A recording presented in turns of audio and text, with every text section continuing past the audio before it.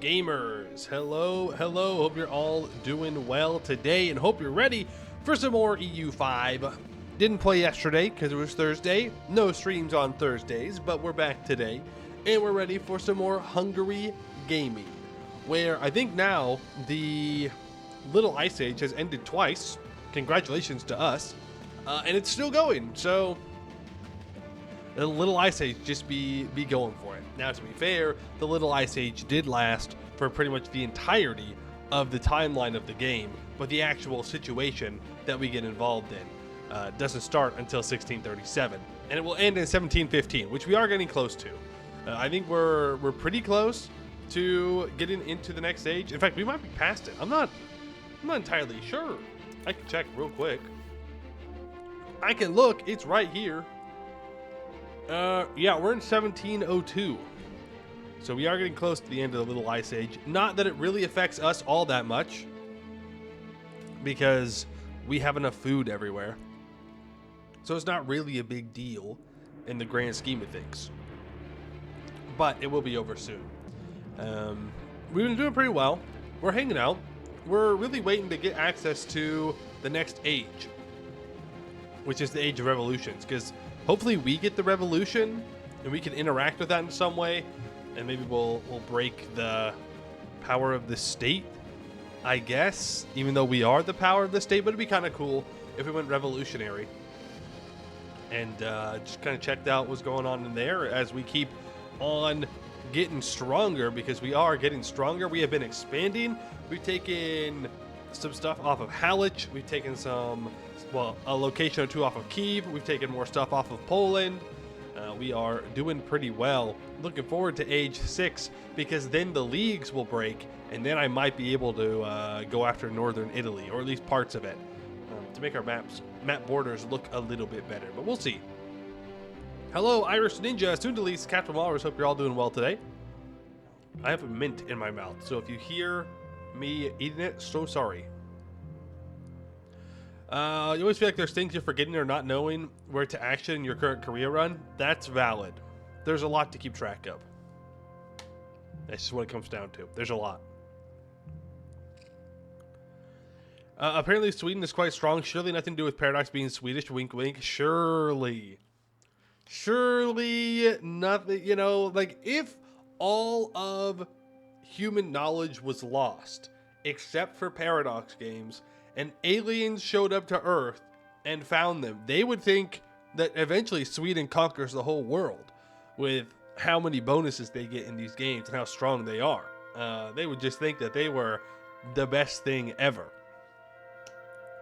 Luckily, you know, luckily Paradox doesn't get to write the history books. Otherwise, we'd all be speaking Swedish. You know, hey, I ain't got no problem with that, but I'd rather not. But yeah, I mean, Sweden always does get the Paradox buff, but whatever. And they also have no pops and only lumber and fish. So if they want to get some combat buffs, that's fine. They can have them. I think you mean when all human knowledge is lost except Paradox games? That's a terrifying thing to think about. Like, if it was just Paradox games that survived. Like, imagine being a sentient species long after humanity has gone extinct, and you come upon this husk of a planet that used to have life on it, and then we like killed it all off or whatever, and you find Stellaris. Imagine that. You're like, what the fuck? That'd be crazy. They might not be the best nation ever, but they may have made the best game ever. Who, Paradox or the Swedes? Either way, that does work. Arguably, for my gaming experience, the Swedish have been pretty top-notch. Minecraft, Paradox games. That's pretty good. Pretty good track record. Their soft power plays have gone quite well against me. I'll give them that. I was even going to study abroad in Sweden at one point. Why is my camera being all weird? I was having internet problems earlier. That wouldn't affect my camera, but whatever. If the camera lagged a little bit, it lags a little bit. What was I saying? Oh, yes. How the Swedes, they've been trying to get me for a long time. Haven't got me yet, though.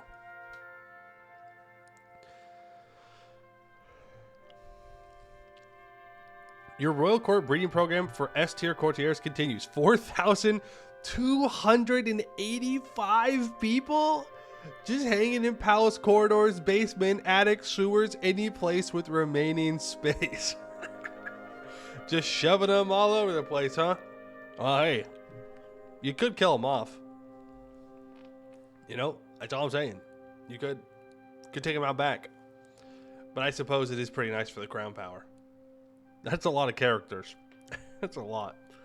Are you, like, educating every one of those kids? Like, choosing their education? And then also you're manually marrying them off every time? Because you have to have spent hours by this point doing that manually. Is there an automation for that? Is there an automation for that? Because that'd be kind of nice. No education force use, marry them to divine stats and nobles. But do stats carry on like that genetically? I only care about you if you have my surname. Real.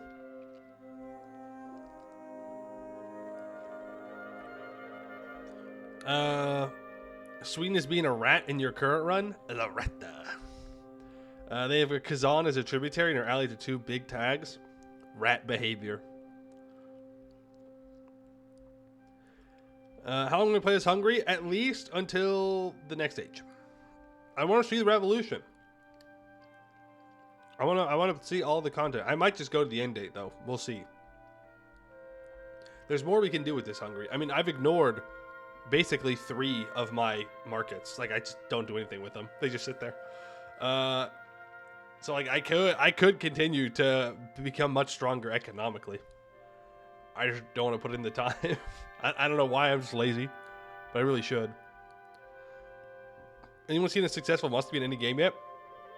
I think Muscovy is doing pretty well in our Hungary game. I mean, they're not like forming Russia, but like, they are doing relatively well. I think they just recently, well, somewhat recently, vassalized Novgorod. Hey, Eagle Sword, how you doing? Revolutionary Hungary? It'd be kind of cool. It'd be kind of cool. You know when you should create new markets? You're playing Byzantium and like all of Bulgaria, Greece, Western Anatolia is in your market. It's worth like 4K in an Age of Discovery. Should you split up or no? You know, it's a tough call. Because there are benefits to having a larger market, and there are benefits to having a smaller market. If, this is a big one, what it really matters for market access is for producing urban goods. Market access isn't as important for rural goods. That's where you just want more control to get more value out of those RGOs from taxing the peasants. Or taxing the locations, technically. But if you're wanting to urbanize heavily in areas, you want high market access, because more market access means more goods produced in those locations. So if you're centering all of your production in Constantinople, well, let's just say the Byzantine province, then it's not really that important to have a bunch of smaller markets elsewhere that need that market access. And so instead you can have a larger market with more access to more pops that will consume your urban goods, and that will allow you to build more of those urban goods without making the price drop too much. That being said, it is good to urbanize in multiple locations, just at least to get the granaries for the pop growth. If you don't really care about making sure you can produce other goods in those locations, then it's not as big of a deal. But I don't really think there's one correct answer. Drunsk, thank you for the 2 months. I appreciate that. Very kind of you. Your full traditional economy and like 50 serfdom. Most of the urban production is close to the market center. Rest of the towns just made for port access. Yeah, in that case, I don't know if you necessarily need to have multiple markets. Because it might just be fine the way it is for you. You don't build towns or cities on food RGOs. Everywhere else is fair game. I do think there are times when it is fine to town over RGOs. You just have to make sure that you keep enough RGOs to actually feed your population. Yeah.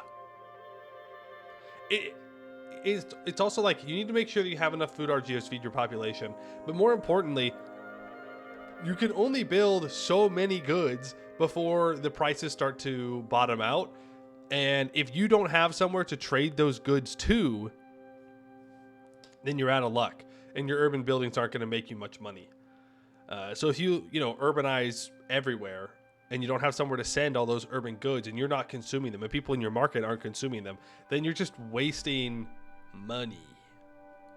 And you could have just left it as a rural spot, which will grow more pops early on. And like, it'll be fine. Be fine. Unless it's wine. If it's wine, town that shit.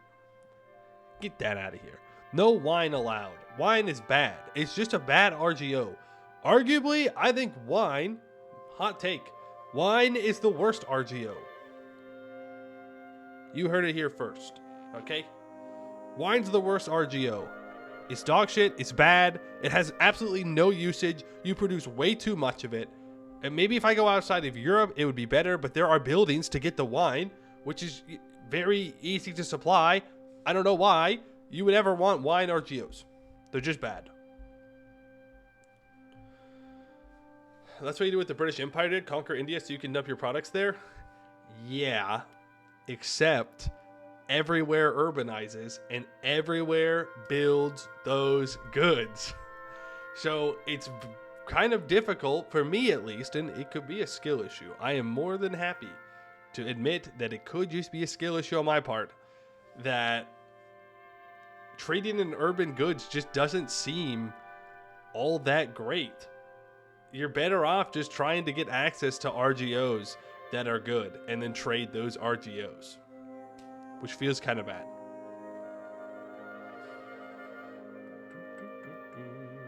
Is there a way to check average control per pop? No. Why would you need to look at average control per pop and not per location? You did some testing with local crown power, and it seems to be worth having more local crown power, even in provinces with 100% control. It affects your estate power still. Interesting. So you can go above. Well, I guess the lack of control reduces your crown power, so I guess it would make sense that you could go over it. I guess it doesn't cap out at 0% affecting your crown power, and it could allow you to push up into positive effect on crown power.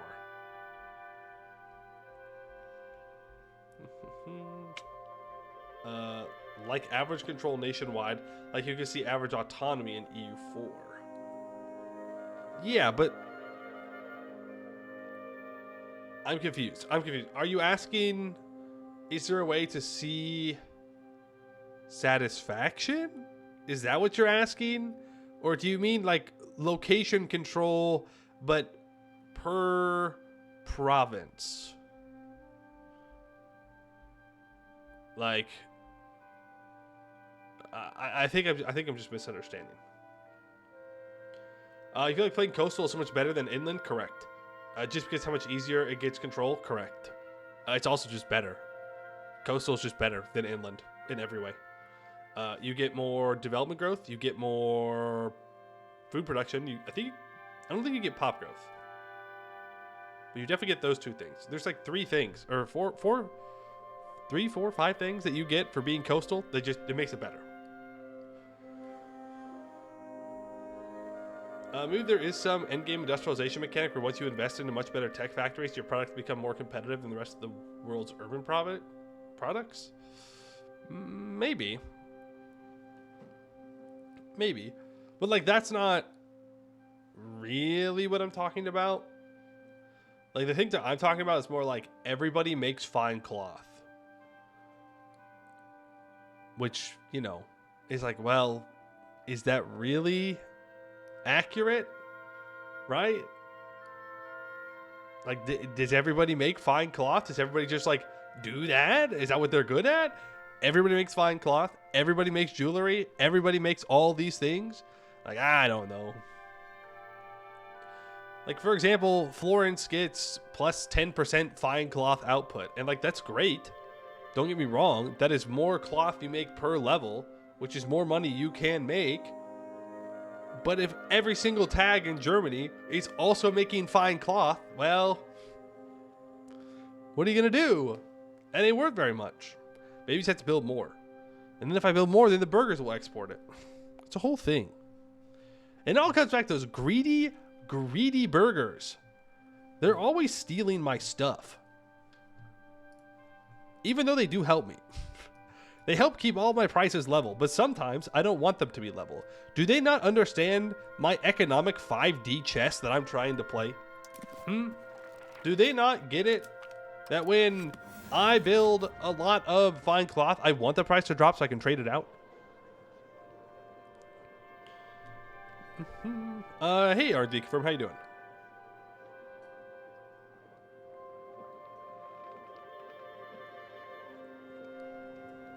These were regional goods, like silk cloth should be special versus generic linen cloth.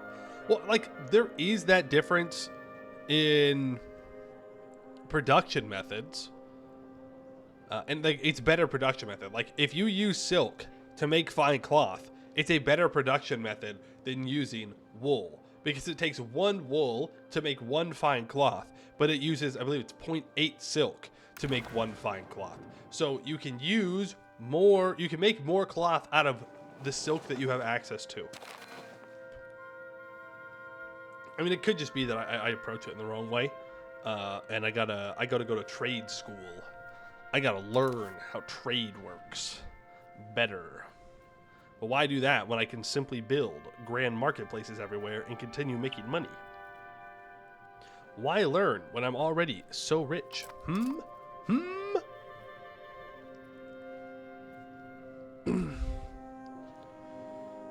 You found a way to compare it a bit. For great power score, it has population and scale by control modifiers, so if you have similar pop, you can see how much better your control is. Oh. I see. You want to know how much of your population is in high control locations. Is that it? Is that what you're asking? I guess that's valid. I mean, you could swap back between the two map modes, but that's not exactly a great way to do it. Gotta memorize a lot of numbers. A lot of numbers. Okay, welcome in, Yap Skippers. Back to Hungary, 1702. Doing pretty well. Having a grand old time. Yeah, we're vibing. We're doing good. We've taken land off of Poland somewhat recently. And I believe people are a little bit mad about that. Poland being said people. Doesn't look like we have any truces, though, so they're just in a coalition against us. Cool. Coolio. Coolio. So now if I want to do any wars, I have to fight all of these people. You can see that coalition just keeps getting bigger and bigger and bigger. And there's not really much that I can do about it. Is the thing. Like, this is going to take 100 years to go away, which feels a little ridiculous. Like, I understand that coalitions are supposed to stop you from expanding a lot, but like, that just feels crazy to me. The Genoa, who I have not taken any land off of, by the way, is still in a coalition against me from wars that I did hundreds of years ago. You know? But whatever. I mean, yeah, we get more prestige. I've been using my prestige to move trade goods over into Hungary, though. Something I'm going to want to continue to do.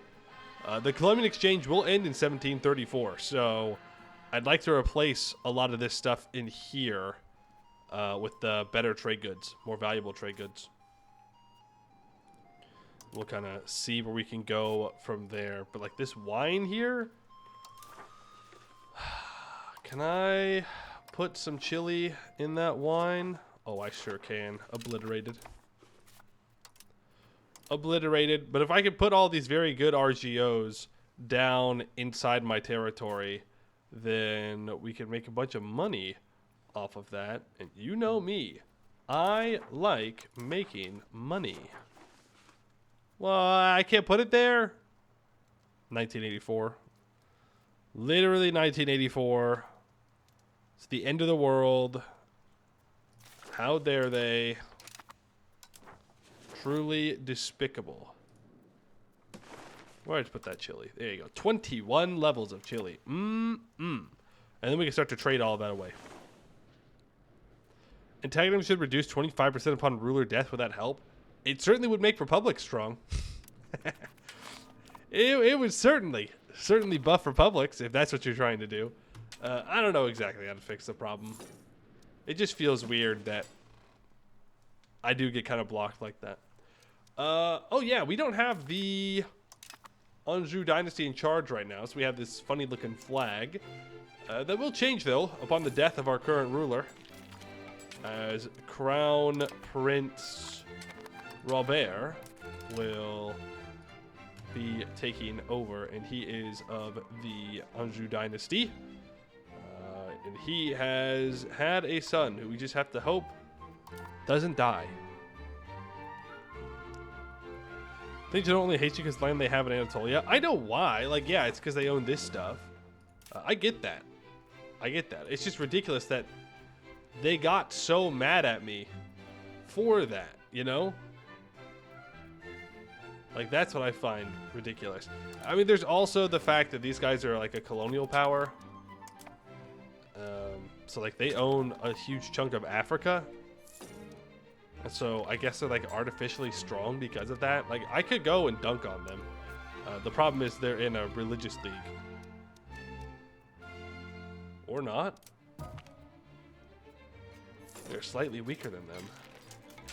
Yeah, it turns out when we're fighting the world, we're slightly weaker. There is France, who could probably field a hell of a lot of troops. It may be that we need to invest into more troops. Krupnik gets hit by an earthquake. Brutal. Youch. Youch, youch, youch. Hey, Tuhu. Let's see here. Modern road network. I mean, I don't really care about any of these, to be honest with you. There's no laws I want to change, right? No. Nope. Nope, nope, nope. Okay. Well.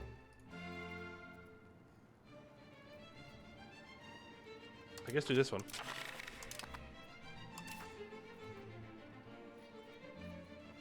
We can support communal values. Now it'll pass. Like, I could grab the taxes and lose the stability, but, like, we don't really need the money. I could get a CB and go to war, but we'd have to fight all these people. Does Georgia have 42,000? No, okay, they're just in a different war. I was like, there's no way Georgia has 42,000 professional troops. Maybe we should... Maybe we should just build more troops. Well, part of it is that I don't have this age's troops unlocked. We haven't really gone down the military tree at all. So we're going for other things. Can unlock militiamen for better levies, even though we don't really care about levies. We can unlock regimental camps for more manpower. Gallop cavalry, that is the heavy cavalry. Hussars are the light cavalry. And admiralty. Monthly sailors plus 200, naval morale 5%. Huh. There's also this minus 10% antagonism received and this diplo annexation cost. War college. Army morale 5%. Monthly manpower 200. And 10% possible frontage. Oh, wow. Ooh, alleviate concerns. Antagonism change modifier reduction. Ooh. That is probably what I want. I think I want that alleviate concerns. I'd like to grab War College and possible fronts. Was there any other economic stuff that I absolutely wanted to get first? The Diplo range might be nice. Legitimacy is fine. I have money. Food production we don't need. Galleys we don't need. I mean, there are more manufactories. You know, fine cloth, winery, large-scale brewery, glassworks, naval supplies. I should probably grab the fine cloth. And the dye works. Wine output of 20%. That's crazy. Weaponry manufactories, cannon manufactories. I mean, those are kind of more important to me than the military stuff. But I'll grab the basic military. Then I will grab you. I mean, this takes pepper, so we can't really build that. And dye works. Then weapon, cannon. What about liquor? I mean, I might as well get the liquor manufactory. Same thing with breweries. And then glasswork, naval supplies. Happy to see a new flag? Well, don't get too used to it. Hey, Ionic Naga, how you doing? You're at your grandma's house, settling your appetite with her lovely Vietnamese curry soup and rice. Lucky you. Have we lost Anjou, or is there another reason for the flag change? We have lost them, but it's only until this lady dies. When she dies, we will get the Anjou dynasty back. A temporary loss. That is it. We now have maps of the sea. Right. Because we are doing a bunch of explorations. Have we not started exploring the Australian coast? Well, that's a silly thing. That guy's 79. He will die immediately if I send him out into the water. So we are going to explore here and here. I don't know if we'll actually go for Australia, but I want to uncover it.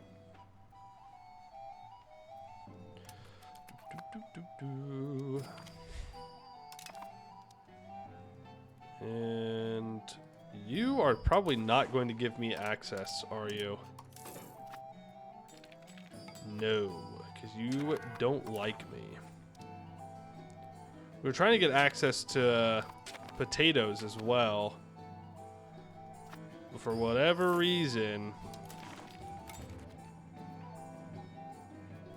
we can't do it. I'm not allowed to explore over there. I don't know why. I don't get it. I don't get it. Maybe it's because I don't have this unlocked? That doesn't make any sense, though. No potatoes for us. How's the Canada run going? The what?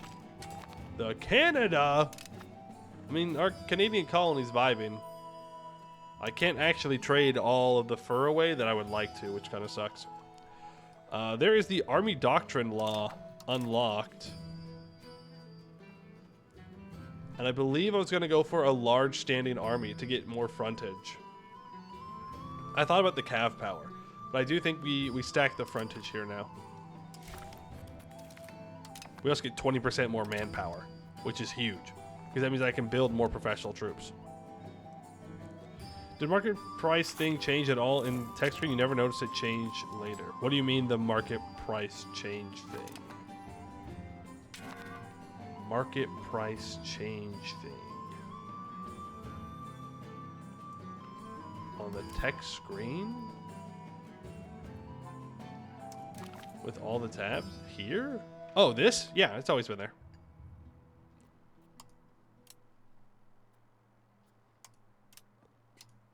Oh, I see what you mean. Yes. I do believe it does change over time. It changes the top number, not the bottom number. How much more you can get of a good, or how much more the price will increase for a good if it's not there, does increase. I think it goes up by 100% every age or something like that. Is it up to 300%? Maybe that's what it is. That sounds right. But it allows you to make more money off of people not having goods as time goes on. What are we doing? Oh, right. I have a bunch of war galleons. A lot of them, in fact. Perhaps too many of them. Are those my only war galleons, is the question. Don't think so. Yeah, I still have some over here as well. But is that our entire war galleon navy? Like,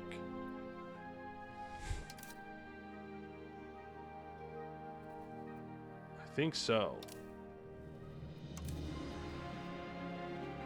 Penance. Where's my transport fleet?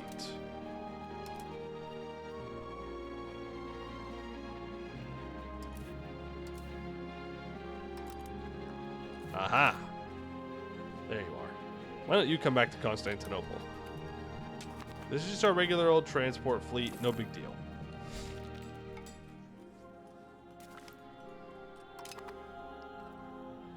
We have all these heavies here. And I was going to send all of these heavies over to and around to over here in case I wanted to actually do wars over here for stuff. I think that was the idea.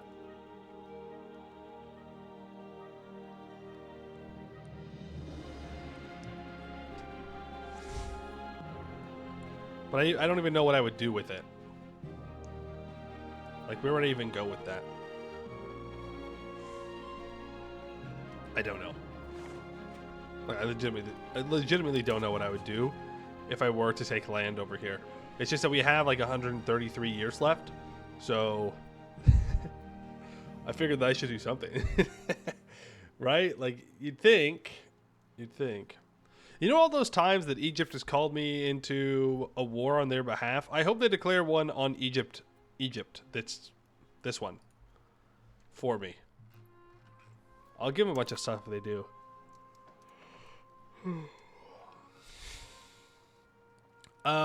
Did we ever figure out what to do with the trade company? No. I don't think they're working right now. I was talking to some other content creators about it as well, and they also did not understand how it worked, or they were going to do more testing with it, just trying to see if they can get it to figure out how it worked, but I don't think it's working. Don't think it's working. Are we not bringing pops into Buddha here? So I would really, really, really like to bring more pops into Buddha. We're repairing ships. No. Nope. I've built too many heavies. Well, technically we are just repairing ships, but we also just have too many heavies, probably. Sanok is a core? Oh, right. We're culture converting out here. So we're turning all of that into our stuff. We've also annexed Moldavia. I should probably annex this subject. They've been over here for a while, and I don't really need them. And then I was thinking about possibly annexing my vassals down here in Greece. Foreign drill instructor capped at 50,000 ducats. Yeah, I'll do it. What else am I going to do?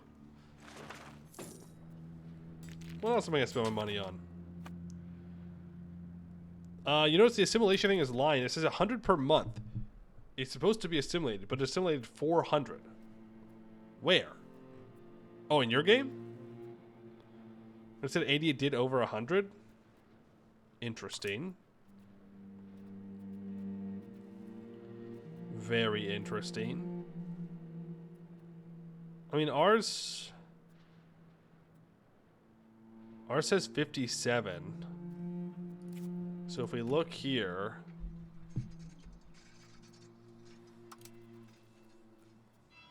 monthly assimilation. So assimilate area gives 57. And then it gets modified by all these modifiers. Are you looking in this tab or just at your cabinet member? This tab? Well, I mean, if you add all this up, it probably gets to the right number. I would assume.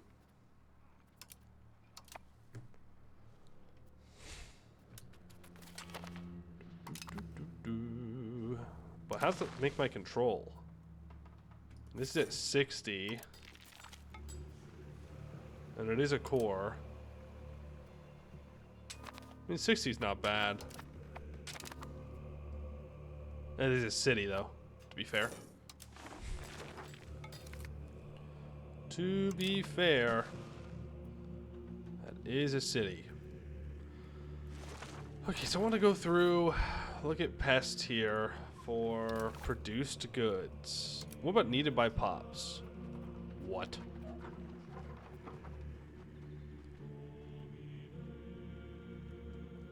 Oh, Lord. We're exporting 130 books to Alexandria. Never mind. Maybe colonization's good. That's crazy. 130 books. No, that's like a temporary thing. They have plenty of books. No.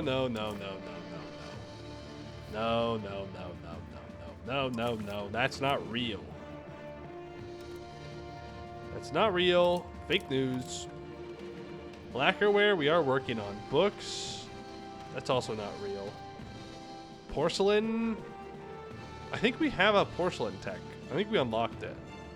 Weapons, we are unlocking weapon workshops. We are exporting to Alexandria, though, a bit. Naval supplies, we're exporting all the naval supplies here down to the Athena market. Tar, we're exporting 27 to the Kaffa market.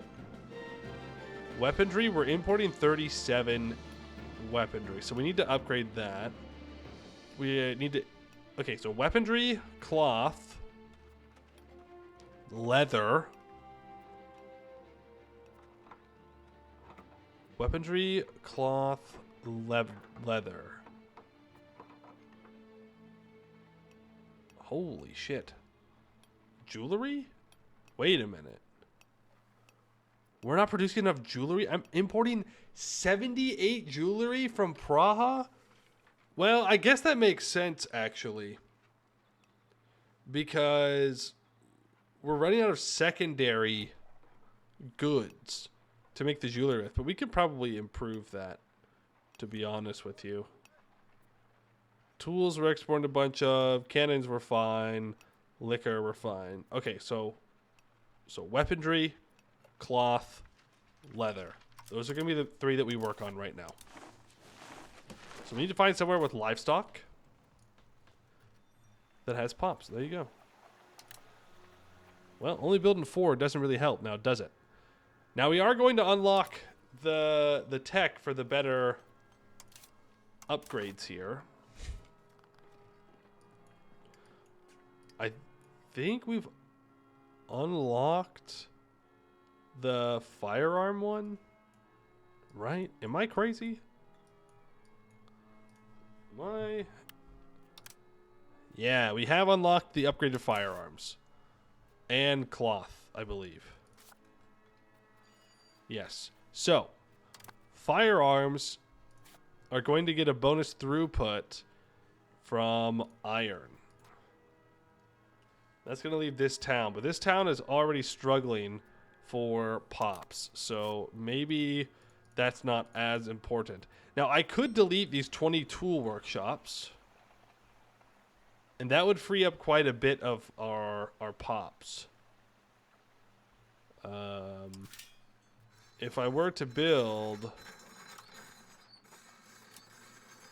you know, how many firearms is that? That takes 14,000 pops to build max level. That might be a little rough. And that's not to say that we can't do it, though. We can. We can do it. It's just, I'd rather find somewhere else that has, let's say, 9,000 pops available. Ooh, actually, we built a ton of tools here. So they're down 5, so that's basically 4,000 pops in that location. So that's not going to work out. I mean, we could go all the way out here. I don't even know if I've built up a town or city out here or anything. Graz has wool in it. That's interesting. 78,000 pops. This another proof There you of go. my probably unhealthy parasocial relationship. You shouldn't have. Actually, yeah, you do. Don't you dare to disappear again after this run. Black Odd, thank you for the 22 months. Appreciate that. I'll do my best not to disappear after this run. You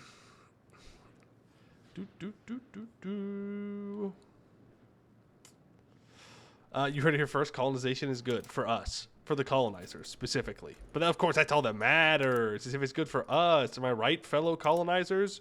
You're all getting dragged into this. You're going down with the ship. So Graz has 66% market access. That's pretty bad. Not to be the bearer of bad news or anything, but that's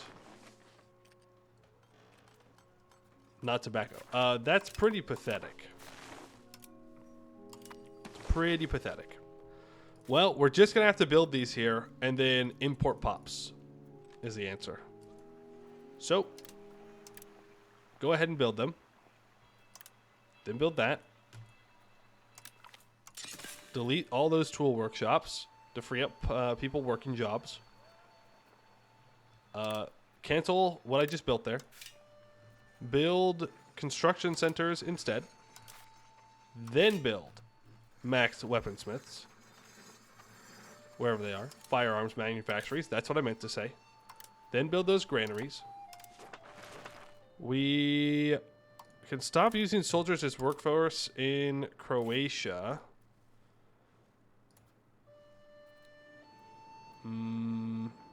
Yeah, there are no burgers working in the tool workshops down here, by the way. Instead, we can move you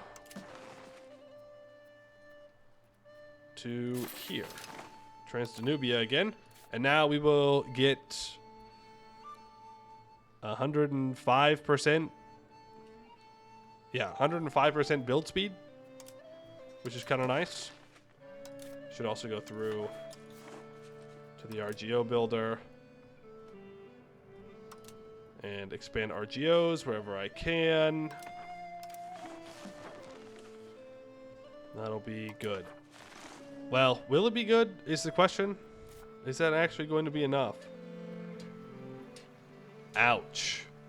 Firearms manufactories require lead. I mean, we have lead sources, so it's fine, but that's a lot. Also, saltpeter demand is going to increase significantly.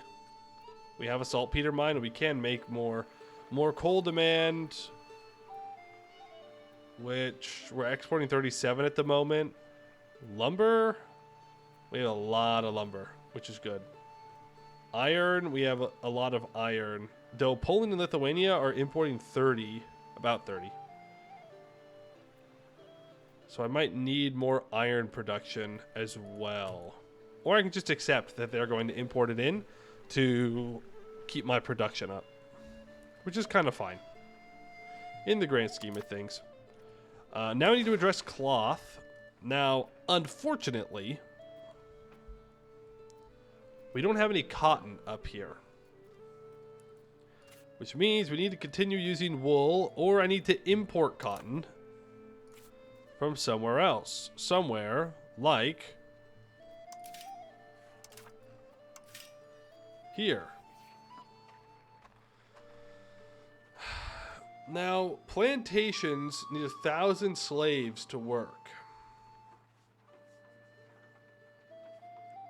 Which means that there has to be 1,000, like, I think it's one slave good, I think? Something like that. But I could do this to where we make a bunch of plantations down here and then ship these materials up to Pest. And then use that to produce all of our stuff. I just don't know where the slave goods would come from. I mean, the Jalarids are importing some. To be fair. Let's try. Not like money's a problem. 59,000? I can build 59 levels of plantations? Okay, well, I don't know if I need that necessarily. That feels a little wild. Let's start with a solid 10, and we'll go from there. How about that? Yeah? Let's just relax a little bit. We'll see what happens. Build more grand marketplaces. Down here. No, I can't. They don't have grand marketplaces unlocked. But I can build a whole hell of a lot more levels of these trade buildings. I mean, this is merchant quarters. Am I even allowed to... Okay, I can in fact search up merchant quarters still. We can go through and we can max them out. In all these cities, which I definitely want to be cities. I love that these are all cities, for sure. For sure.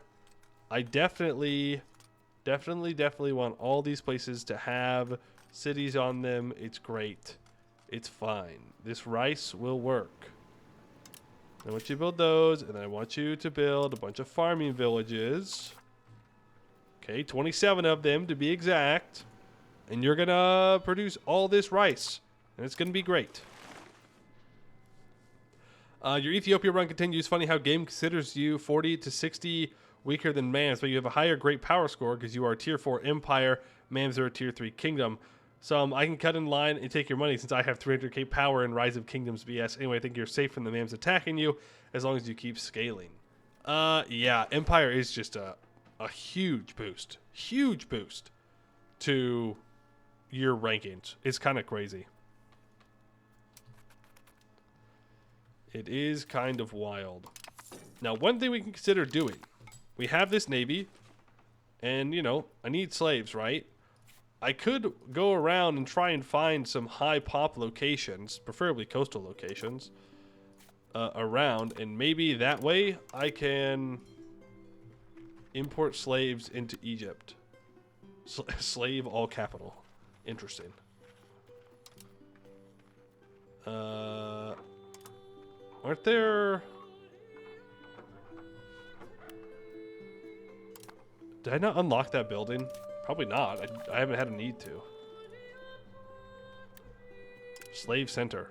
Nope. At least one of these. Location is in Western Africa, Central Africa. Is a coastal location within naval range. Adjacent to an owned location or owned by a subject. Can be built anywhere. Wait a second. I can build this in other people's territory? Is that what that's saying to me? Let's get rid of all the queued research. Because I don't think there's a way to put this further up in the queue, is there? No. That should definitely be added in. Okay,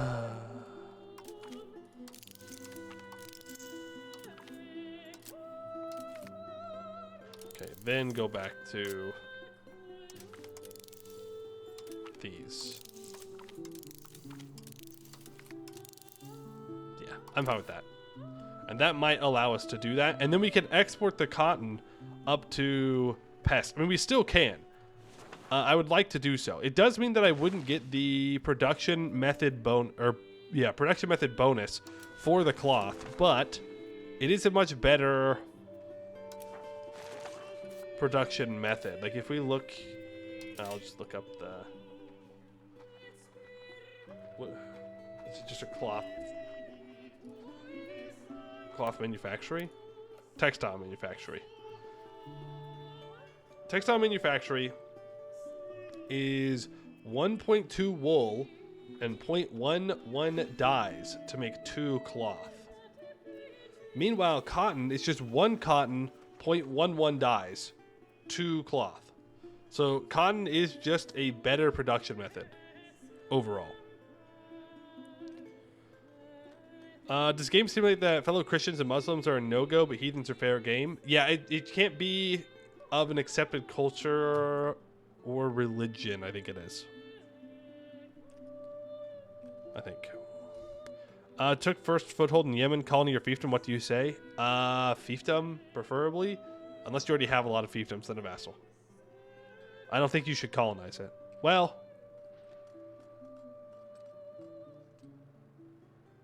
No, it's probably not a colony. Not a good colony for you.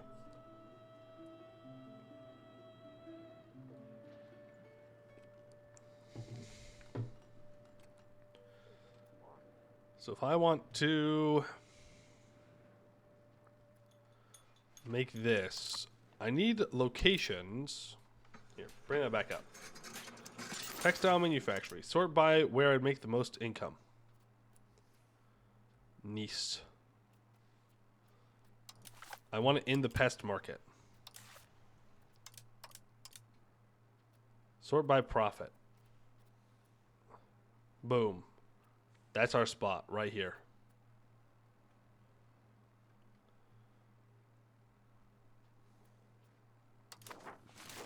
This is our location. It's right next to our capital, which is great. It has 26,000 pops in it. We can build 56 of them. Build me those construction centers. And then max out the cloth. Max out the granaries. Max out the irrigation. More pop capacity. How's pop growth looking here? 0.53. It's pretty good. That's pretty good. Available free land, 0.16. That's kind of nuts. We've got all those buildings, except for the Orthodox monastery, but we don't really need it. Everybody's Orthodox here. And that gives max literacy for clergy, which is not all that important for us. I think I'm going to delete the castle here as well, so I can get more of the tax out of this instead of the nobles. Now, right now, this produces 24.47 cloth. We upgrade this to 56. I don't think that will be enough. Is the thing. So I think we'll need to make more. The colony of Mbongo.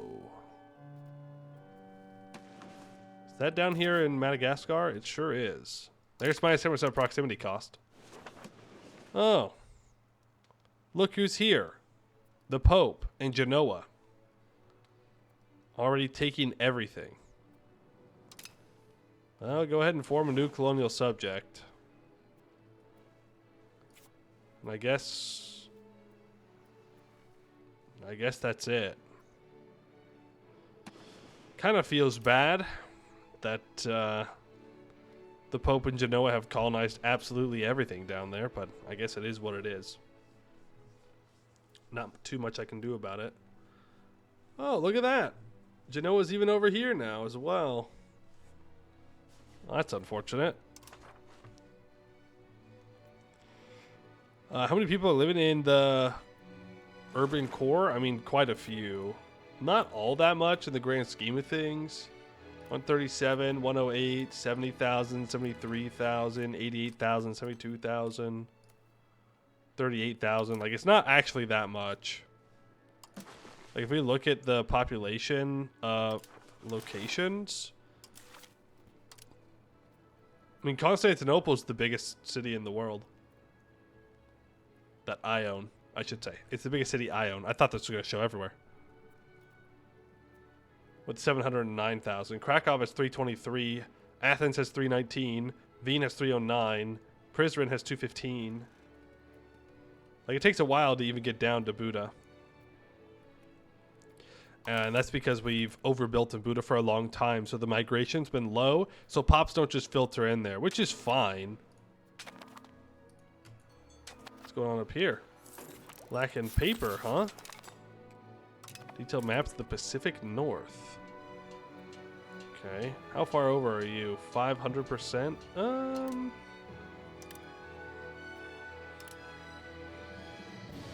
91 levels of paper. Is wild. That is crazy. Let's build construction centers there. Let's build that paper up. We have lead here as well.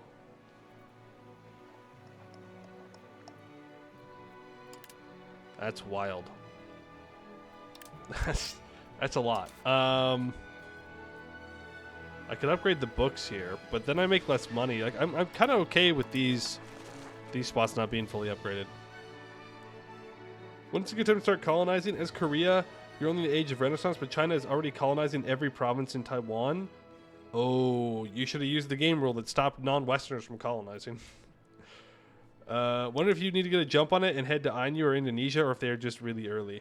I mean, it is really early. But if you do have that setting to where anyone can colonize, you do have to rush, because India and China will just colonize everything very quickly. So keep that in mind. Maritime support. More presence and harbor capacity? Oh, that's because we're a naval hegemon. I'm going to go ahead and encourage development in our capital for now. Boom. Boom. We only have 72 development here. I want more. That's a chonky Hungary. It is a pretty chonky Hungary. I think that's a pretty accurate assessment of what is on the screen. That's pretty true. That's pretty true. Porcelain. So porcelain manufactory in the pest market for the best profits. They're saying heaves. That is true. They do have clay there. I will give him that. Okay. I also don't have a minting office here. Which feels kind of weird. Now, I don't know how many porcelain manufactories I want. We're going to be the only source of it in Europe. It does cost coal. We only need 4 in my market. I don't believe that, though. Like, the fact that it says that our burgers only demand 2.29 seems like a lie. Like, that just doesn't seem true.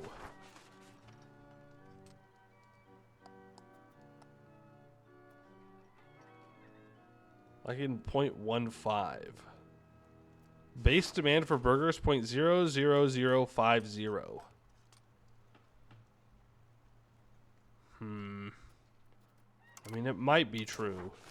It might just be that they haven't had enough of it, and so they don't know that it's what they want. In which case, I was gonna build a bunch of construction sectors, but I think it's fine. You know what? We'll build 4 for now.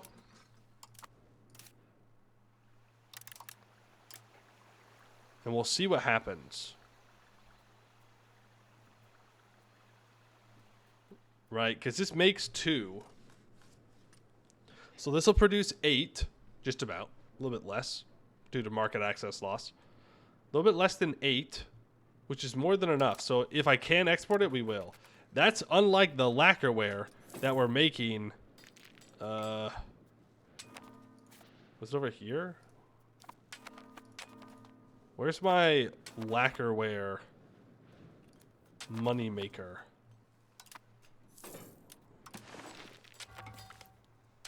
Hungarian roll. Here it is. Pasoni, the most valuable location in the world, by the way. 819 ducats. Tax base. By the way. Yeah. Lacquerware be pretty good, it turns out, for us. Who would have thunk? Who would have thunk? 762 profit here. That is something. And I'm importing a bunch of dyes from the Praha market. Jewelry was another thing that I wanted to take a look at. Yeah, I have 4 levels of jewelers here.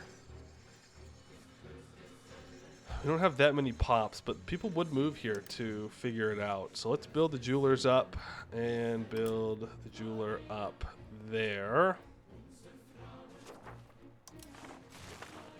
And we can get jewelers maxed out here. 5? That's the best you've got, huh? Yikes. Can I sort by type? I sure can. We have a lot of cities. Oh, there are towns that I can upgrade. This is just, unfortunately, not a great way to do it. Like, this can be a city. This can be a city. Is it time to do this again? Probably is. Been a while since we last did this. Of course, we didn't take a look at any of the stuff that we got off of Moldavia. We just kind of have it, and I haven't really done anything with it actively, even though I should. Ooh, 45,000 people in that town? That sounds not so good. Imagine if you were a city instead, and how much better that would be for me. Think about it.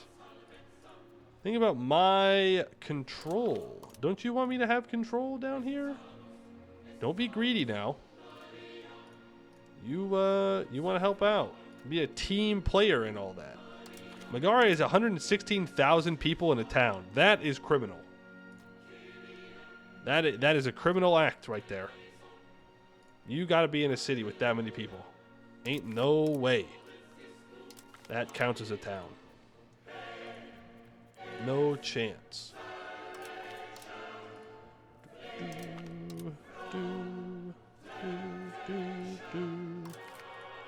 You can be upgraded. You can get upgraded. You know what I should do?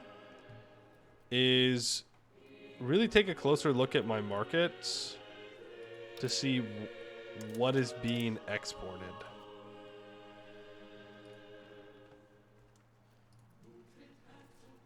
Because it may be that I'm exporting goods that I don't even know about. So if I go to trades here, I want to turn off own trades. I want to check exports.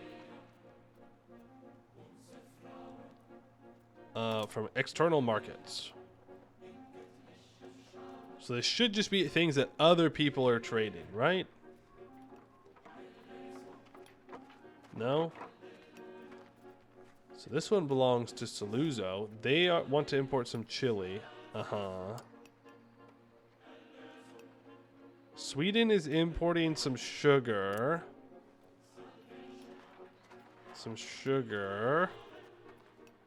Okay, a lot of people importing sugar, or exporting sugar from our market to their markets. Though it doesn't end up making a bunch of money. But yeah, look at that. Basically, nobody is importing from our market. Now, part of that is mercantilism. Because it does make it more expensive for people to do that. With a little bit more work, I might be able to push it back towards free trade.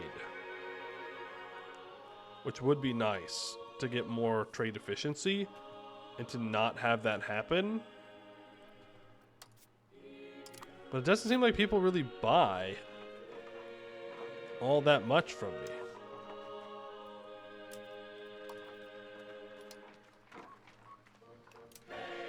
Local trades originate from this market. What if I just turn that off?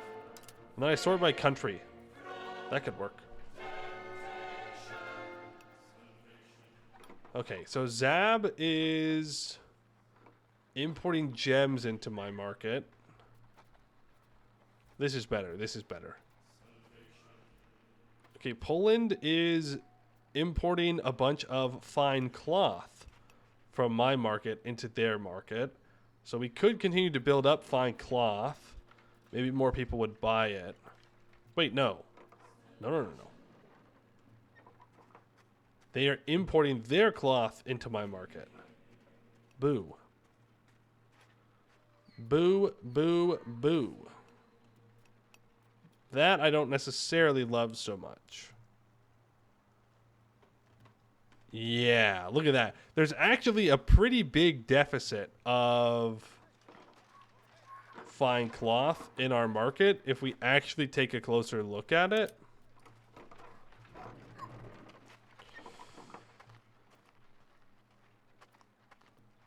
I mean, people are importing in, what, like 16, 24, 35-ish. There's 35-ish fine cloth being imported into our market, which isn't too great. So that's something that we should address and create for ourselves. We'll wait till we get the tech for it, for the upgraded versions. What else is happening here? I do need to find a source of ivory or gems that I can exploit. That is pretty important. And one that I can get to pest, which is going to be difficult. Yeah. I mean, our best bet there is probably to import into Alexandria. Gems or whatever. Okay, look at that. People are importing gems to Alexandria pretty heavily. So I'd have to take a pretty big loss on those imports for right now, but I don't necessarily care. Well, ivory. Molly does import ivory as well. What if I give myself some trade capacity to work with here? Skalholt. So I can import a bunch of ivory from that market. They don't actually have that much supply, though. Yeah, the supply is kind of a lie. I don't know why it says they have a 15 surplus. There's nowhere that really has a ton of ivory that we can see. If there's a little bit. I mean, if I could unlock vision down here, there's usually a decent amount of ivory. I think there is, at least. And I know that eventually I think there's a building that makes it to where elephants can produce ivory. But I don't know if they're actually going to have it or build it. Even if they can do it.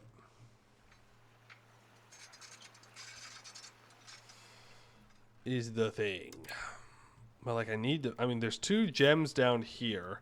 They're not, one of them is fully maxed out. These are not. But even if like I say I went somewhere with a ton of ivory, how am I going to get that back to Pest? I mean, I just put it into Alexandria, I think. And then from Alexandria, I export it up to Pest. There are gems in Denmark? I think you're lying to me. I think you want me to get involved in the partition of Denmark. I think that's what's happening right now. Kind of devious of you. Kind of evil, even. I mean, there is a lot of amber out here. Amber works too. I'm looking for sources to augment my jewelry.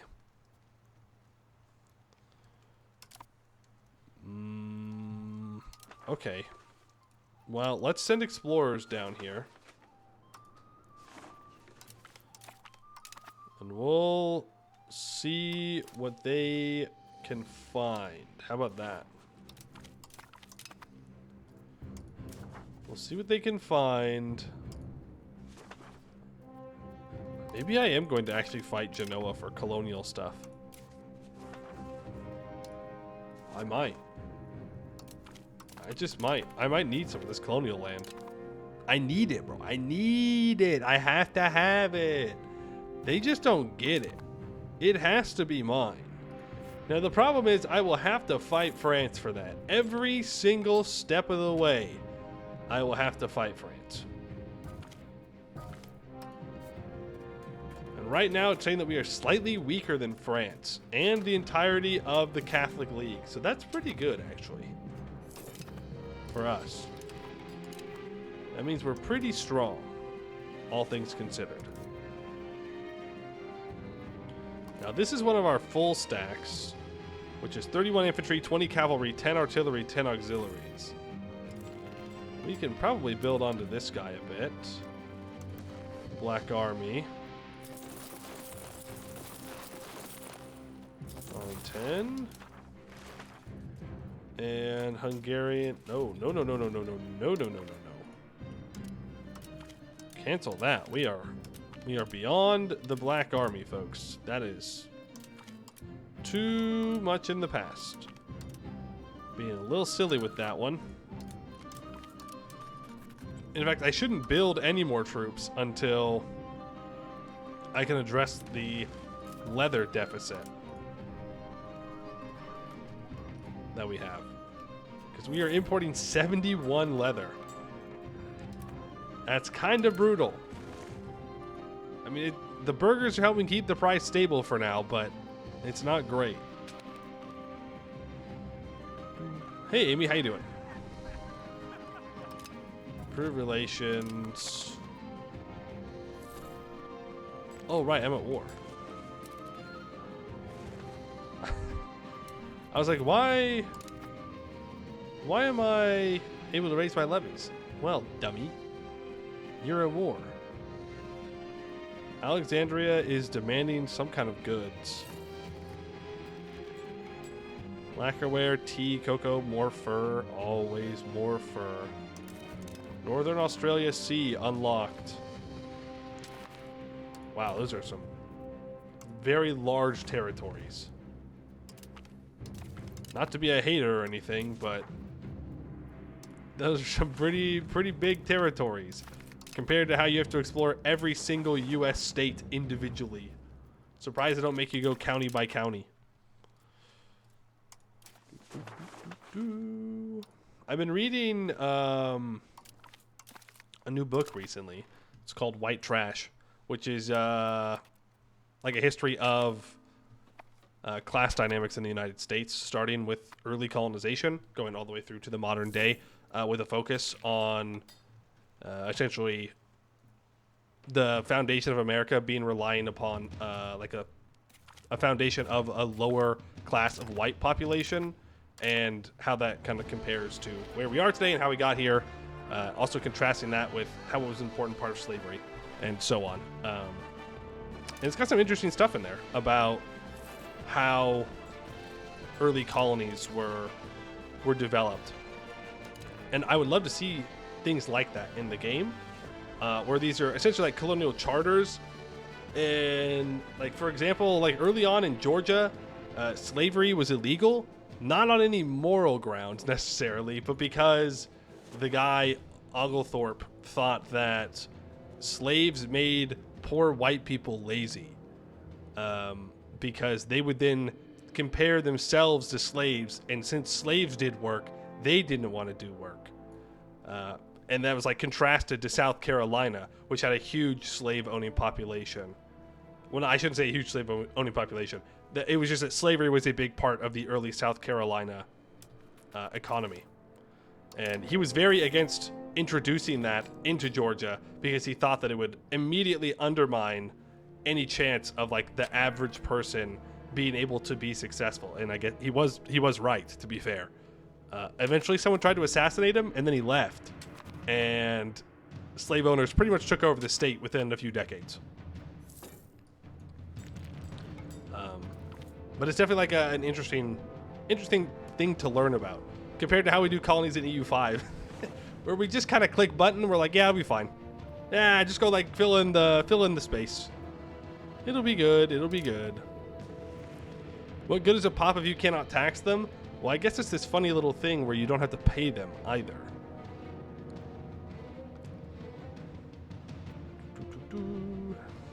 Can't believe rich people would just take over a colony like that. I know. And it's very interesting to read about even people like the founding fathers, like Benjamin Franklin, and their views on class and how much they just like hated poor people. It's kind of crazy. And of course, the author points out how Benjamin Franklin, when he got to Philadelphia, he didn't have much, but he just happened to like be in contact with enough of the right people to eventually not be poor anymore. And then he just like turns around. He's like, no, poor people are bad, actually. It's very funny. Classic. Terra Australis. Ooh. Scholars as ancient as Aristotle have theorized that there must exist a great unknown continent in the extreme south of the world. Now that traversing the globe has become dramatically more accessible, explorers, cartographers, and scientists are beginning to take an interest in the missing continent once again. They speculate that some of the islands thus far discovered in the region may be the terminus of large archipelagos. An expedition to the far south would be expensive, take a great deal of preparation, and test the limits of our seafaring technology. Yeah, sure, have 50,000 ducats. Have they considered not being poor, though? That is kind of what they said. That's what they said. They're like, well, why don't you simply be more industrious? Okay? Simply be more industrious and everything will be fine. It's really that easy. I don't know. It's like an interesting, well, interesting might not be the right word for it. Holdover that we've gotten from being a colony of Britain, of like the English obsession with productivity and I guess what they at the time defined as productivity, and also like what to do about it. Because at the time there was like a lot of poor people in England, and they weren't like working per se. By working I mean like producing something of like value to trade, and they were like very looked down upon. And like a lot of the early English colonies were essentially just scams to move poor people over here to die, but also to like produce something before they died. Which, yeah, I guess that, yeah, I mean, makes sense. Now, us as enlightened EU5 players know that that's kind of stupid, and that you should just put those pops to work and give them jobs. But it turns out people in the 1600s didn't quite see it that way. Like 20th century gulags? I mean, kind of. It really was a thing where they were just like, well, we have all these poor people in England. They're bad, and they smell bad, and they're diseased, and they're like a different breed. That was like something they thought. They thought they were like a different breed of humans. Kind of crazy. And then like Thomas Paine believed that Americans were creating a new breed. People in the past are weird. They're like, well, look, we could just send these suckers over there, and essentially we can use them as fertilizer. Is the comparison they made, which is Wild. They're like, yeah, they'll go over there and they'll work and they'll die, but that's fine because they could die over there because they're poor and stupid. It's like, oh, okay, cool. Super cool. Super, super cool. Reasonable thought to have.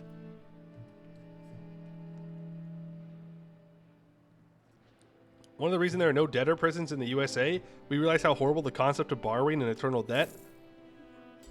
True. Anyways, would you guys like to get a 50-year mortgage? We think eternal debt's bad. Except, maybe we don't actually. Maybe we're moving back in the other direction. Uh-oh. I'm going to annex this guy. He going bye-bye. Or would you like to borrow a life any amount of money at 18? Yeah, I mean, we got issues. We got issues. That's for sure. Have they considered playing more EU5? I'm just saying, okay, if we let people play more EU5 instead of making bad decisions in the government, then maybe life would be a better place. Maybe then Sweden can finally do their takeover of the USA through Paradox. Just you wait. It's the whole plan. It's long-term play. Long-term play. Just gotta hold out. How's my control look? Pretty good. All things considered. Pretty damn good. You can see our line of cities along the rivers here have pretty good control. I mean, we're starting to get green down in this area. We could actually start really building out down here. 78% is a pretty good control to have. Constantinople still chilling at 58. Thought of cyan, it is. It's a lot of blue. Looking good. Looking very, very good. You do love to see it. Well, I love to see it, at least. Northern Territories. Dubrovnik is still building buildings. It seems that they're not working all of these jobs for whatever reason. Is there a big iron shortage in Dubrovnik? No. Are tools worth nothing? No. We're importing 67 of them. Are we just out of pops? No. Are we just promoting slowly? Yeah.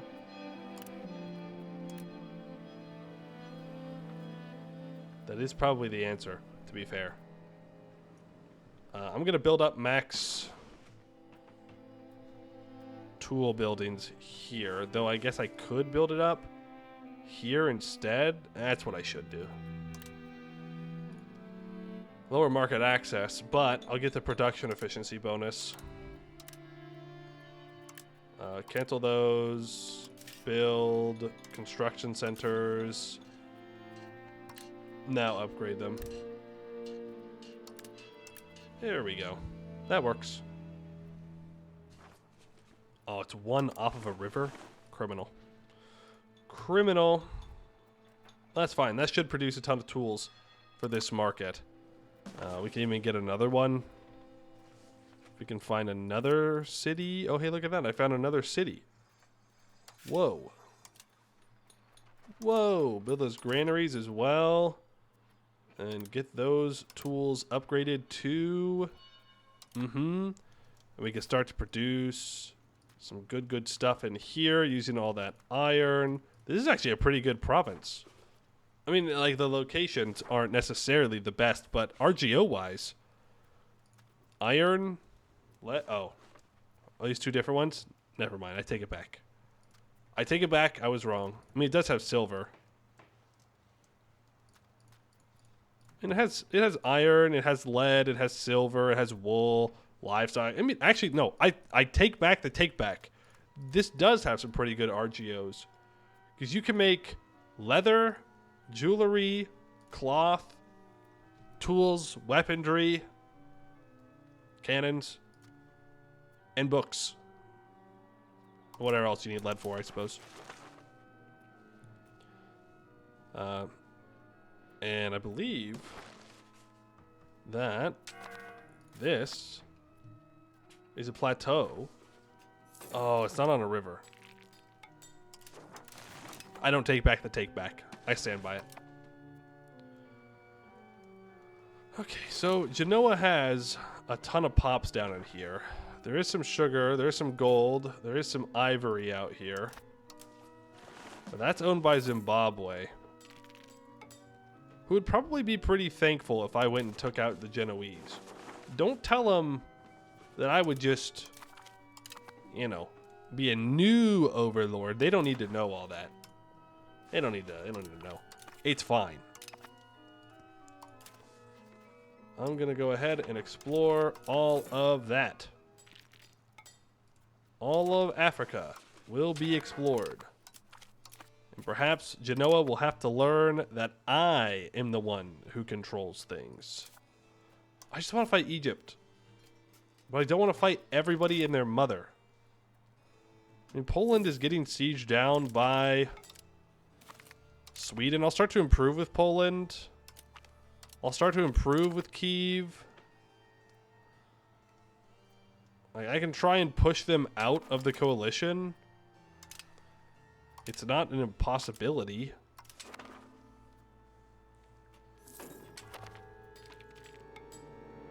But it certainly is annoying. Like, yeah, I think we can get them out. Poland, maybe. When we get that tech to allow us to alleviate concerns here, we'll definitely swap somebody onto it. And that should hopefully help out. I can only assume that this has already been explored. Apparently, I'm not allowed to explore it. I don't know why. I need to take land off of Genoa to get closer, I think. Or even Portugal. Portugal, you are allied to nobody. Oh, just Scotland? That's nothing. I could smack Portugal down and take one of their colonies. I'd have to land out over there, though, but I could do that. Look, I'm rich. We can just explore like crazy. I annexed that little vassal. The West Australian Sea has been explored. So now we can go ahead and take a look over here. You could go out there. Brunei? Yeah, why not? Why not? I'm making 16,000 ducats a month. I ain't got no reason not to just explore it all. Tell me what's out there.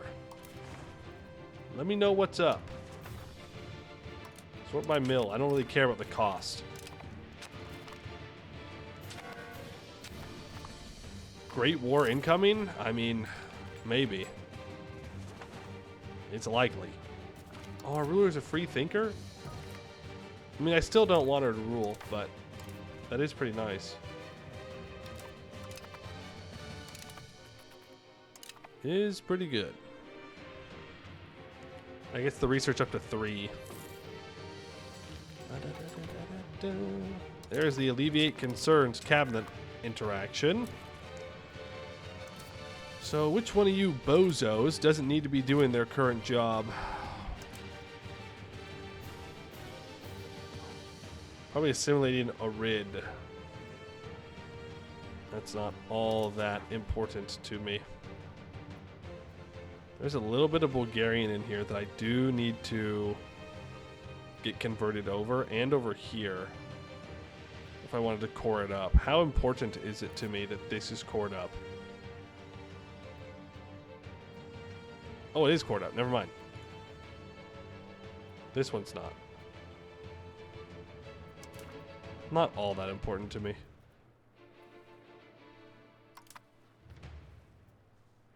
And there's this down here, which is a little bit more important to me. Because it's Venetian, and it's a city. And I would like it to be done. But I think it's more important that I flip you into alleviating concerns. Reduces antagonism by an additional 0.25. Is that yearly? Or monthly?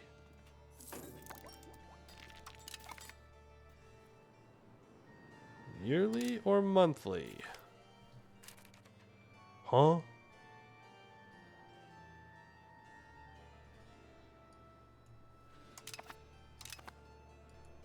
Oh. I've been called into a war. Fun fact. Didn't know. There was no sound or anything. Okay. Surely this is defensive. You called me into a war and now we're being swarmed by a bunch of armies. The Mongols are back. That's bullshit. There's no way. How in the world can they afford 43,000 professional troops? Get out of here. Ain't no way. Ain't no way. Okay. Well, let's get to schmovin'. We've got to get troops down here. I'm half tempted to let this colony die for declaring this war. How did they get here so fast? And you're telling me this was an offensive war? Defender ticking 2.5. How? When did you declare this war?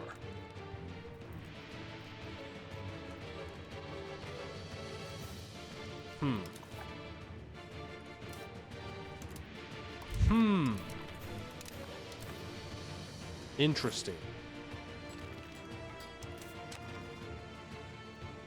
Very interesting. What a scuffed way to get moved. Like, I just need to get an army or two down there. We'll be fine.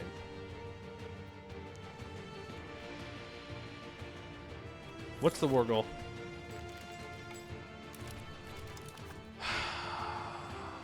Another war for Baghdad.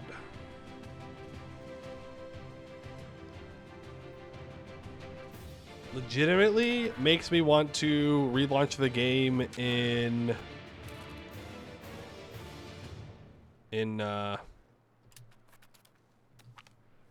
okay, that was kind of stupid of me. Makes me want to relaunch the game in what's it called? Console command.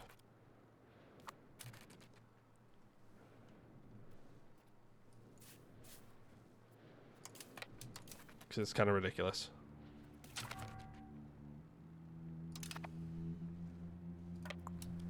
Let's bring you down here. Develop the interior. +2 towards land. Yes. Yes. I will lose Navy tradition. It's fine.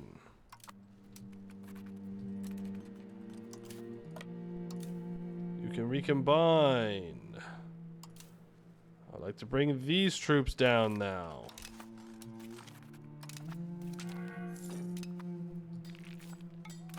You... Are you not the same army? No, you're not. That is a different army that already retreated.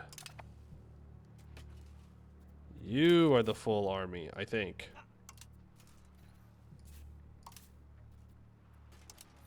I think so. Yeah. There goes 13,000 manpower. One of our explorations needs a new person. I would like to have you in charge. Are you blind? It's just an easy place to see all of your courtiers like CK3. You can see them if you go to the Society tab, People sub-tab, Characters sub-tab. Then you can see them all. But it's not really great. But you can like look up if you're looking for specific things.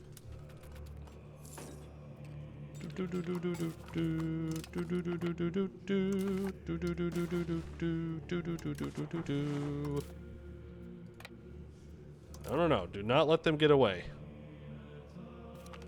Do not let them just walk away. Ain't no way.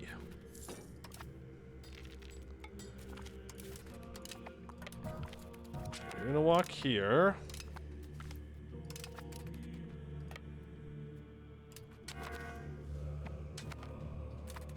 Wait, is that... That's what's happening. Is the Jalarids are declaring war on Egypt. And then my colony goes, oh, they're at war, it's time for us to declare war as well. Right? The problem is, then the Jalarids and their allies already have all of their troops here, so then all their troops just walk in immediately to attack my my vassal's territory. I think that's what's happening. I think that's what's happening. And again, I wouldn't have a problem with fighting these wars if they were a little bit more smart. That's all I'm saying. Now, this might actually give me the opportunity to go to war with Egypt. Because usually what happens is that after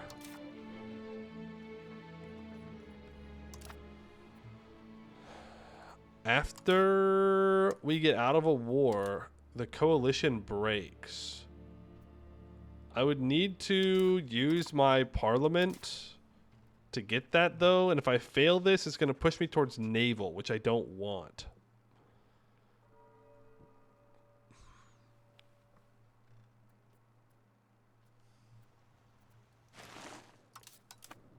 I'll leave it for now.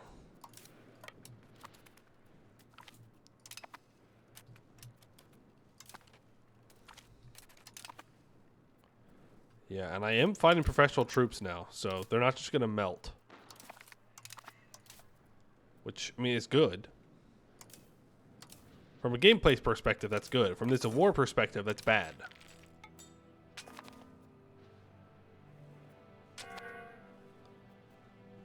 From this war perspective, that is not great. You can go pick up these 20,000 troops. I mean, I just have to wipe peace again. Like, I really don't have a choice. Because we're not going to get to Baghdad. Like, it's just not going to happen.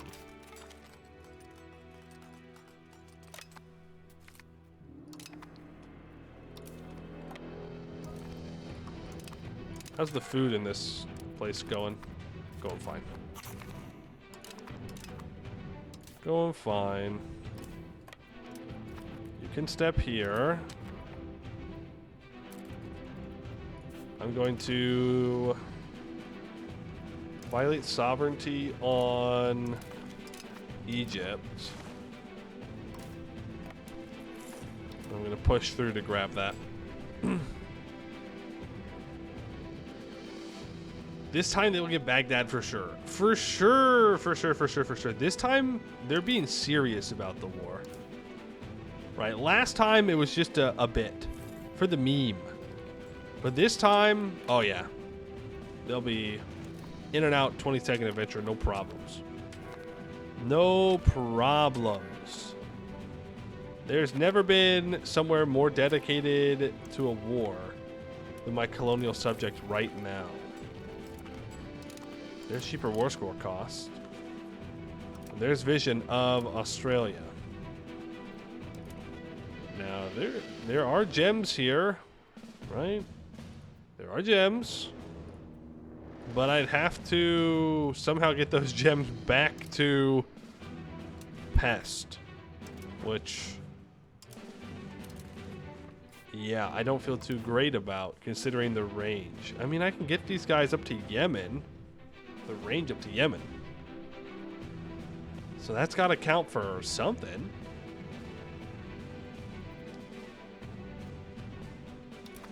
It's not all the way to Pest, unfortunately.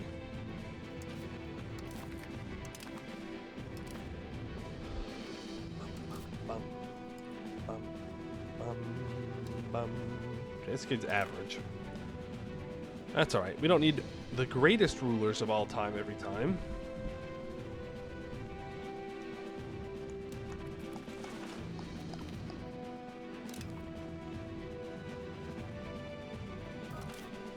You can get out here and blockade. Did lose a general. You will do. Zambezi maps have been taken. God, this is just criminal. Just criminal.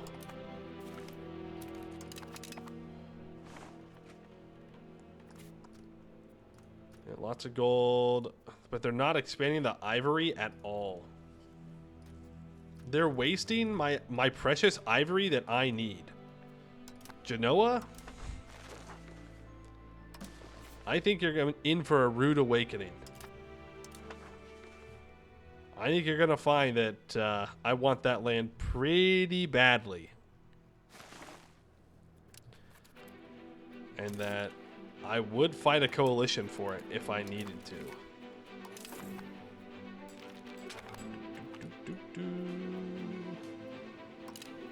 Just follow local wedding customs as fast as possible. See, if they just picked a reasonable war goal, we'd be so back. We'd be so back. But they don't pick a reasonable war goal. They pick a stupid war goal. And I don't like stupid war goals. Stupid war goals are for stupid people. Why am I in another war? Rebellion against Saram. Well, there's nothing I can do about that, Saram. I sure hope that you got that figured out. The winter of 1708. Past winters had always been cumbersome. The marching of the frost frequently claims the lives of our fellow men, the crops of our farms. And the crops of our farms. However, this year the cold has reached an unimaginable degree, striking the entire continent with a force that seems to freeze time itself. Bitter winds sweep the land as slowly even the most resilient animals and plants bow down to the unquestionable reign of Mother Nature. Entire villages are buried under the snow as granaries full of stockpiles go bad within days. Even those who huddle around a fire can barely keep the relentless chill at bay, while animals freeze where they stand, their bodies still and lifeless. The winter of 1709, known as the Great Frost, stands as one of the coldest winters ever recorded in Europe. It swept across much of the continent, hitting France, Italy, England, and Scandinavia especially hard. From late December 1708 through March 1709, temperatures dropped dramatically, covering the land in snow and ice for weeks. Major rivers like the Thames in England and the Seine in France froze completely, halting trade and travel. The deep freeze led to widespread hardship, leaving a lasting mark on European history. What have we done to reap such punishment? Great Frost 2-year decaying modifier. More army attrition, less pop growth, less food production. Damn. Food stockpiles across our provinces will suffer. We lose 25 stability. Brutal. Brutal. It's just a little bit of cold, though. Can't they simply get over it? Have they thought of just teching it? I think they forgot about that. They forgot about simply not being cold. Hymns, can I please purchase access? No? Then I'm going to just take the access. I tried to be nice. I tried to be nice. You saw it. They just didn't want to cooperate.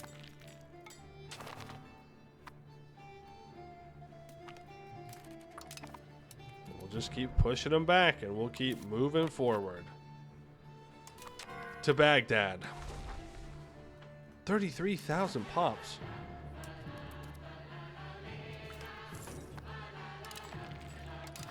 $28,000 pops. Whoa, whoa, whoa, whoa, whoa, whoa, whoa, whoa, whoa, whoa, whoa. Whoa. Whoa. Why? You tell me people going a bit hungry and they die? Is that what you're trying to tell me? Get over it. Stop starving. It's a harsh winter? Well, can't they just live?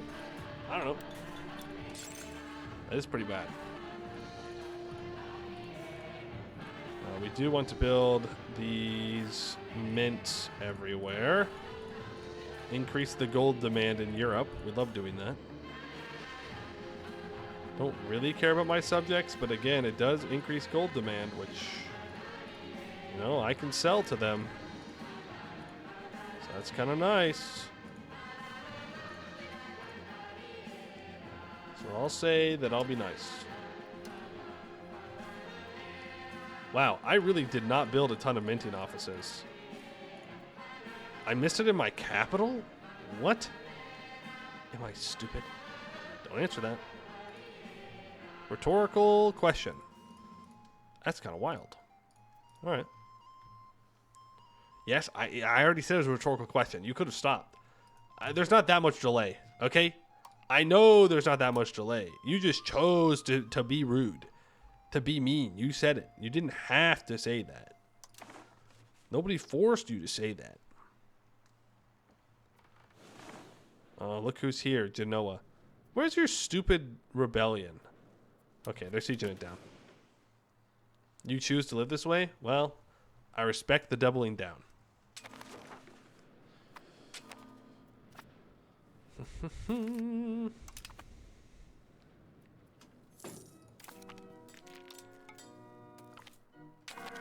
Okay.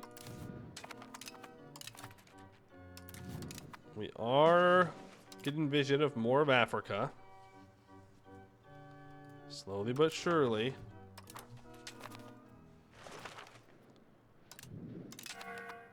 Yep, we win another fight. They are weakening the stack, though. By quite a bit. I mean, they're able just to continue to send guys in over and over again. There we go. So glad I'm in this war. So happy. So happy. It's a grand old time.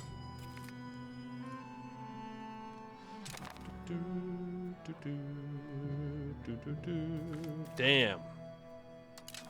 I mean, we do have minus 100% food production, so it makes sense that we're having some food issues.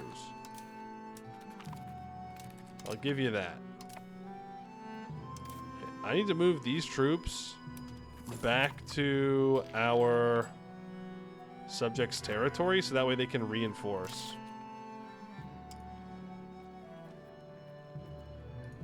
I'd like to have an Anjou in charge, someone who's not super old, preferably. You need to marry a noble. Whoa. You're pretty good. Lots of stats.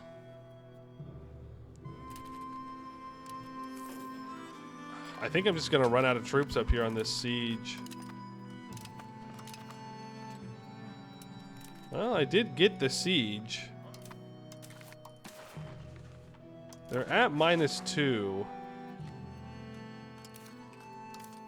I don't love... What is this? Detach from units. Allow attach.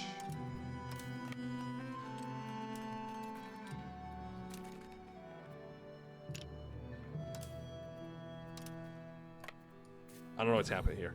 I need these guys to retreat out of here.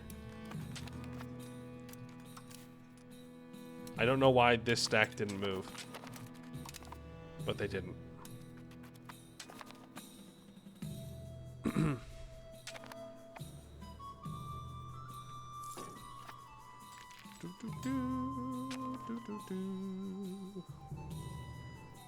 I mean, these fights were fine when I was fighting levies, but now that I also have to actually fight professional troops, this sucks a lot. Religious tensions? That's fine, I don't care. Come on, 78%. You gotta get the siege. There's War College.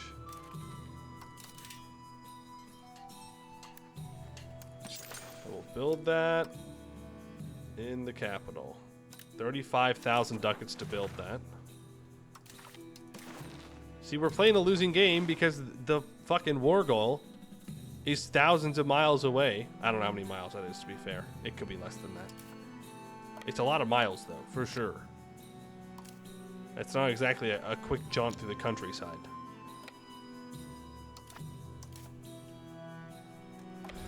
Now I can go contest this. Nope, they leave immediately. Okay, we can go up here.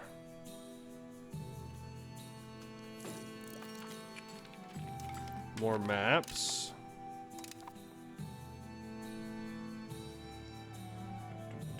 At least 20 billion locations away. Exactly. That's an exact amount, too. At least 20 billion. At least. Discovering Australia. I just don't know if it's worth it for us to really invest into Australia.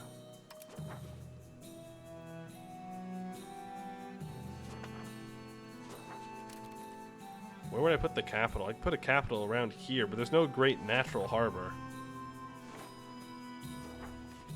This is all sparse. I mean, there are some grasslands right in here. It's gold? Yeah. It does have gold, I'll give you that. I don't really think that matters too much for us, but you know what? I will do my best. And I will grab some of these coastal provinces. How about that?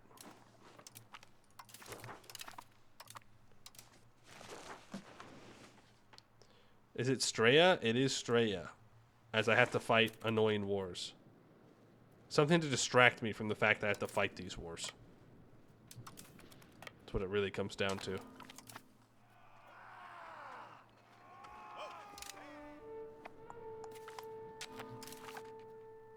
Cannot annex Revolter there. What the fuck? Dog, what are you doing? Are you insane? You're going landing on my island out there? That feels so unnecessary. Put colony on auto and game will launch expeditions.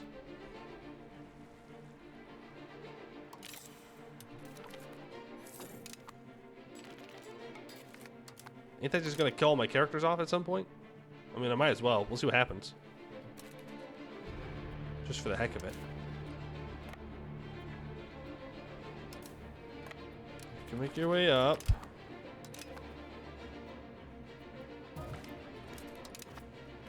You can reinforce.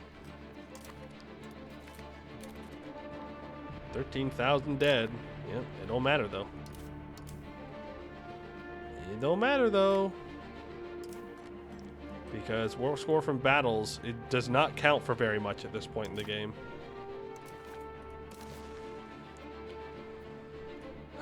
I can't take anything because I don't have the war score. We're just gonna have to white piece them. And like I have to do one of two things. Either have to run the game in debug mode, so I can just white piece out of those wars every time because I don't want to fight them. Or I need to full annex the Gelarids, so that way I don't have a colony that can call me into a war against the Gelarids. So it's pretty easy. We'll just annex them. It really is that simple. This is Bonjour Robert. Just a random guy. He is an Anjou, so he gets to be married. Congratulations. You guys play EUV for the first time, you just couldn't do it. Game told me you can't do this for reasons one too many times. That is fair. That is a UI problem that should be addressed.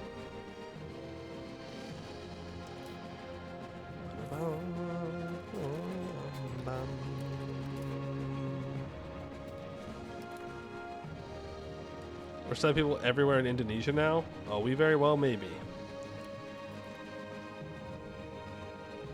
Very well, maybe. Let them go out there. See what happens. Why not? You know, I think the auto colonize is probably not good for that.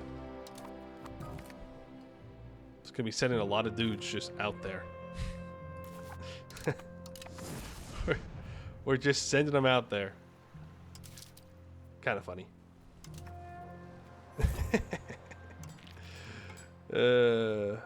1, 2, 3, 4, 5, 6, 7. 3 of them I started myself. We just keep making more. I fear that because I make so much money, that it's just going to do an unreasonable amount of colonization, and I'm going to end up looking like Genoa where I have no pops. So I'm going to turn that off now.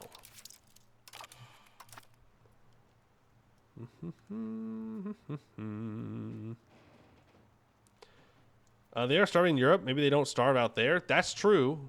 That's true. Maybe they'll have a better odds out there. On colonized, you don't send dudes, just pop. Exploration is kind of bad, but I like seeing things.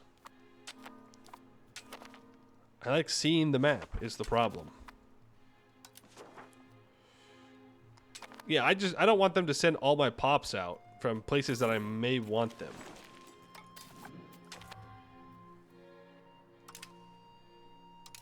Peru's been discovered. Yeah, because then I'll just end up looking like Genoa, who has a lot of colonies. There's just not a lot of people in those colonies. And they don't really get anything out of this, other than looking big on the map. And I suppose they get 100% malaria resistance, so... Malaria resistance certainly does not seem to be working. Those Europeans should not have it. They should just die. They should just get there and then die, and that's it. The end. That's kind of how it works, as far as I know.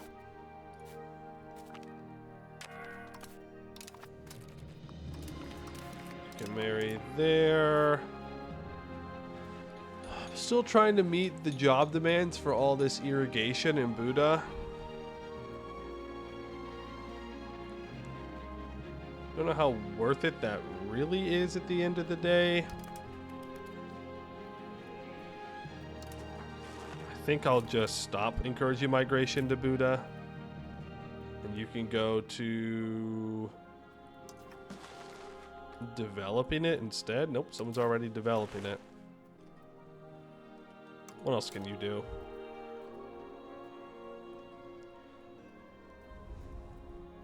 Could boost a colonial charter. From there to here.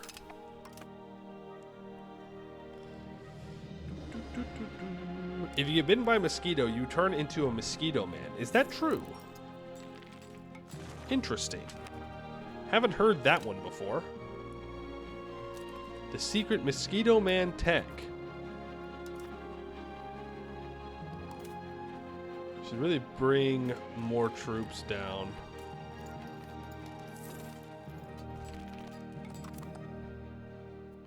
To deal with this. It just sucks that I'm gonna keep, like, they're going to keep calling me into these wars. Well, okay, to be fair, I've only gotten called into the wars when the Gelarids declare war on Egypt.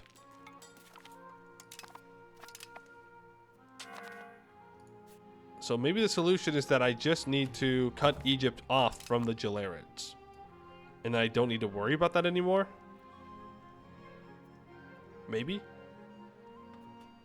Possibly?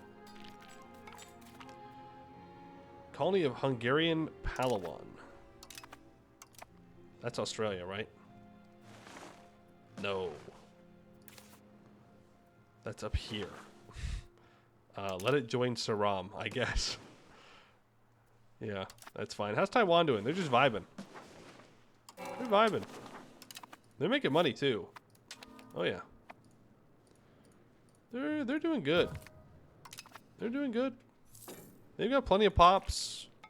I could develop them a bunch more. I just don't get much out of it. I just kind of wanted to own it myself. As long as they're all vibing, that's all that matters. Genoa. Tick-tock. Tick, tick, tick. You're running out of time.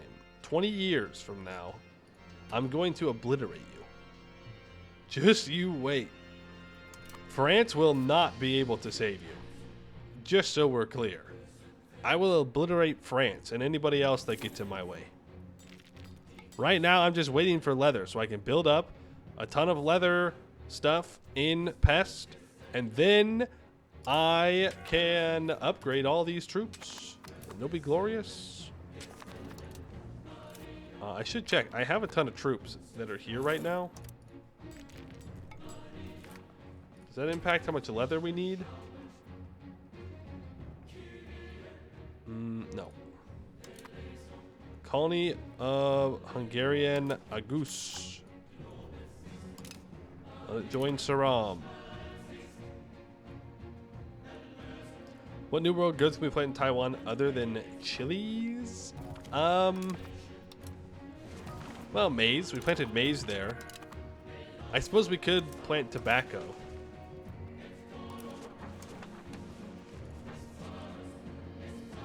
Instead of rice. I'll skip the sturdy grains. Who needs sturdy grains these days? That works. Here you go, China. Here's some tobacco. Don't read into it too deeply. I'm sure you'll enjoy it. It's fine.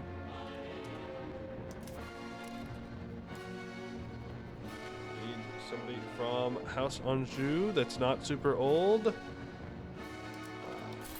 Unfortunately, not some great options there. And pain is salvation. Okay, I want produced goods.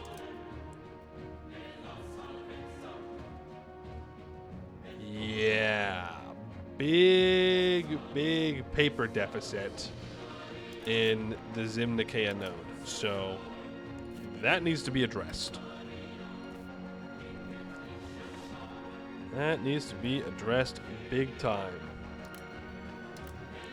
So you can get 49 levels of paper. Let's build up construction sectors, granaries, and then we go into paper.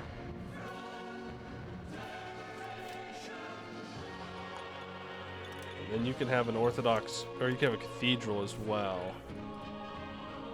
And that will help improve that. What else can I do here? Does anywhere else have fiber crops? Up here. Yeah, that's just a town though. I think it's better to keep it in our urban centers. Like, look, these are just producing.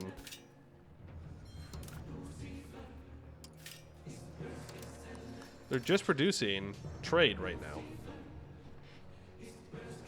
We can go through here and we can really start to ramp up our stuff. There's 14,000 pops here. What do you have in this? You have wool. Okay, let's make you go full textile then. What about Zimnikea proper? It's just about at its building cap. 176,000 people. It does not have construction sectors built up. Doesn't have max granaries either. Move 19,000 pop. Okay, that's perfectly fine. So build up the paper there. And we have lumber, livestock, wool, maize.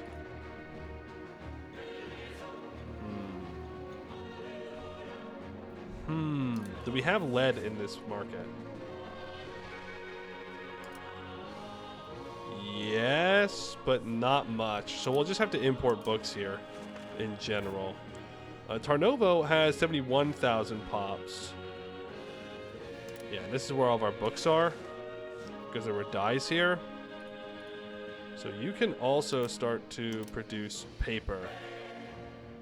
Now, each of these should produce 2 paper each. We're gonna need a lot. We're gonna need a lot. You can go ahead and build another construction sector. Want granaries as well, and then max out the paper. I think we're We're going to be doing a lot of economic micromanaging now. Because control down here is pretty decent in our cities, it is worth it to invest into this and make this actually produce stuff and things. We like stuff and things. Stuff and things are good. So we'll start to work on that. That gives you that. I mean, we have 71,000 here. There is cotton in this province, so we should probably go ahead and build up some textile manufactories as well. How's our building up here coming along? What's it in Graz that I'm doing all this mass building? No. It was you, wasn't it? Yeah, it was. And you're done did built. We have no burgers working in the trade buildings here. I mean, that's okay. They'll promote up. Well, then what I want to do is move you. Sorry, I want to move where you're focusing on building to probably Wallachia. That's where we're going to be doing the most amount of building. And then instead of developing Buddha, do I want to do something different? Such as promotion speed would be the idea. We can encourage urbanization for local pop promotion speed in specific locations if we need it. So in this, it's 131 a month. It's not that bad, but it also wouldn't hurt to increase it. It's in the province. Most of the province doesn't need it, to be fair. But we'll do it anyways. Build that. So that'll make this promote. Look at that, 575. It's insane. It lets you promote so quickly. Until which can we play? What would the next campaign be? Yeah, game ends 1836. I don't know about the next run. I do want it to be a more colonial run. And I don't know, we might play as someone smaller, or we might play as one of the more usual suspects of colonization. I'm not sure. We'll see. We'll see. Burgers that sell areca nuts and Batel leaf will probably be mad these Hungarian foreigners are getting in on their nicotine addiction trade. You know what? Skill issue. Simply be more industrious. Yes. Simply be better. And then you won't have to worry about me stealing your trade. Just saying. That's all I'm pointing out. That's all I'm saying. Okay, we have another city here. That is building paper. So we're focused on this area, the Wallachia area, for actual development at the moment. Which means this city is pretty high up on the priority list. It has 94,000 peasants that are just sitting there. Not making more money. How dare they? Honestly. Honestly. Now, in this province, we do have cotton and wool. So this is actually really good for producing all kinds of cloth. Okay. So what we'll want to do is make sure those are built, and then I mean, I've almost got these fine cloth manufactories built up. I definitely want to build these regular ones. I mean, maybe we just import fine cloth into Pest. Maybe that is what we want to do. And not produce it in Pest itself. Like this one province could supply a ton of what we're looking for. It has 2 cities. I mean, one city is not super populated, but I mean, that can be fixed, right? And Severin is a town. It has a big food supply location that can be improved, by the way. I'd have to support these farming villages. We'll do it. Why not?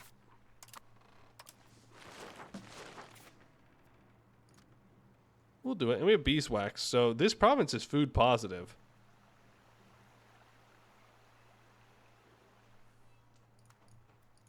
Yeah, I mean, even this makes 120. Though we could swap this fish out for something else. We could swap it to tobacco or chili, maybe. Like, more valuable. We could just make this a super valuable province. Or I could make it maize. And we can go real crazy with making food in here, but I don't think it's necessary. We could just make it chili production central.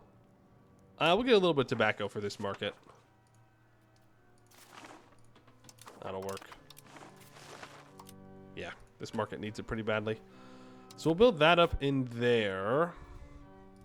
Why don't you also go ahead and build max textile manufactories? Oh, cancel. Construction center. 2 granaries. Now build max textile manufactories. And then we'll come back over when we unlock the fine cloth, and we'll start to build up more fine cloth here. Have I spent 300,000 ducats? Crazy. That's crazy stuff. Okay. I need more paper. Is the harsh reality of things. Do I not have a city built up anywhere in here? I sure don't. Okay, if I was going to slap it down somewhere, it'd probably be on this clay. That is wetlands, though. So really, this sturdy grain would be better. So let's start to upgrade that. Now we do have this city is on a river. We have these 2 cities that we can also work with. So what do we got? We have sturdy grain, stone, lumber, and clay. Okay, so we're not going to get any production efficiency bonuses from that. It's a little unfortunate, but that's fine. You got to work with what you've got. So we're going to build construction centers, and then we're going to build a bunch of paper. Probably in both of these is fine. I say that. But there's a little voice in the back of my mind that says no. There's no reason to do that. When you could double down on getting the production efficiency bonuses, you know? But I think it'll be fine. And then also make sure that you build some granaries, because apparently I've not been building those down here. Let's let time go forward a bit.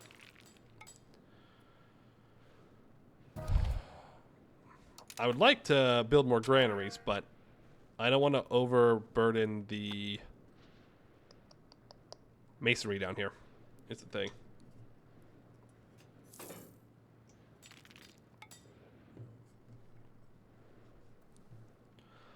Bum, bum, bum, bum. Can I improve with the Ottomans? I will do that. Anybody that hates me. Okay, Poland no longer has any antagonism against me. Neither does Kyiv. Halich, I think we can get out of the coalition. Bark, we can get out of the coalition. Genoa, I think I can also get out of the coalition. I think that's just what we do now. It just target people out of it. Okay, there's the fine cloth manufactories. So we know that we have high quality fine cloth in here. Now, technically the highest place that we can get a bunch of super great fine cloth is down here, but that will take up all of my money.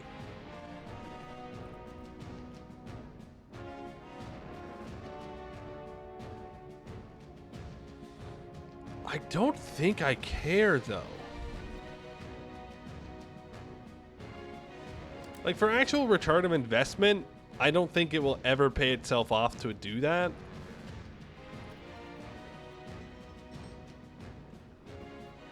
But for the amount of fine cloth that I would produce, it'd go kind of nuts. It would be crazy. Right? Surely?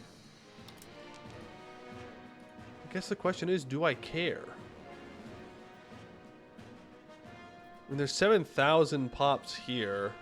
If I built out the max... I mean, this is a different market, so I don't know how much I really care.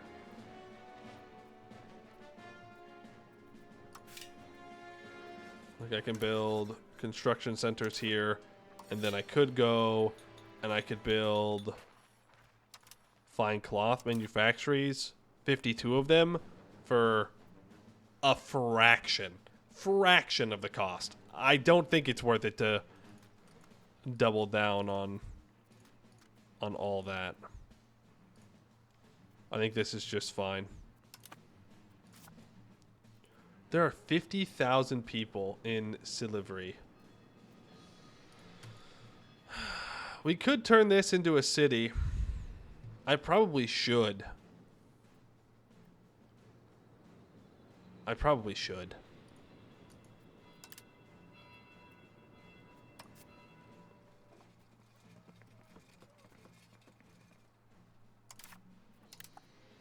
Yeah. Yeah. Yeah, do it. I mean, really, I think we should probably urbanize most of this. Like, I can urbanize these fiber crops as well. So let's upgrade that too. It just feels like kind of a waste not to have this all be cities in here. But I do want to go back up here to where we have this cotton. And then you can build out 70 levels of fine cloth. Damn, I don't know if I need more than that. That's a lot. Like, that is a lot. But it'll make a lot of money. Here's the thing. I guess we'll wait and see. We don't have to build everything immediately right now. We can just build it and wait for later, too. Up here, fine cloth. I mean, the best place to build an upgrade of fine cloth is going to be, like, here. Because there's dyes in this state, but there's just no pops up here. It's not really all that fantastic in the grand scheme of things. The economy of the state, plus 10 towards free trade. Yeah, I agree. Plus 10 towards free trade for sure.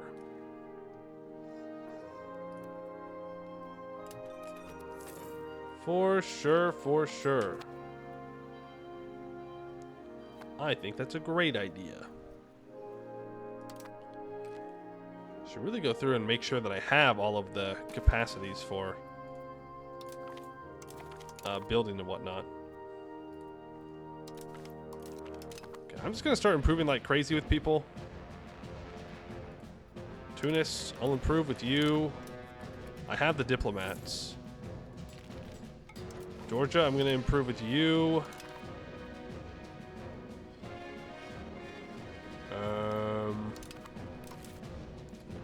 I wanted to check. Is there a building that I can build to get trade capacity inland? Is that a thing? I can build the trade post for coastal stuff. Overseas trading post. Yeah, that's the coastal location within naval range. Colonial building. Can I only build it inside colonies? Is that what's up?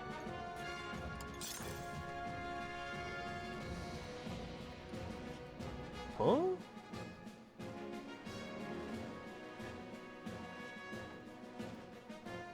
Is that...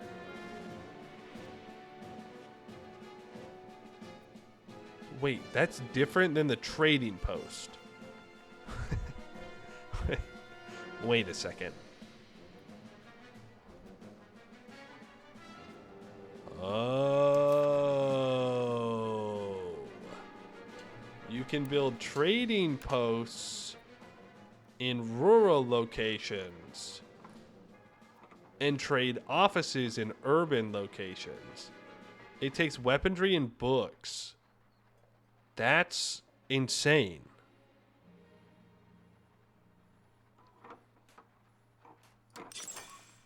That's wild. Ah, you can only build one level, though. Okay. Okay, well, so it's not like as good. The trading posts are better. But, I mean, it's still a lot of trade that we can make down there. I'm building 828 of them currently. That's good. That's good. That doesn't really answer my question, though. Of was there an inland option? It doesn't seem so. Doesn't seem so. Which is fine. More important focused or production focused, encourage growth elsewhere or your own. What do you mean?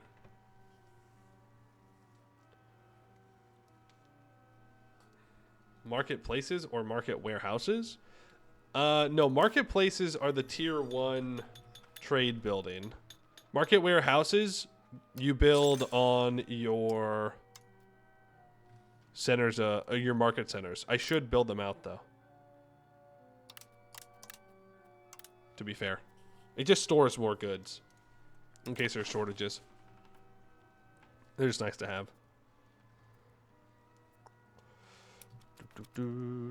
Yes, 2 of them. Did I miss a building? For the inland stuff?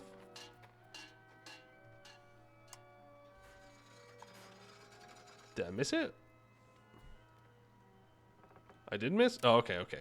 It was just those 2. Got it.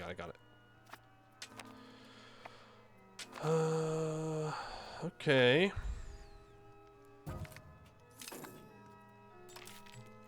These boats can go back into port. They don't need to be running around.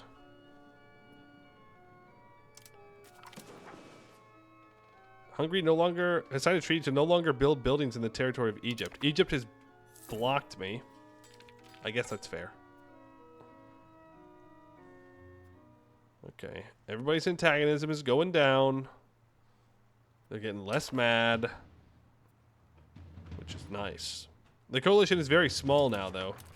So reasonably, I could go to war with Egypt if I wanted to.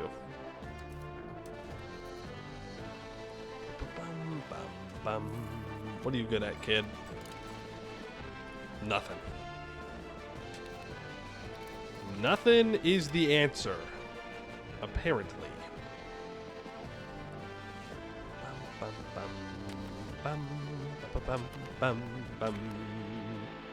30 million pops, by the way.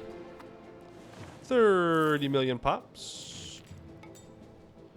Oh, yes. We need this weaponry. That's for sure. What's our crown power at? 68%? I'm kind of fine with having this lady rule then. She does give monthly literacy as well, which is super nice. Literacy, we're at 61 in our rural locations. Max literacy of 65, so she is helping with that. Monthly literacy is a tough thing to get. So that's kind of nice. It's kind of sweet. How's that lacquerware doing, by the way? Have we even met the demand for it in Pest?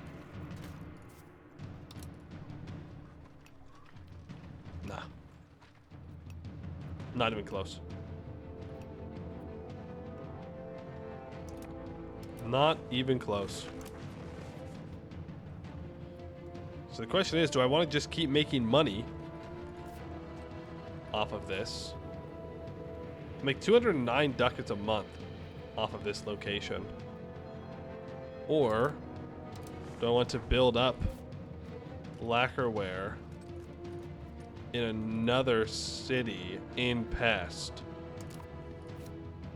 as well? Because we know that, hey, once these suckers find out about lacquerware, which they do, I mean, they can build their own, but they'll never supply that much, ever. I don't think they'll have enough lumber for it. We could potentially just trade in lacquerware and make a ton of money off of it. I just need to find somewhere that has lumber in their spot. And this guy right here would do it. Do you have the things? No. Pops will migrate here. It's fine. Build. As for porcelain,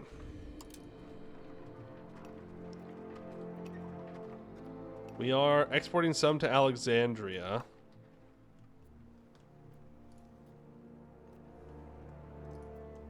Yeah, there's not really a huge demand for porcelain, so I think just keeping a couple of porcelain here works just fine. Doesn't hurt us. We meet the demand. Is what it is.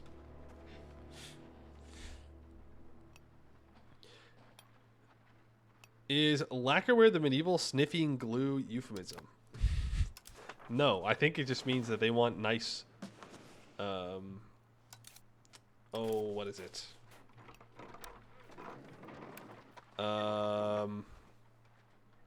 Consists of covering products made of wood or metal with a decorative layer of lacquer. A product extracted from resin and wax. This lacquer layer can then be further decorated with paintings, carvings, and dustings of gold or silver, making it into a luxurious good. Well, there you go. Maybe it is just sniffing glue. Maybe they are actually just sniffing glue. Now that I, read into it a little bit more. Sniffing glue, sniffing paint, classic human pastimes.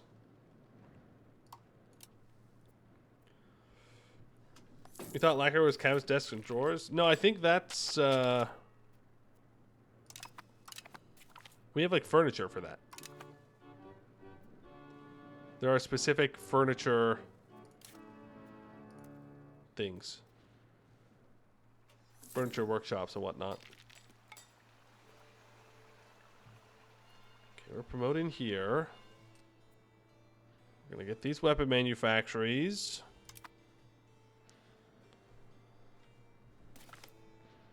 Dubrovnik could probably use some help as well, if I had to guess. I will go for naval infrastructure. I will go for the plutocratic movement, absolutely. And then I think I'm going to go to war with Egypt. That was the plan. That was the plan. Stick to the plan. Fabricate a CB on Egypt for this. So, who is still in this coalition? Genoa, Hungary, Halych, Egypt.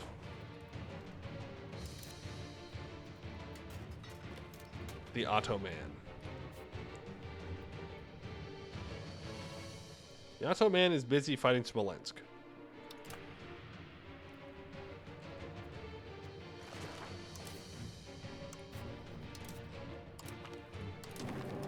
So I am now at war with Genoa.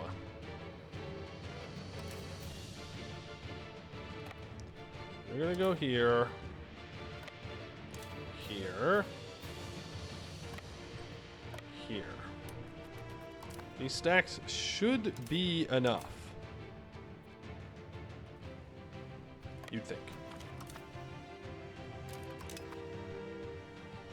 Then I don't have any troops down here to actually invade into the Ottomans, which is an interesting decision on my part, to be sure.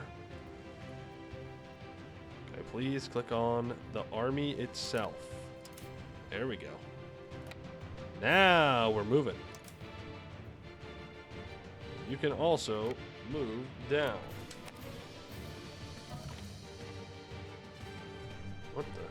Hold on.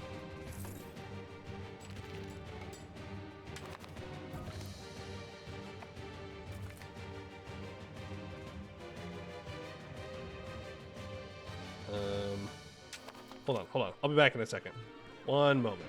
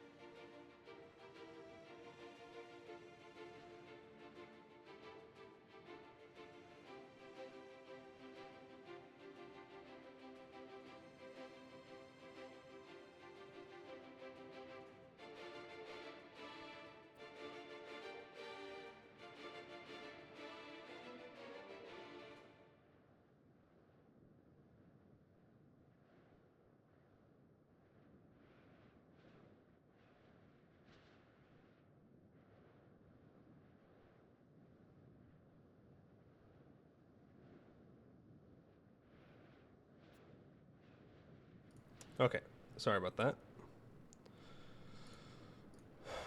What were we up to? We were declaring war. We were doing a war. A little bit of a CB war. Here to take Egypt. Right, okay. So we've secured all that. We have the colony of Taglock, which I'm assuming is in the Philippines. Yep, let's go ahead and join Saram.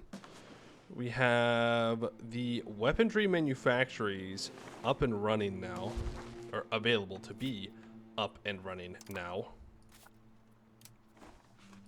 So I'm once again looking at some locations here in order to max those out.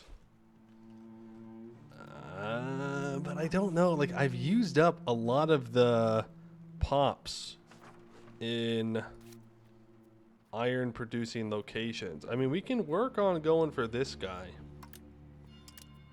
We can build 52 weapon manufactories here. What's the difference? So this is 0.3 lumber, coal, 0.25 iron, 0.2 tools. And level 3 is 0.5 lumber, 0.5 coal, 0.4 iron, 0.4 tools for two weapons. I'm guessing this one was for like 1.1. Yeah. Okay, so that'll double the weapons that we produce there, and I can also build an additional, what is that? 19 levels? And what's the actual tool deficit that we are working at here? Oh my god, that's a lot of tools. I meant to look up weaponry though. Weaponry, we're currently importing none. Apparently we've met the needs. We've done it. Well, that's not true. The reason why our weaponry demand went down is because we moved all of our troops out of the pest market. If we still had our troops there, it would demand a lot more. So I need to make sure that I am using them. Okay, I'll make sure. Okay, I thought we still had some capacity in Alexandria that I wasn't using, but that's not true. Okay, I mean, all of that is no longer owned by Egypt. So I guess you can come over here. You can go out here. That works. And I should probably have my boats out and about to deal with Genoa. We could try and take Genoese territory in this war as well. They do have islands that are over here that I would like to get my hands on. I don't know if it's worth the antagonism though to do so. Look at this, the Ottomans have built more forts. Still haven't built a fort on their capital though. They're like, nah, I don't need it. I don't need a capital fort. What for? What good is a capital fort? Whoa.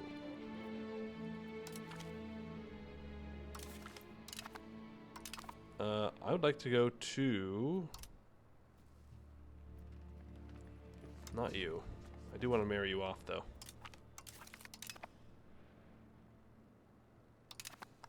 No, I'd like to go to our heir. And you're already married. I would like to go to my grandson. You are also married. Did I do that? Did I make that marriage arrangement? If not, it's a hell of a good choice. I'm going to invite you to the Order of Chivalry here. That's going to up your stats to 83. Okay, Al-Sharat is out of food, but that's fine. Not a big deal. We'll work on it. You are an Anjou noble. You can marry. All that'll be fine. It'll be perfectly fine.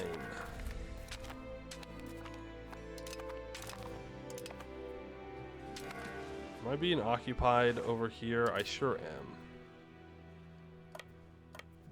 let's try and stop that. Can't say I'm a huge fan of it. Genoa is not trying to contest my sieges here. Or they're not trying to like push in and siege me down in my core territory. That location has been taken. Should be that area or province. Where's your... There it is. There it is. Something's happening down there in Madagascar. They're fighting it out, and I'll let them fight it out. Not my problem. They are certainly throwing down. You need to back up because you don't actually have any food out there, nor do you have cannons.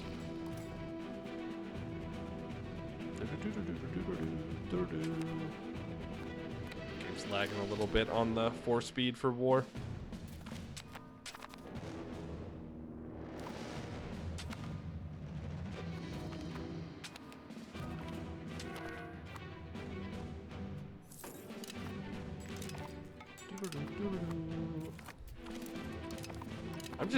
I'm sinking transports. I don't know what Genoa's doing. They're just sending their boats into me. They're like, nah, it'll be fine. Let me just send all these fishing boats in. Of course, they're sieging down my Italy holding, as per usual. And as per usual, I will not help them. I will simply leave them to suffer. Oh, they got forts over here? What the? That's like cheating. It's basically cheating to build forts far away from where I can siege them down easily, you know? How dare you?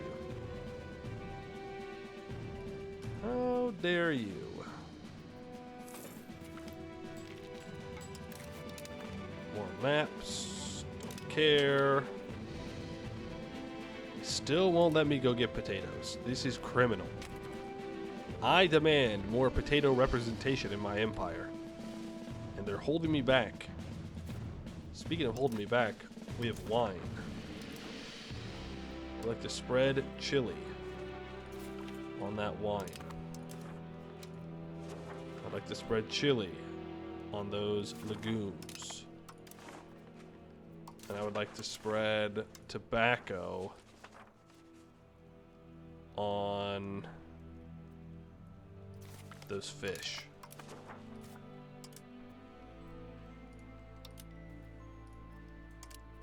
Go.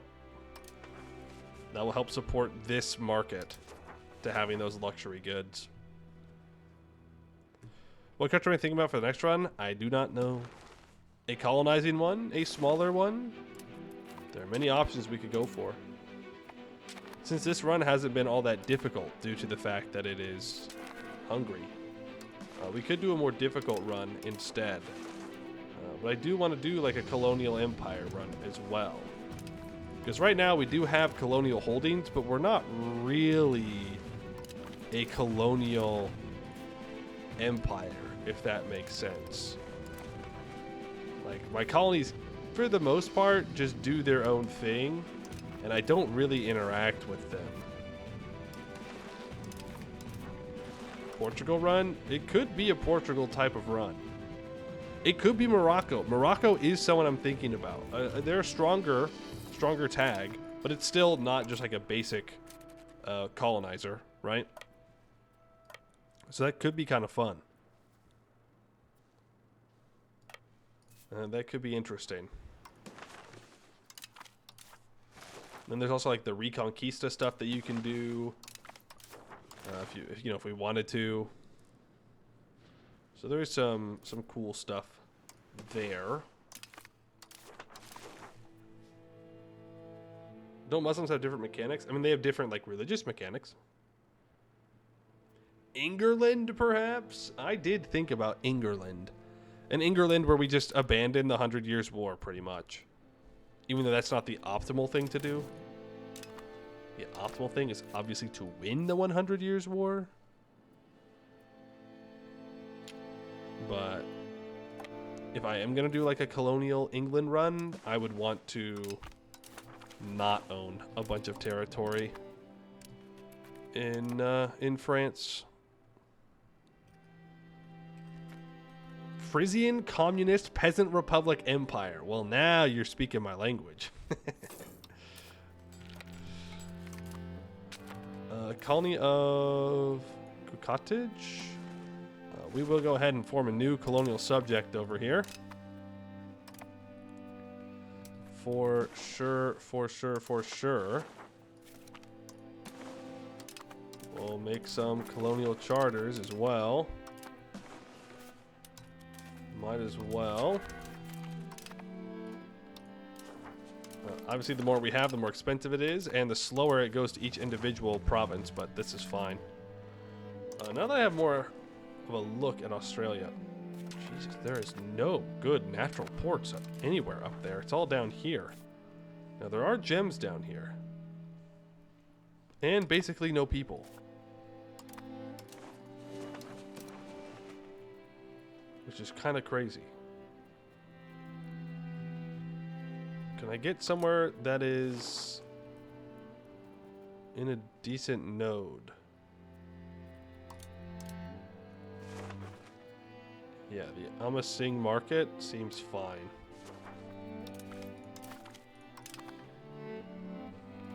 We'll just get the rest of this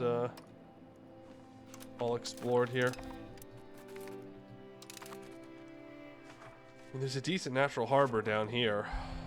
Like, this is all just not that great at the end of the day. If we look at it, a lot of this northern stuff is sparse. The center is all desert. And there's some desert over here along the coast. Though there are a huge chunk of grasslands in this section. And this is a pretty good area for a colony. Because if you look at the trade winds, right, if you wanted to move your boats around the Indian Ocean, if you want to go back towards southern Africa, you need to go past this part of Australia. Unless you want to go up and around. To be fair, you could go up and around and then back over and then back down. But like the natural way is just like go up here, come down and around, go to Australia, and go back over. So having control of this area with ships and then having, you know, a colony here is kind of nice. If you look at the resources, there's really nothing too great over here is the thing. There's some iron deeper in there. You got some coal and some fish down here along the south. Some gems and gold really far inland. That's just kind of the unfortunate part about Australia is bad RGOs. I guess you could replace RGOs if you got here earlier with New World RGOs. Right? Get rid of all this wild game in here and replace it with maize and whatnot. Wouldn't be terrible. Wouldn't be terrible. But for the most part, this just feels like a great place to put extra pops. What it comes down to. I mean, unless you're going for the gold. In which case, probably more direct ways to do it.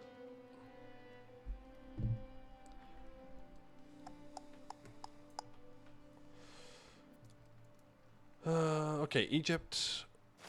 When are you going to give up? That's the real question. Oh, I should have swapped that colonial charter guy over. Boost colonial charter, please. From Byzantium. Boost this one of the newer ones. Go and on to the Egyptian capital. Hungarian Empire. All of that's occupied.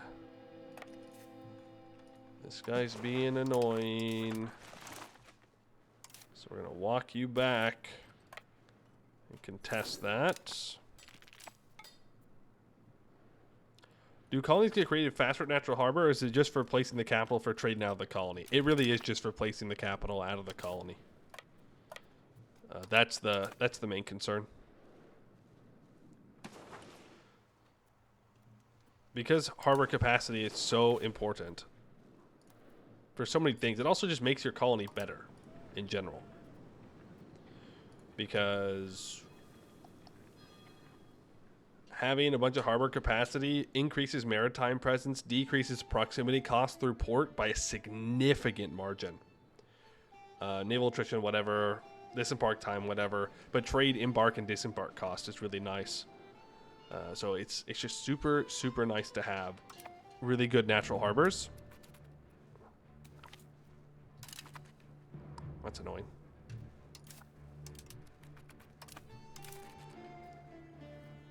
It's just super nice to have really good natural harbors. Even for your colonies.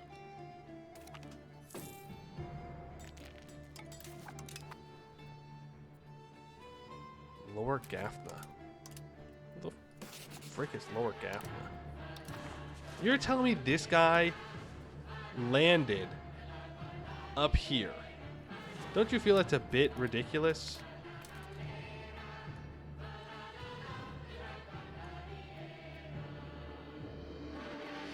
I might have committed the mortal sin. I might have auto-balanced my navy.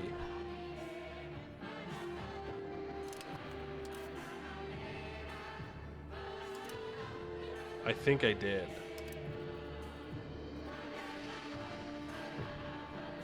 Which means that transports get put into the front of your navy. There's also no admiral here. So our navy just got bonked. Got bonked pretty hard too. Coffee imports.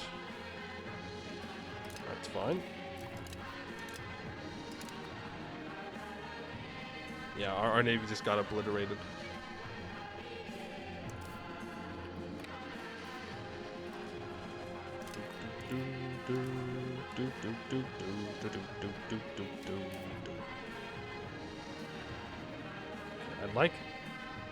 I'd like these two provinces.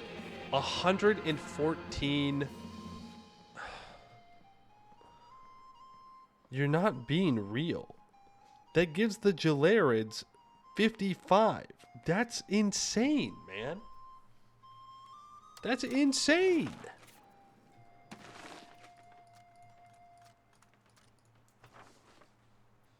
For what? Actually, for what? It's not that many pops that we're even taking. Antagonism is just a number. It's not, though. It's not because the coalitions, then if I want to fight anybody more than one time, like I have to fight the entirety of the coalition. Like literally everybody. Every single time. And that gets very annoying very quickly. It's like, what, I just don't take anything along the Nile now as well? Bunch of haters. That's what they are. Bunch of goddamn haters. Okay. I could take the peninsula. This count as a peninsula? Yeah, surely. It's not all that much more antagonism. And it'll just be nice for borders. I'm going to take this as well. And this is all in the hopes that no longer will my colony call me into a war against the Jalarids. That's the hope. All this was just for that. Like, that's literally it. Okay. Levant, I need to cede some stuff to you.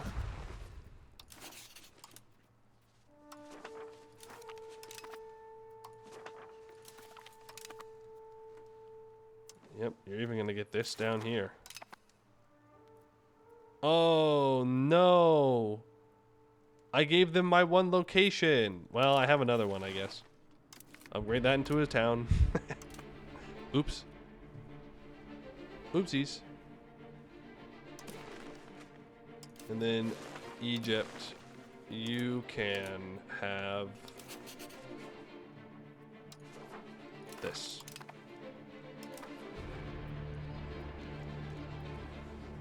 And now the hope is that no longer will Levant declare war on the Gelarids. If they do declare war on the Gelarids, well, I guess I just have to deal with it. AKA relaunch the game in debug mode. Until I can find... I should probably look for a mod that allows it to where subjects can't force you into wars. Because that's not fun. It's simply not fun. I don't want to fight wars unless I declare them. Does that make me needy little baby? Maybe. Maybe it does. And I stand by that. I stand by my decision. I'm not a coward. You can go up here. Is it all subjects or just colonial nations? I think it's probably all subjects, technically. Well, maybe not. I don't know. It's only been colonial nations that have called me in, to be fair.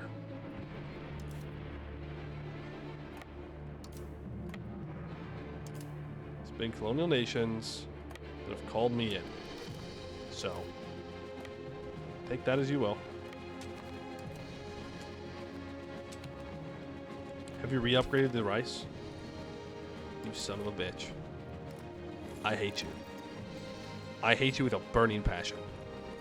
I hate you. I hate everything you stand for. I hate your mom. I hate your cat. I hate your dog. I hate your house. I hate everything. Stop making that into a city. Stop making this into towns. Please, bro. Please. I'm begging you. Let me let you produce livestock. I am making notes on all this, by the way. All my feedback stuff about these. So hopefully, I don't know, they can get addressed. It could just be a skill issue. But I would really appreciate it if my colonies didn't city absolutely everything in existence.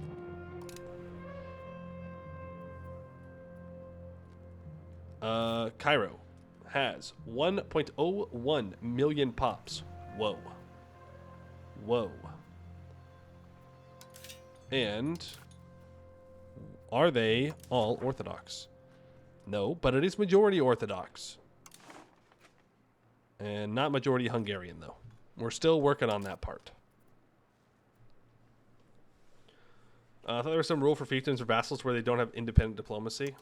I mean, yeah, I wouldn't think they would have their diplomacy available to themselves. That does make sense. It just sucks that your colleagues can call you in. I am importing a ton of salt into Pest.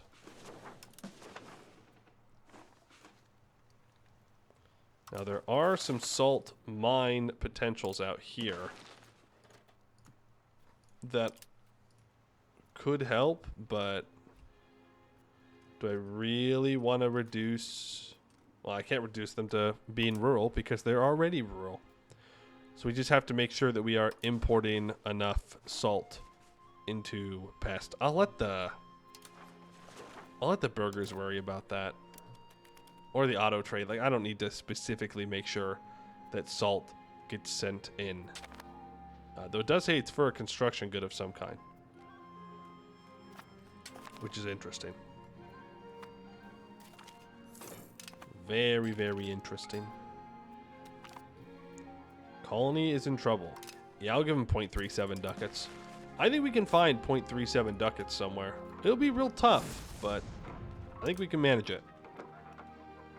Inmate, thank you for the follow. Appreciate that. Yeah, I know.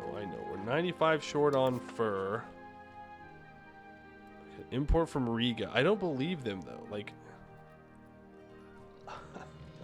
212 trade capacity to get fur out of Dubrovnik. Mm-hmm.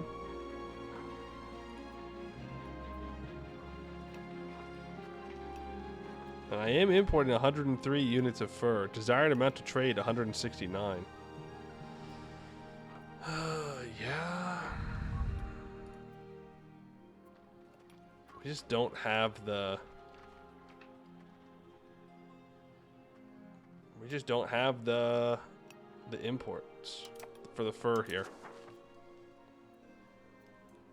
Kind of wild. Kind of wild. No, but I wanted to check weaponry here. Let's just check produced goods real quick.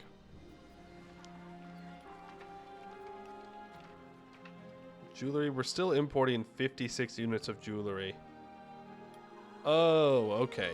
But we're exporting 155 units of jewelry down to Alexandria. So we actually do produce enough for our pops. We're still importing cloth. Something that we'll have to address there. Beer is fine. Firearms are fine. Furniture, whatever. Leather, we know we need to make more. Masonry, fine. Paper, fine. Pottery, fine. Glass is fine. Cannons are fine. Fine cloth, we know we're importing a bunch. Okay. Is what it is.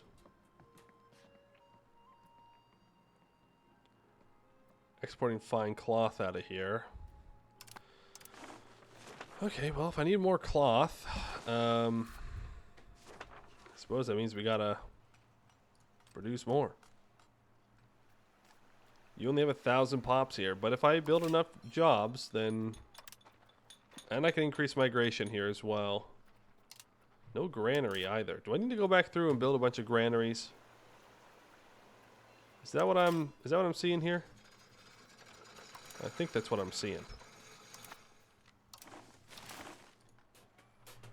Is it time for the great granary building of 1714? In pest? I don't care if you have available peasants or if you're under the building limit. I want you to mass build these things.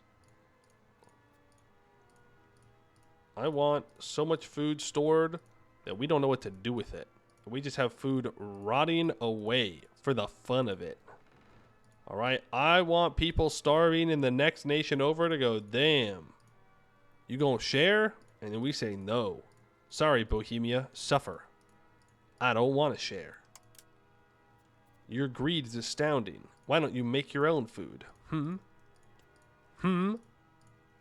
Interesting. Yeah, I really should have done all this granary building a while ago.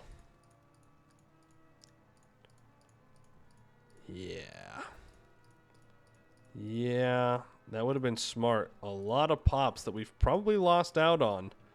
Well, not probably, that we have. We have lost out on by not building these earlier. I mean, it is what it is, you know. Can't really do too much about that at the moment, because those pops already don't exist.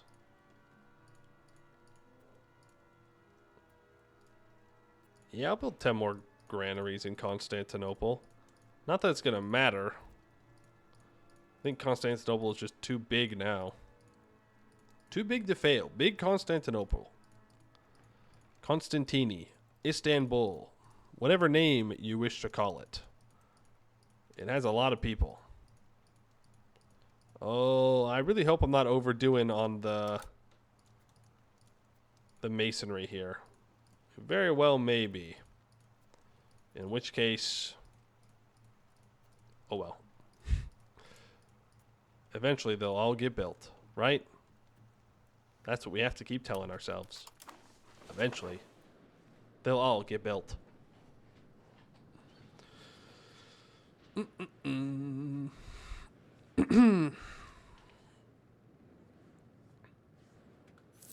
We will probably have to build more masonry. Oh, yep, there it is. They're like, what are you doing? Are you insane? Well, that's only masonry in Alexandria. That's not that bad.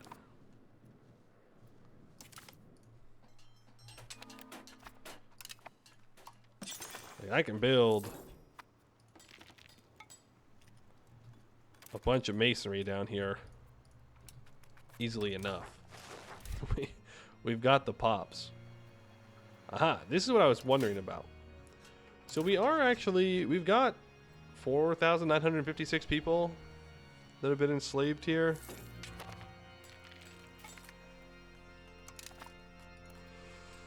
Question. Evil question. Just want to point that out. Evil question that I'm about to ask. Oh, I can upgrade that. Oh, they're still lacking paper? I was going to ask if I can build a slave building down here. You don't need to build.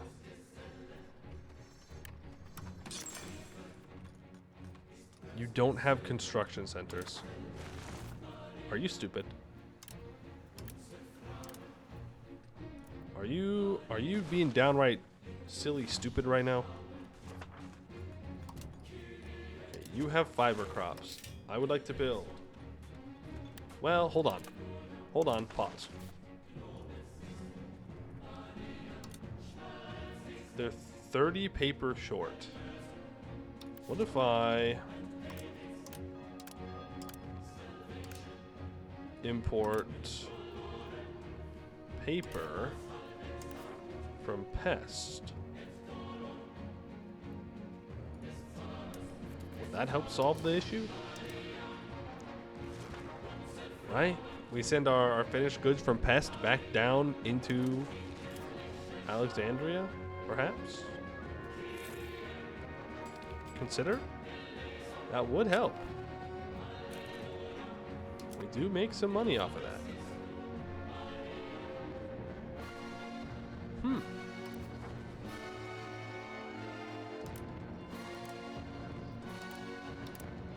Well, that's good, because I'm about to grand marketplace this whole entire area. So we're going to need more paper. Long story short. Oh, that runs out of masonry. Okay, I'll be a little bit more careful then.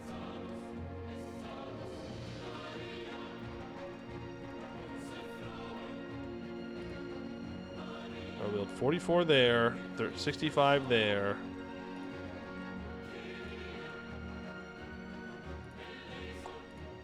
We'll go like that for now. But I do want to make sure that we have all that. You know how badly I wish that I could annex these subjects? Dude, I would love to annex these colonial nations now. It would be so good. It'd be so good for us. But alas, not an option.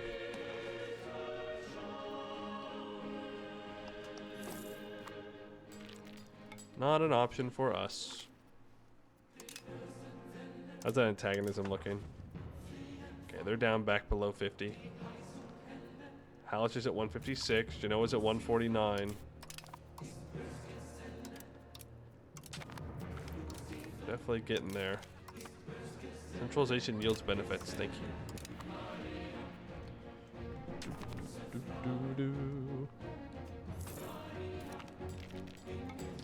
South Borneo. Yep, that sure is south. And that sure is Borneo. Just about addresses all those issues. What kind of trades are we doing over here? We are selling cloves into China. We got no food. Folks, they've got no food. That's an issue. Have you considered, and I know this might be crazy, have you considered not stating or citying over everything? No? Because you're stupid? Oh, okay. I get that. I respect that, honestly. I respect sticking to your guns and being stupid by turning absolutely everything into a goddamn town. I love it when my colonies build towns on locations with 8,000 pops. It makes me so happy. It makes me happy to know that I'm not the only one that throws. All right, this is an entire countrywide thing. I am not alone. What's our tax base looking like? Has our line not gone up anymore? There's liquor distilleries. I mean, our line has started to flatten out a bit. I mean, our tax base is at 27,000. It could definitely be better. We're working on it. We're working on it.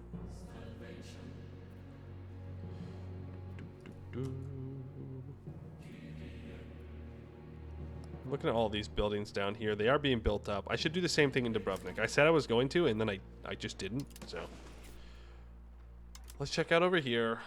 First of all, paper, most important thing.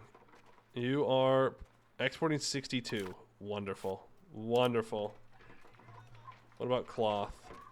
You are importing 31. Also importing some fine cloth. Okay, so we have to figure out the cloth predicament down here. Well, you're right on top of wool. You have 21,000 pops. Good news, folks. I found the solution to our predicament. Solution is simply build cloth here.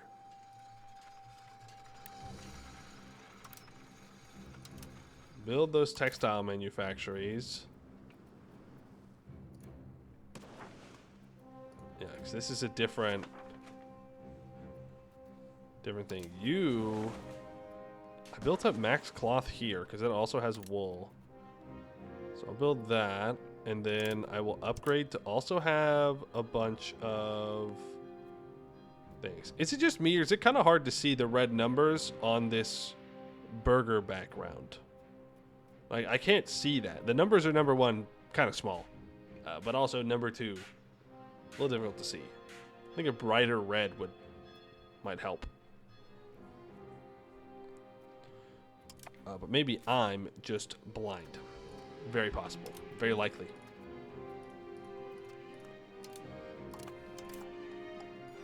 So I would like to open RGO Builder.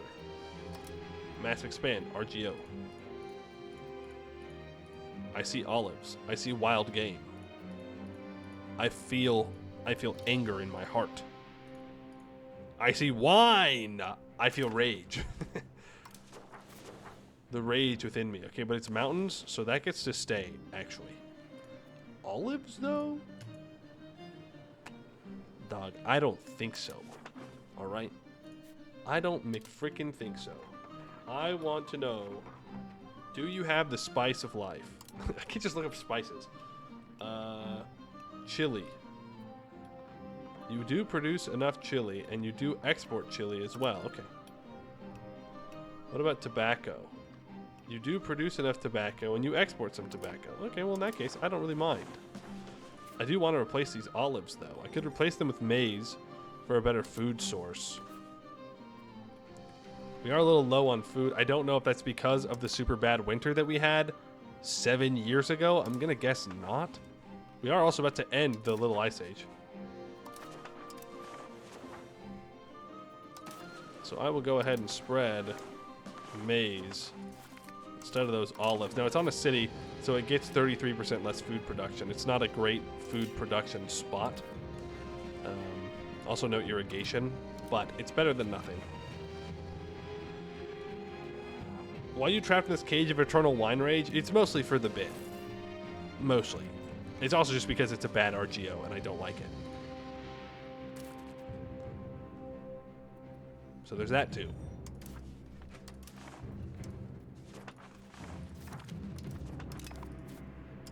Obliterate the wine. Don't build that wine. How dare you? Obliterated. Actually, there's probably an argument to put corn over here. Everything's a goddamn town. Everything's a town. No. No. Get obliterated. Absolutely not. What do you mean? I can't put it there. Okay, obliterate that tobacco that I placed down. I can't put it on the olives. Oh, obliterate fruit.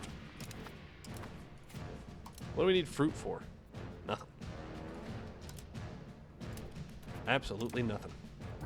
Alright, those olives get to live. Not because I want them to. Just to let the record show.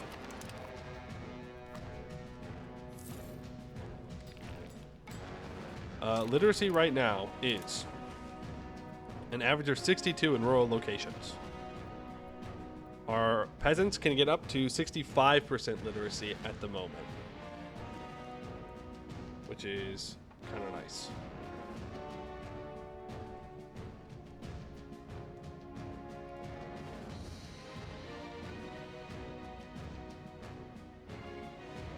I'm gonna say it. Cheating. Just cheating. There is no world in which the French literacy has recovered to 42%. There is no universe at a 0.02% increase that they have caught up from having legitimately less than 5 literacy across their entire country. How in the world? How they do that? Sus. They got smart from drinking all the French wine somehow. Another reason to hate wine, I guess. Because the French do it. That's weird. They should not have caught up like that. There ain't no way. There ain't no way.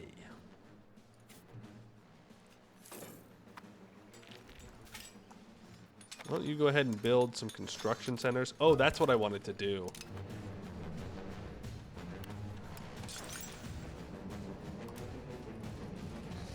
Why you no build construction centers in all these spots like I want you to? I don't even care how particularly useful these will be. It just does make my life more... just makes it easier. If I do want to build things there at some point. That's... yeah, they have no masonry in that market. They're kind of cooked. This is where I wanted to build more.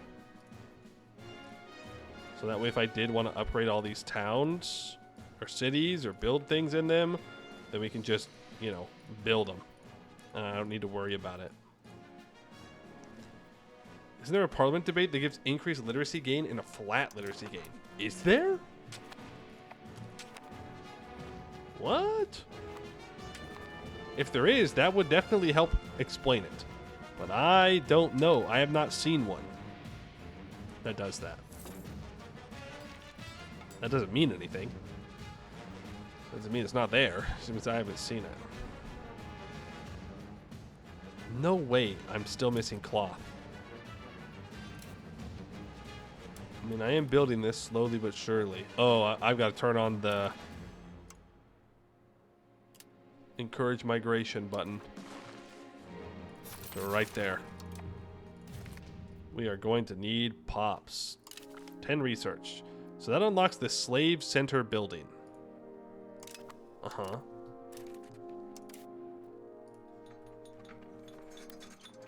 Slave center building. So can I build that down here? They need to have...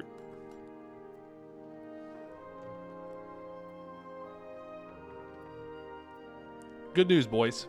I figured out how to stop the Europeans from enslaving all of Africa. Simply don't research it. Simply don't research the building. And then they can't enslave you, legally speaking. It really is that easy. Like, I could build slave buildings down in here, but for what? I can't bring any of those slaves up here. I guess I could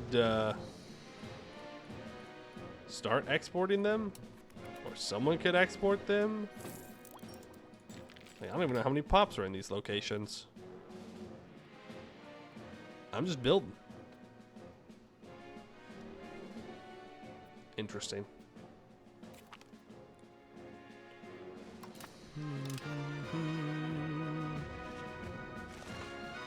Yes, we could try and boost up our plantations for here. But we can build 50 plantations here. Is the thing. But we need more slaves in this market in order to do that. What are good ways to increase crown power? Make sure that your military and your navy have members of the crown in charge of them. Have your crown be in your cabinet and then promote them to being the head of your cabinet. That gives additional bonuses. Make sure that you have good control in as many of your locations as possible. Also, if you have a ruler with a good admin stat, that gives more crown power. There are texts that give crown power. There are laws that can help you get crown power. Distribution of power is a pretty easy one. If you're okay with losing the estate satisfaction, you can get 20% there. There are government reforms that also give you crown power. Lots of options. Lots and lots of options. I could swap out of the centralization of power, by the way, and flip over to max literacy. We might do that in the next stage. Peasants able to promote to slaves? No, unfortunately, you can't do that. Well, I say unfortunately. I guess it's a good thing that you can't enslave your own population.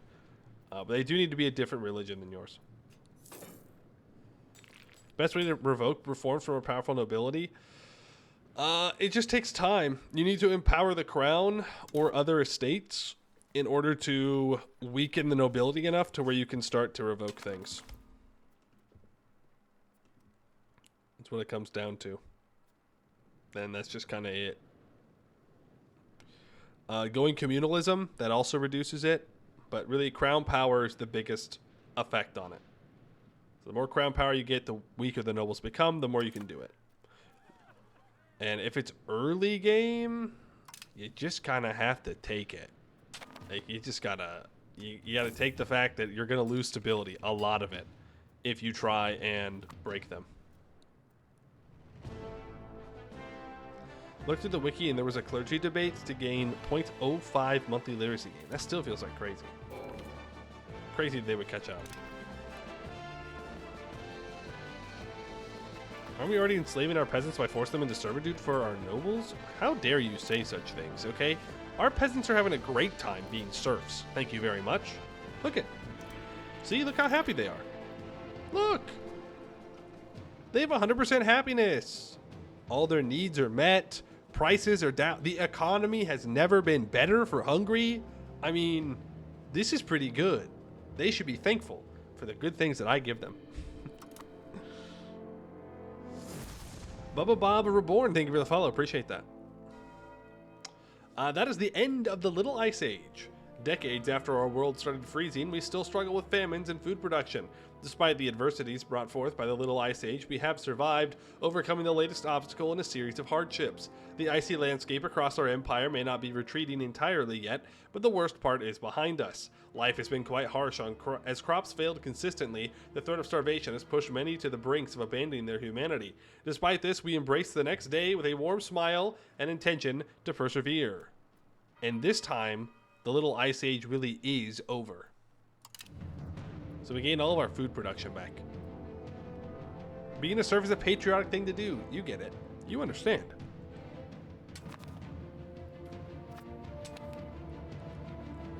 How much land do you reckon a player should conquer without integrating it before risking rebels and overextending themselves in case of Russia in particular?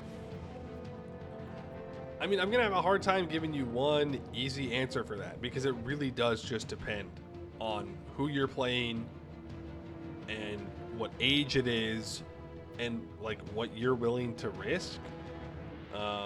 I generally don't like holding land directly if it's less than 30%, less than 30 control. You can see we do have some locations that have less than 30. But generally after that, like, I don't like to hold it, but that's not necessarily a hard rule because it kind of just depends on like where things are and what I can do with them. As for Russia, I don't know. I have not played in this region yet. So I couldn't give you any exact answers.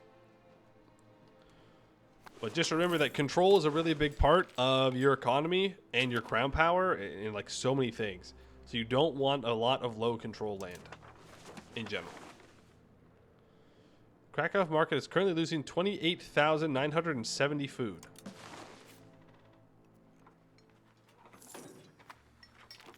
Okay. Well, that was an interesting calculation.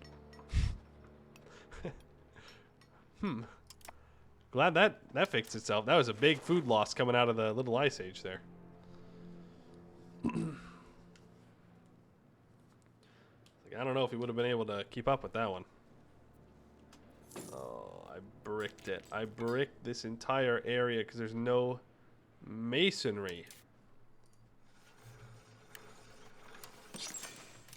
Well, let's just fix that. I don't even care. I do care, actually. I'd like it to be built in rural locations where the pops aren't doing anything else. There we go. We just need to mass build masons down here. That costs... It'll be stone or clay, something. But it's fine. Now, how are we doing in Athens? Isn't Athens short on paper as well? I think I saw that. Well, maybe not Athens directly, but Athens in general. I can build 55 levels of paper in Athens. Huh. Yeah, alright. 21 port authorities. Yeah, okay. That works for me. Speaking of, grand marketplaces. I can, in fact, build some more. At least down there. Oh no, I can build them everywhere.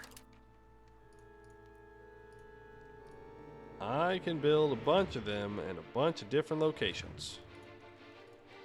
No, you need to cancel all that. You can cancel those granaries as well. I want you two to be upgraded into cities. At some point in the near future, preferably. As we try and bring our economy to bear. Ouch, look at that line down. Lost a lot of tax base, somehow. I'm paying 4,000 ducats on Diplo spending, by the way. Casual. 1,600 ducats on stability. There you go. Payments. Hungarian Union. Thanks, Milan, for 155 ducats. I'm making almost 18,000 ducats of trade. Which is pretty nice. What's gold at? 7.99? That's not bad. It's getting back up there. I'm exporting a lot, minting a lot. Gold-based jewelry is almost nothing. Maps of South Australia. So that's all this. Is there any decent harbors down here? There is one. Fiber crops. Gems. Okay, I mean, this is a decent spot for a colony. No rivers, though. Man. For a lot of desert, that's a lot of river. Whole damn thing's river. There's a lot of rivers up here in the north. That's kind of nice. Too bad there's no natural harbors to take advantage of. Hey, Peter. Problem is, see how the game is. Do I recommend it? I enjoy it quite a bit. I think the game is very fun. It has quite a steep learning curve. Demands a lot of time to play. There are some performance issues that some people have been experiencing. But, I mean, that is to be expected with the size of a game. Whether that's something that you can overlook in the early development of a game, I mean, that's going to be up to you. You play CK3 a lot. Is it comparable? I will say this game is a bit of a step up from CK3. Not in like quality or anything like that, but just in the amount that you need to learn. But if you've played a lot of CK3, it would definitely help you learn it if you're interested. It's not very character focused. Like, we have characters, and CK3 is obviously more focused on character interactions. Here you're playing as the nation. Like, we are playing as Hungary. There are characters in Hungary, but the only reason the characters really matter is for statistics, like how strong certain parts of your government are. So it's a very different approach. I'd say if you're interested in it, then, you know, watching other people play it, that's a great way to know and kind of see if that's something that you're interested in. It's a massive Hungary. We are a very big Hungary, yes. We are very big. Yeah, I'll pay for the translator. Inner Abonia, they can go ahead and join that colony. I mean, this colony is never going to be that good.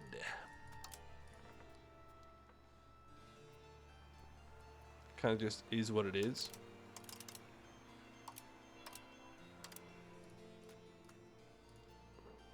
Well. Again, we're not really good at colonizing. We're just kind of doing it for fun. Wouldn't the Golden Horde explode in this particular run?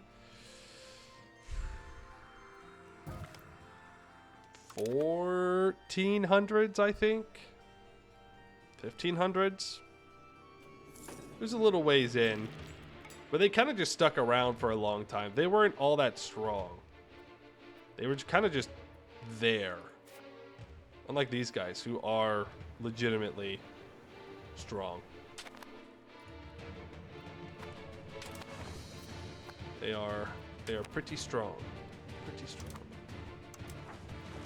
What are the flags on top? Flags? These ones? This is just one flag. This is our national flag. Which will change when our ruler dies. Because we can have a special flag depending on a dynasty. And when we get the Anjou dynasty back, we'll have our Anjou flag. The color icon. Oh, you mean these. These are alerts.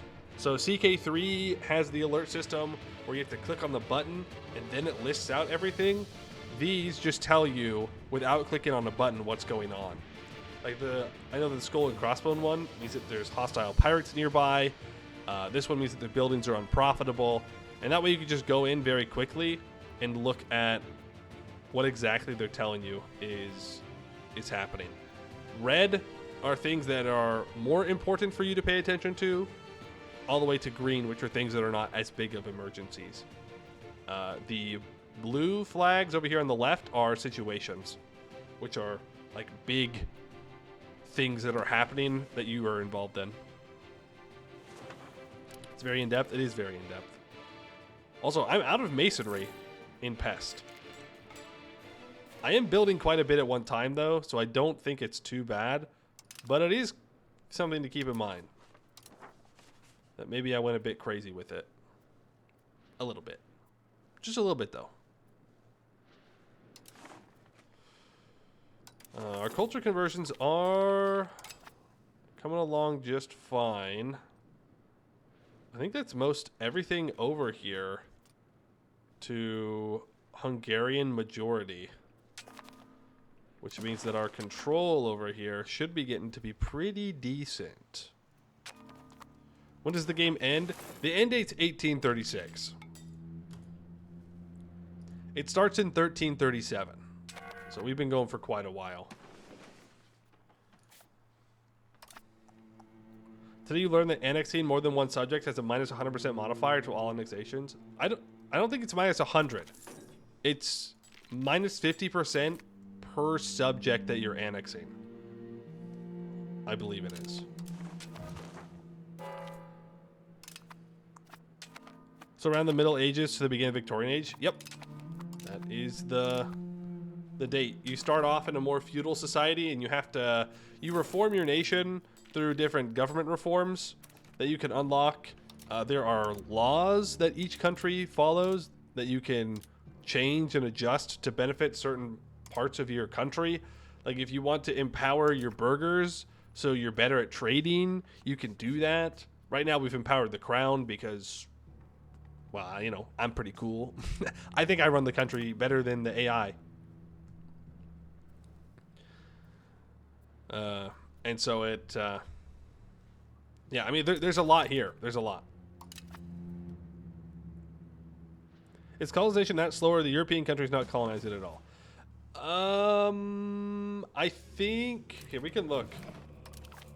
I don't know. It's hard to know since we started this save on the at this point multiple versions ago. It's hard to know what is actual AI performance of colonization now versus when I started the run. Like they are colonizing quite a bit at this point. It's mostly Scotland over here in America. That's kind of crazy. And like South America has been colonized in a lot. Genoa's going crazy in Africa, as are the Netherlands. And then obviously we colonize stuff out here a bit. But most of my colonial nation, which is the Levant and Egypt, are things that we took and turned into colonial nations. But like the AI does colonize. So it's not all that crazy. It looks like these guys have all been subjugated by England, or our colonial nation of England. This is a colony of Verona. So the Italians have colonized parts of the United States. I mean, there are still some natives that are out here. Colonies went so slow at 1717. I mean, I would push back on that being so slow. I would still argue that this is too fast. I would still argue that this is still too fast when it comes to colonization. Like, there should not really be any European presence in here at all. Like, that's just not a thing. Like, it's just not a thing. Like, Europeans should definitely not own this much of Africa. Like, it's a little ridiculous. Like, there's no world in which Genoa should own all of Southern Africa, and the Netherlands should own all of Central Africa. Like, that's just crazy. More realistic makes it relevant to the game. I disagree. I think it makes it more relevant. I think if you don't allow... Okay, because here's the thing. Like, yes. Friggin' Scotland has colonized all of this area, right? Let's jump into them real quick. Like, congratulations to Scotland. They've got this huge colony of bidet, okay? They've got all the bidets. All of them. And, like, that's wonderful. Congratulations. I hope you enjoy having 1,694 people here with wild game. Like, this doesn't do anything. This is useless. It's useless. It's useless. This is just the AI wasting resources. They really, really, really don't need any of this land. It doesn't do anything for them. And if you look at it, the actual value for their colony is nothing. Like, there's no control out here, which means the only reason that you would own land out here is for valuable resources. Now, there's like 1 gold. Sure. I'll give you that. There's 1 gold. But control is low, which is going to lower pop promotion speed to almost nothing. So it's going to take forever for this gold to actually promote. And then, I don't know, are they even taking this gold anywhere, or is it just staying here? Nope, it's just staying here. There's a little bit of export, but not really that much. Mostly because it's an inland thing. Because the market is in a bad spot. Like, the market should be somewhere over here and not over there. It's not really a good market. But that's kind of besides the point. They own all of this land, and that's great. Woohoo. Whoop-de-doo. But in reality, it just makes the AI weaker when they do this. Like, this doesn't do anything. I mean, you'll see when we do like an actual colonial run where I'm not just kind of like ignoring my colonies for the most part, but you want to heavily invest into your colonies. I mean, this is ours in the Caribbean, and again, I'm pretty much ignoring it. But I did send extra pops there, so that way it's actually self-sustainable. Like, this colony does build things on their own. Like, they are doing stuff and things. It just turns out that I don't really need the cocoa from them because, I just don't care that much about it in the end. But I can keep expanding. Like, there are pops here, unlike the Scotland one where there's nothing. There's nothing. They don't use it, and it just weakens them. And there's no way that the Europeans would ever have the ability to control all of this at this point in time. Name big, therefore best decision. Well, damn. Never mind. Ignore everything I just said. You're right. Big name on map equals win. Therefore, I'm wrong. The end. The end. Vassal of E2? Huh. Interesting. Is that Pope colonies in South Africa? This is a Burgundy colony down here. But these over here, yeah, these are all papal states. Pope loves to colonize. I wish they didn't. I don't know. I don't know where I would even put the balance of who gets to colonize and who doesn't get to colonize. Like, I don't love that I see Genoa out here colonizing things because I just don't think it makes sense for Genoa to want to do that. But to be fair, who am I to stop AI Genoa from going and making the colonial empire of their dreams? It doesn't feel nice that Verona is out here colonizing the American coast. But who am I to stop them from colonizing their dreams? But at the same time, it's like, do they really need to be doing that? Like, you're telling me that they would rather go colonize like some of the worst colonial land in the hemisphere? Well, okay, that might be a bit dramatic. But pretty useless land over here for the most part, compared to focusing their resources on taking back parts of Italy or taking parts of Italy. Like, that seems crazy to me.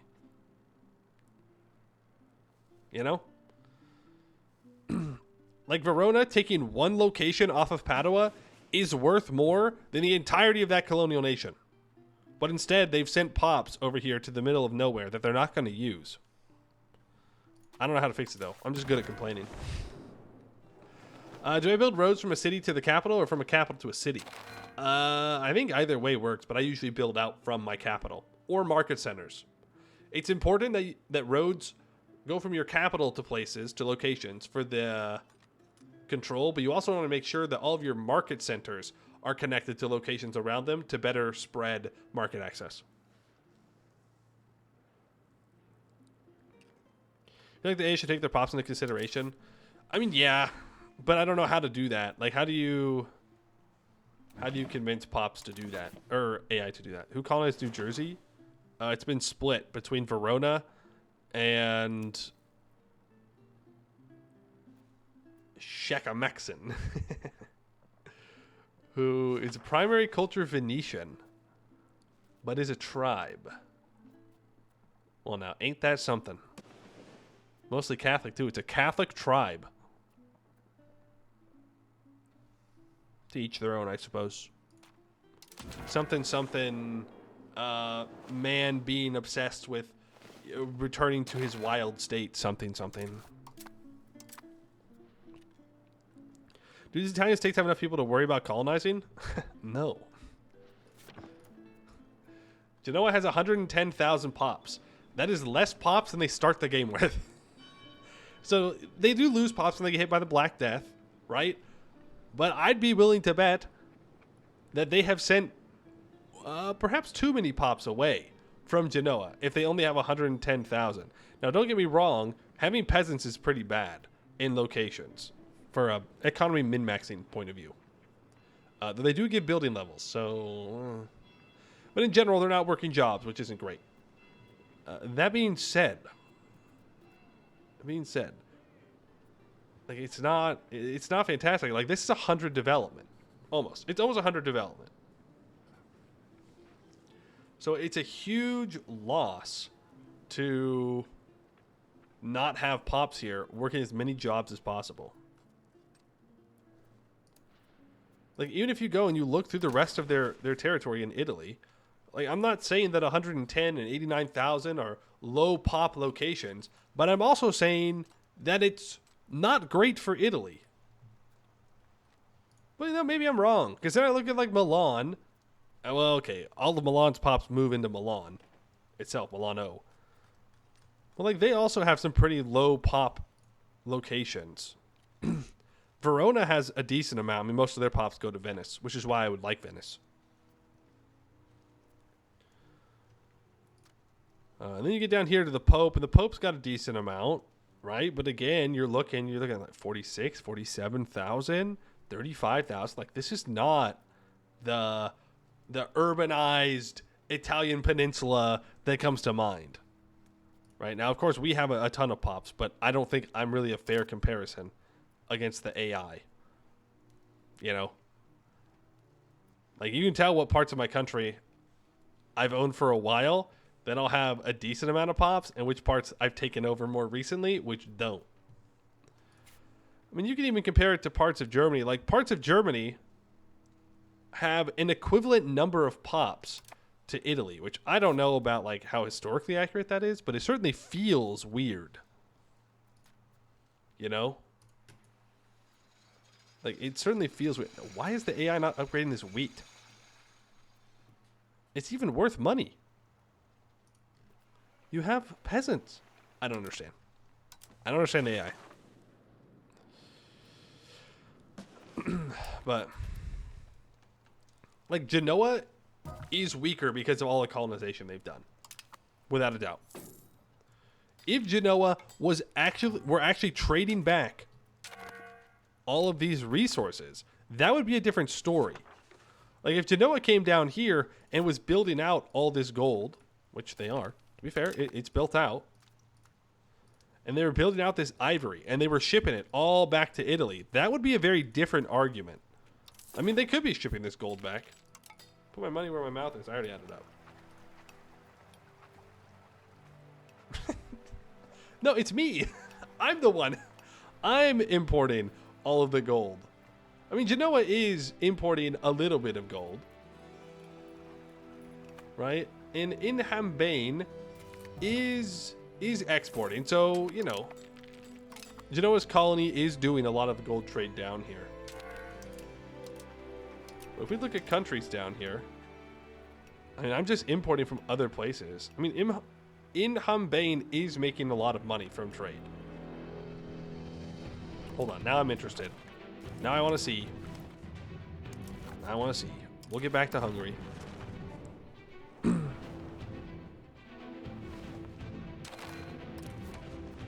So the colony of Inhambane does make a decent amount of money off of trading gold. Right? They have a trade income of 260.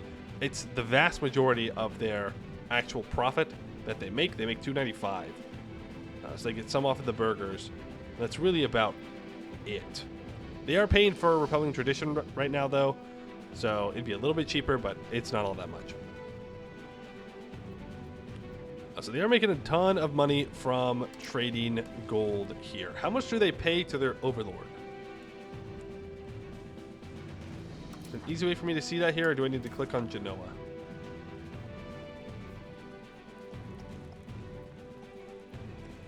Well, I can look at diplomacy.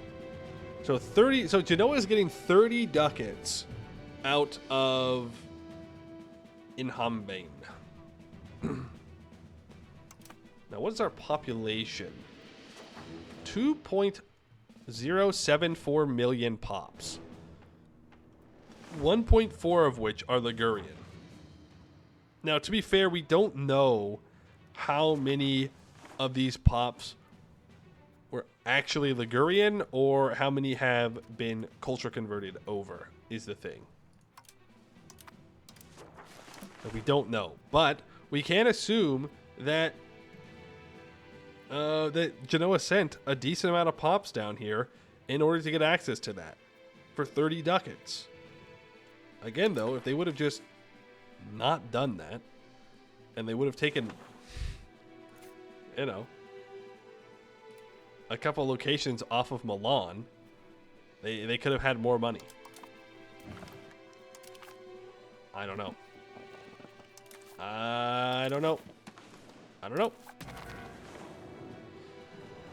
But then if the Italians don't colonize, who's going to colonize?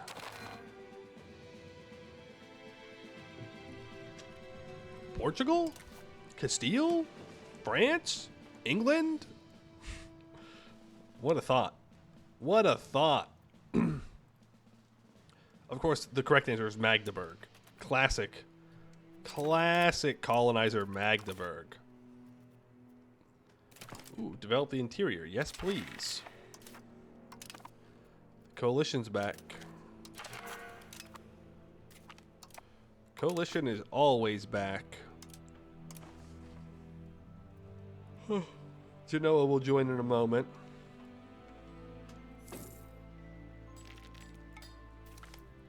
That's fine. I mean, I could get a CB on these guys. We could expand our colonial nation some more.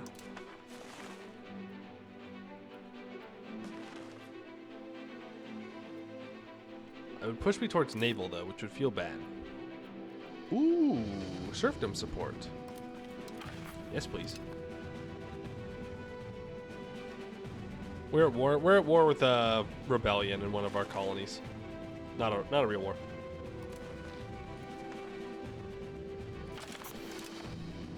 You know what? We can afford a little bit of stuff. Tax exemption for the clergy? Absolutely. Lessen levy obligations? Absolutely. It's 23. We could get lucky.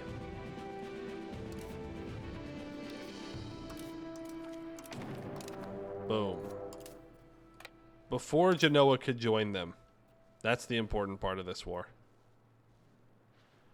Before Genoa could join. So now it's free reign. Neglected peasantry. What if I didn't do that? 30,000 ducats, but I'm poor. I have no money. How dare you? How dare you? Can I import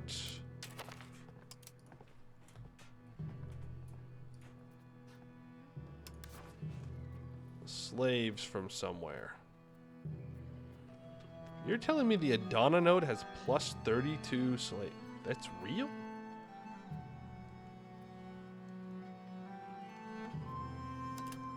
Yeah, all right. I suppose. What do you mean I have no trade capacity? Are you stupid? I have plenty of trade capacity.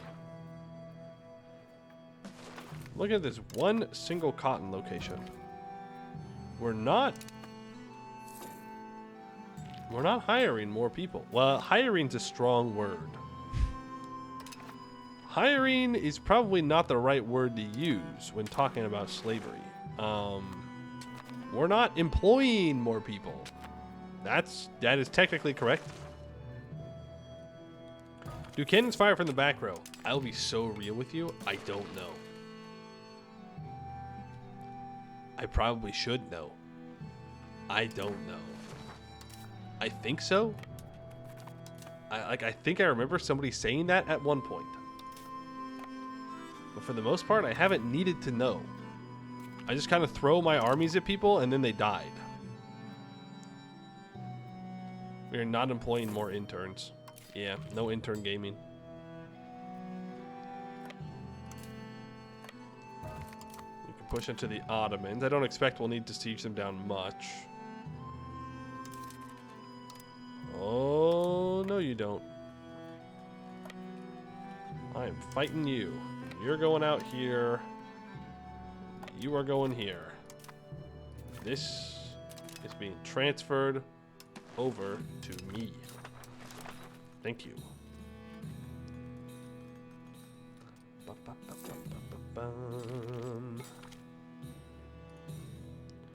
Improve Verona as much as we can.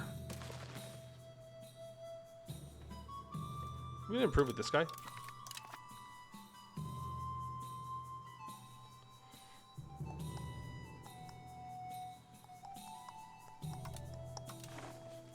Antagonism. Okay, looks like our antagonism has gone down over here quite a bit. gonna improve with you to bring antagonism down. I'm going to improve with Burgundy to bring antagonism down. I'm going to improve with you to bring antagonism down. And I'm going to improve with Morocco. And Zab. I want people to like me.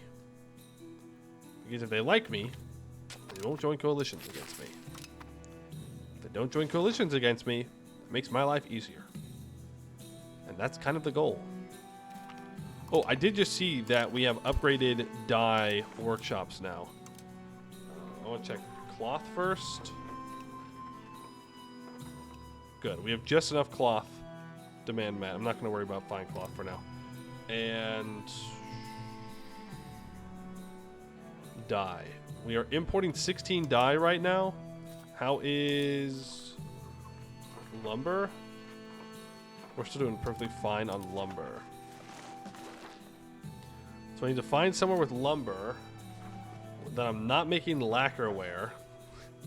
Preferably. Okay. You.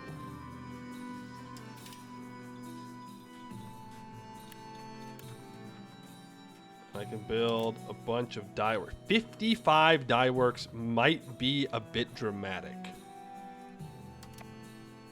That might be much. Let's see. There's a deficit there. Yeah, there's not many places that I can send dye to. I mean, there are some.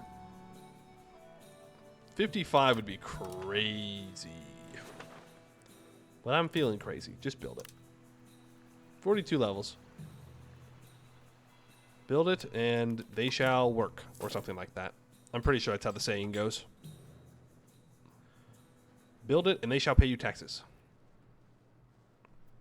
How much money am I making from those trade buildings in Asia? A lot. A lot is the answer. Our second most valuable trade route is from our Asian trades. I mean, I could go through node by node. Trading in. Let's see, we're looking for the Kozhikode market. We are making 276 ducats off of this. 146 there. 25 there, and then a little bit of losses for the very small trades. Then I need the Paz Haverkadu. Paz Haverkadu. This trade is making us 452 ducats. Why is that one not at the top? And silver is making 109 ducats.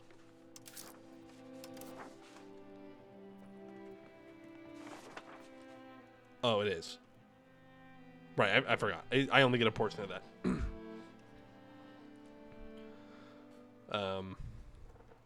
And then Kozhikode is down here. I mean, we're making a lot of money from all of our other stuff, is the thing. Like our gold and our books. Hey. We're making books. We're making real good books. But if we look at trades over here, we can go trades. Own trades. This trade makes 52 ducats. I get 68% of that. I mean, like, it's just free money is the thing. Like, to build a trade post or a trade office is 37 ducats. So, I just spend 37 ducats, I build a bunch of levels, and then I don't need to worry about it again. You know? So it's definitely worth the investment. I think those trade posts or trade offices are probably the best building that you can build in the game in general. It's free money. It's free money because the thing about it is pops are working and making me money, but they're not my pops. It's essentially just stealing people's pops and allowing you to make money on trades that you shouldn't have any right in doing. Because it's not your land. Like, you don't own anything there. You're just, it's like you're building a building, but you're gaining pops while doing it. For example, where do we have one of these bad boys? We have 14 trade offices in Cologne. That is 1,400 burger pops that we have stolen from Hoysala. Now, Hoysala doesn't care because it's India and they have like a bajillion pops, but like it's just free, it's free money. If you could spend 37 ducats to gain probably, I think it's 200 base pops per level, like that's an easy trade. I'd spend that every day. You're pretty sure that I lose pops within Travis's? Really? I guess it'd be hard to test right now. Do I send pops out there? I mean, it definitely lowers the value to me, but I mean they're still good. Let's see, demography.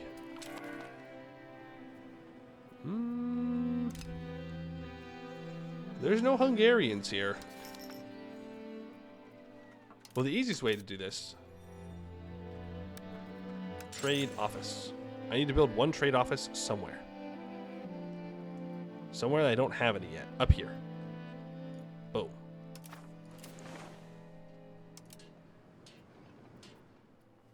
Okay. So there are no Hungarian pops. I have to wait for Poland to finish building theirs. You were depopulating your capital when spamming them. Oh. Maybe they already got culture converted. Interesting. I was under the impression that you yoink the pops. I mean, even so, as long as you have enough pops, then I suppose that's fine. My armies are starving. How? Riddle me this. How do I starve when I'm along the Nile? Where is Harutep the Reborn when we need him? He would feed us.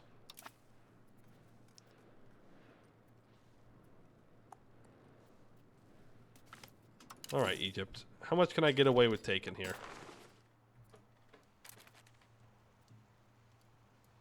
I mean, that's 97. 151. I mean, nobody really cares. Is the thing. Like, nobody really cares. Maximum control is 66. Okay, they have cored this.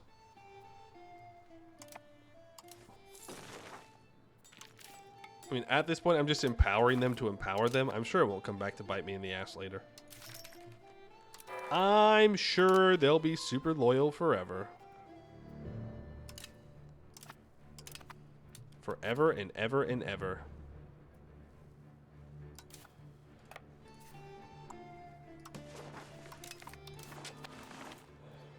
What's the difference between peasant levy and matchlock levy, other than losing half your levy size? I do know this one, actually. I do know this one. The answer is that later levies are better than earlier levies. It just doesn't tell you that in the tooltip. That's what I understand, okay? This is not from my experience. I do not know this, but I know other people who have looked into it. And that is what I understand. It doesn't tell you, but you do want to upgrade your levies. Unless you're England, maybe. England might be the exception, where you keep your tier 1 levies. The trick is, you know, like, don't use levies, I guess.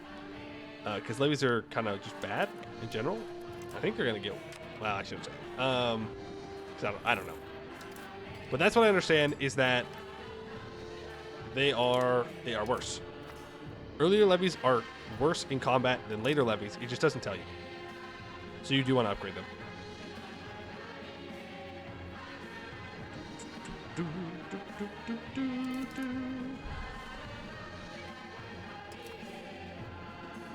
Can you not, Egypt? What? He yoinked my Diplo-Hegemon. He yoinked it. How?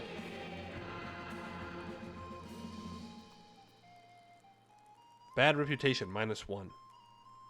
I have 15.54. Wait.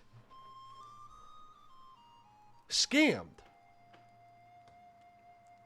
Because I was getting +4 Diplo rep from the cabinet action. Does that not? No, I still have that on. It's just a skill issue. That's what it is, just a skill issue. Damn. Well, that kind of sucks. That improved relations is really nice. How do I get more Diplo rep? I would have to trade out like assimilation speed for diplomatic traditions. Is that worth it, do you think?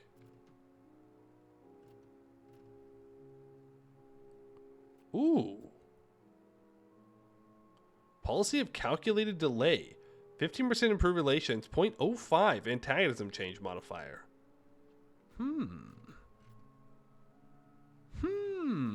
Interesting. I would have to put in that policy, though.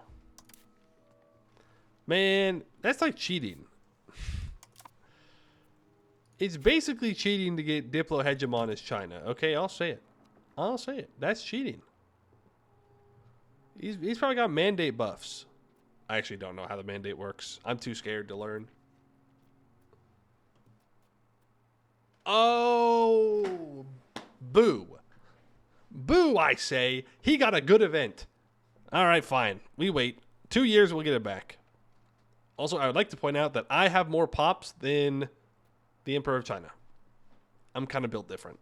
Ignore the fact that he only owns like a very small portion of China. That's not important. All that matters is that we're winning. We're winning, okay? That's all that matters. I want to boost from Byzantium to here.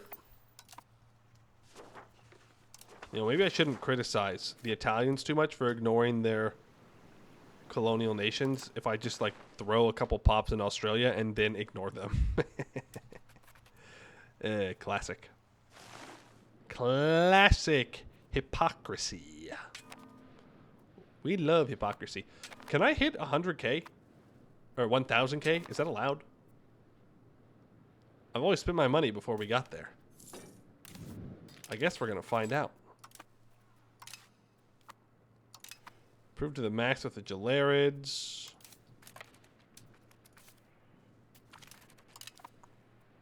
They're gone. Levies are decent when you use peasant and noble privileges, and at one law you get plus 75% levy combat effectiveness. I got bad news for you. Got bad news for you about levy combat effectiveness. It don't seem like it working. I hate to tell you this. But it seemed like right now it no work.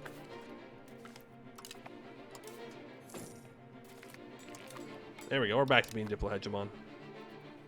A short detour away from not being it. I could take all the way up to Kuz. That feels a bit unnecessary. I won't lie. Up to here is fine for now. Levies work well early because you can merge them. They have 1k stacks. That's true. You should merge your levies. That is pretty important. Colony of Mekatina. I'm trying to remember what the colony of Mekatina is.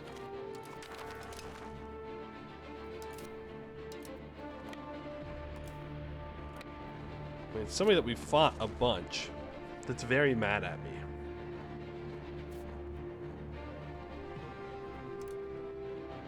Ah, no, it's someone we only fought once. Yeah. Well, technically twice, but we took land from once. Canada. much control could I get here? 0. We do actually push proximity here.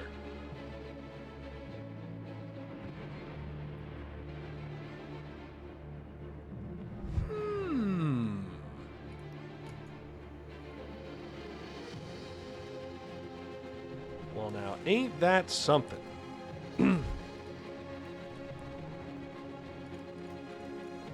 I still don't think I want it.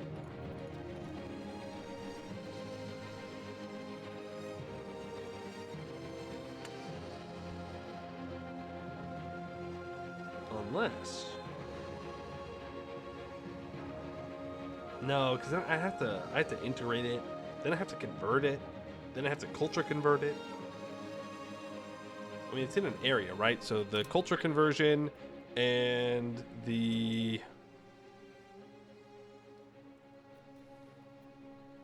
Oh, that's what we were doing, wasn't it?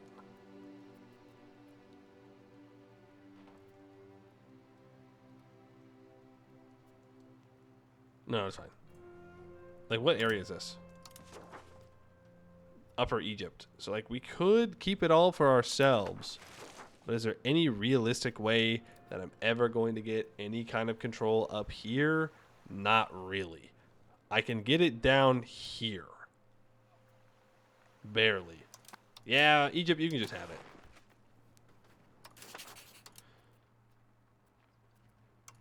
In a different timeline,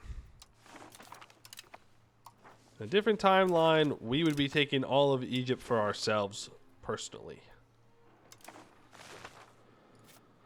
Bum, bum. I'd like to build a wharf.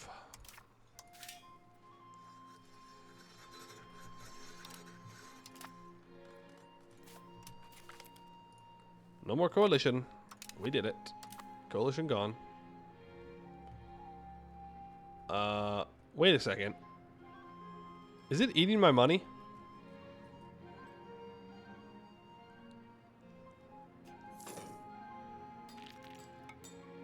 It most certainly is eating my money. The game's not... Okay, so you cannot go to 1000k. It just eats your money at that point. Well, boo. So-called free world when I can't have more money than I can ever know what to do with. Time to start spending that. You're so right. That is what it's time to do. It's time to spend, spend, spend like there's no tomorrow. Don't worry about anything else. Just spend.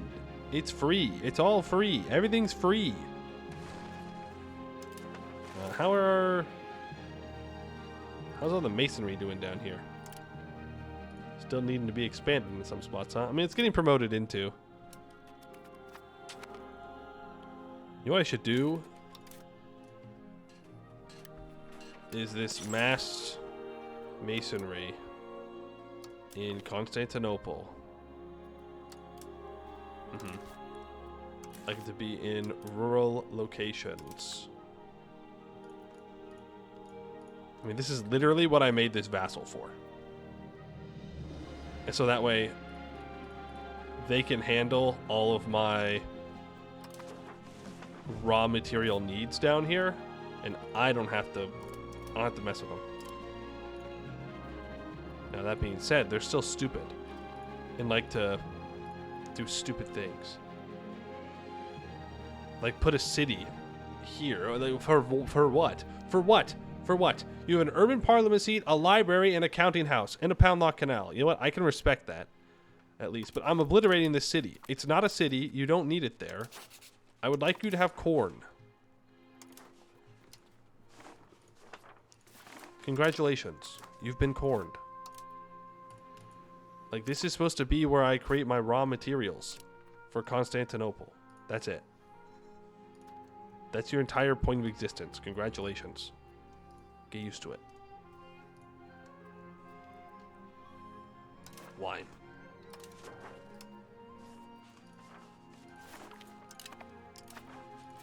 Wine spotted. Wine obliterated. Where else do we have wine? I want all wine gone. Let's start in Hungary. Hungary proper. Okay, that might not be counted as Hungary proper.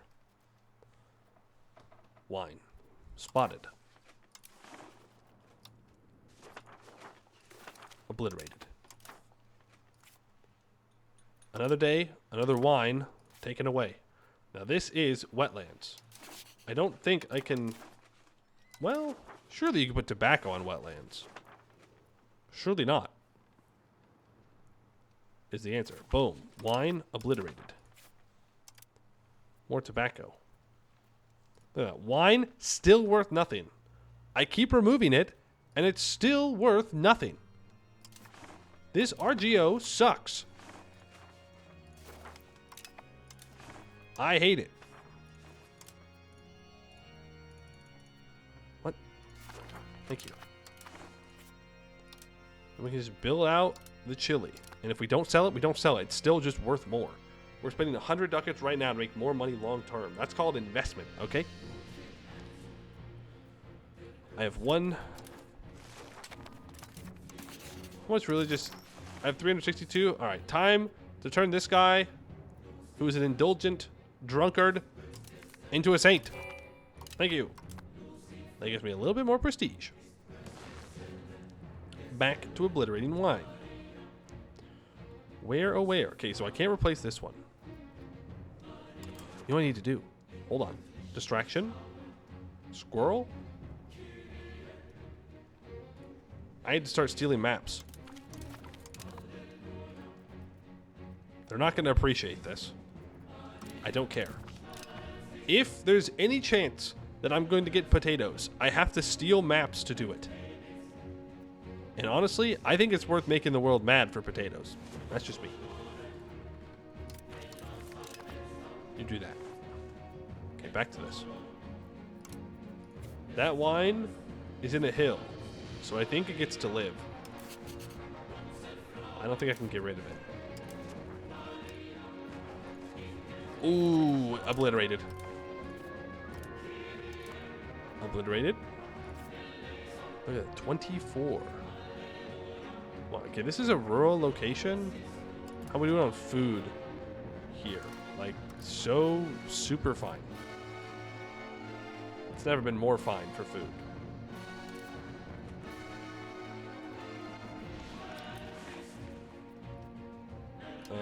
Tobacco. Boom. Beautiful. Over here, we have another 2 wine. I have no prestige, though. So we're out of luck. We're out of luck. You know, it'd be interesting if you could break into India, and like, I mean, at this point, we probably could, to be fair. If I really set my mind to it. I don't know about being VJ, but I could probably break in down here. If I built enough ships, enough troops. You can go in here.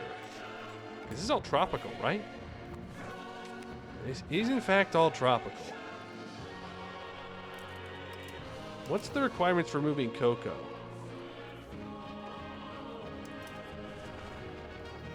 Does it tell you? No. Oh, wait. Cocoa. Australia? Wait. That's kind of huge. East China. Huh. Okay, I think it's just being tropical then.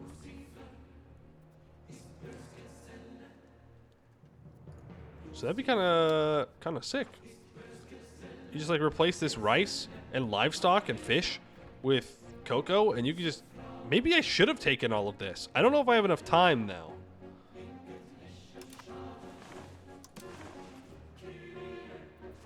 Like, imagine all this pepper.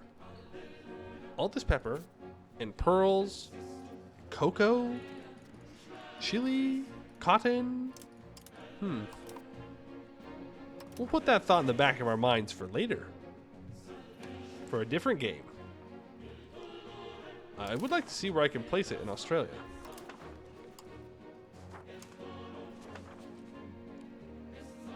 Oh, I can obliterate wild game? What? Where did I get that prestige from? Wasn't I just out?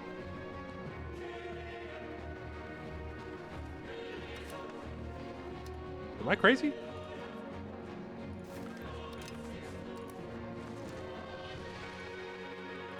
I must be. Maybe Australia's good, actually.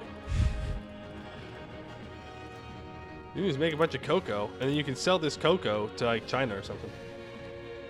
I was 0 a second ago? Huh. There you go. Build different, I guess.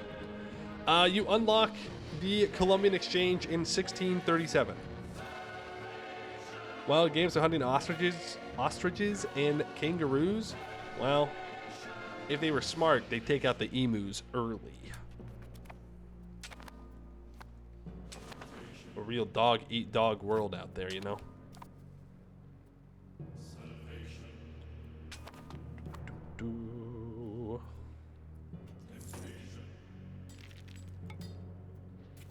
Okay, do I need to encourage migration to this location still? I know you're up here somewhere.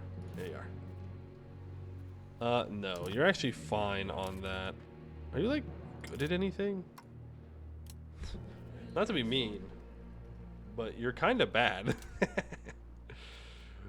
Let's get this guy in there. And you are going to go ahead and assimilate to Hungarian down here in Uboa. Because this is mostly Venetian. Wow. Some Greek as well. But I'd like to get rid of all the Venetian so that way it gets cored up. Do I want to integrate my vassals down here in Greece? I think so.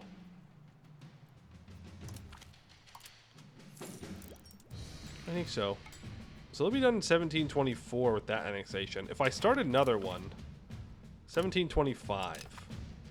I think that works. I do need to improve with them, though. If they drop below 150, the annexation stops, I believe. Then we'll have to convert all the French stuff down here over to Hungarian. Are you still annexing? Yeah. Yeah.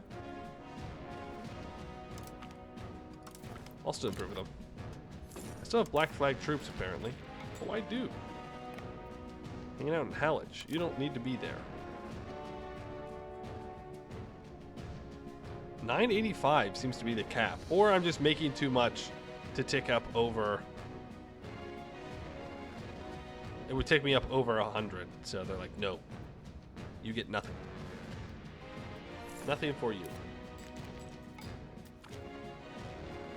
Man, almost the entirety of my income is trade. It's kind of funny. Diplo spending is 5,000. Yikes. Alleviating concern. Yeah, we sure are alleviating. Opposing military school. I'll keep it equal between offensive and defensive. Do only the colonizers get the Columbian Exchange? No. I think it's you just need to see. You need to see or own or have in your market the goods.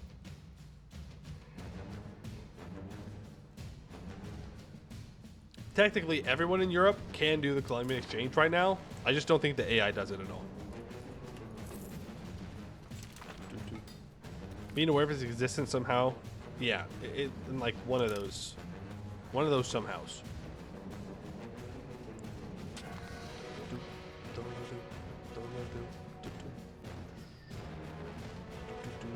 Oh, I can force people to divert their trade, can't I? Economy, force divert trade. of more people. Hello, Ottoman. Thank you for your trade, bozo. Hello, Hallich. Thank you for your trade, bozo. Hello, Teuton. Thank you for your trade, bozo. And you, Württemberg, will give me your trade as well. And we'll make more money because I deserve it. Mm-hmm. That's what it is. I deserve their trade. Winery manufacturing. I spit upon your winery manufacturing. I never grabbed the tanning manufacturing, which is something I did want to get. I should probably grab the merchantmen for the upgraded light ship. Wait, what's the difference between a merchantman and a frigate? A frigate gives 0.32 maritime presence for 2 sailors. The merchantman... Oh, the merchantman's a transport. That's why. Well, that makes a lot of sense. That makes a lot of sense why it's also there. Furniture manufactories I could unlock. Paper and iron output over here. I mean, we could double our iron output. I feel kind of crazy not to grab that, right? That prestige would be nice. Naval range, Diplo range. I don't think I care about those. Army initiative would be good. I think it'd be better if I simply grabbed the upgraded units from this age, because I just haven't done so. Pacify population, minus 20% unrest. Oh, wow. Army movement speed, regimental camps. Heirs of Rome, minus 1% expected cost of court. Cheaper Diplo annexation cost. Less antagonism received. Yeah, alright. Let's grab upgraded cavalry, upgraded cannons. I don't really want musketeers. No, I do want musketeers. I don't want hunters. So musketeers. State satisfaction, colonial migration. State satisfaction does equal 2.5% more tax, but... And I don't really matter.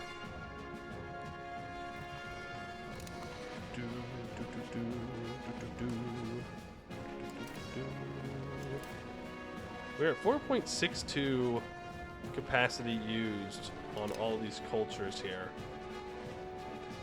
We definitely don't need them all, is the thing.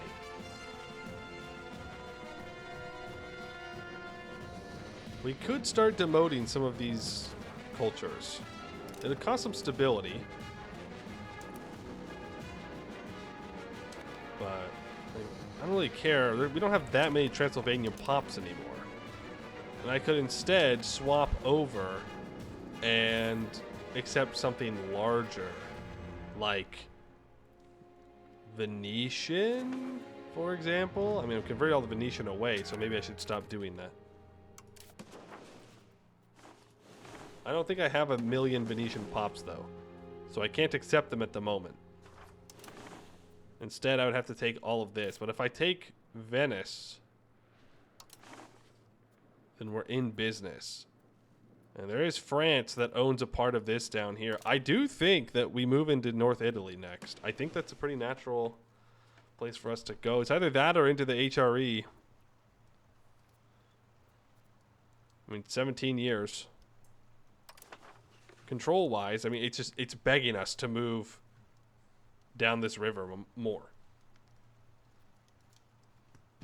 Like, it wants us to go in this direction so badly.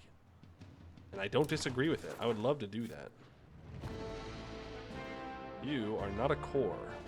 Why? Not the right culture. Okay. Fair enough. Fair enough.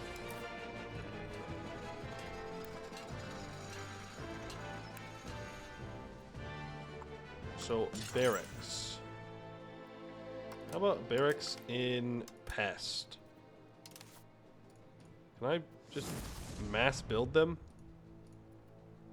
Okay, what if I get rid of that and I just mass build barracks everywhere? At least one level of barracks. I just want to increase our manpower because these upgraded troops are going to cost a lot of manpower and I'd like to build more. Fisher, thank you for the follow. Appreciate that.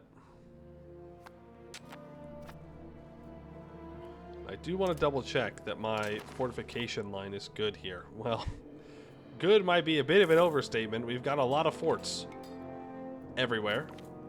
We could also unlock star forts and build those along our border with the HRE. And that would definitely help with any big wars against them. I cannot believe I let this kid slip by like that without an expensive education for their whole life. Yikes.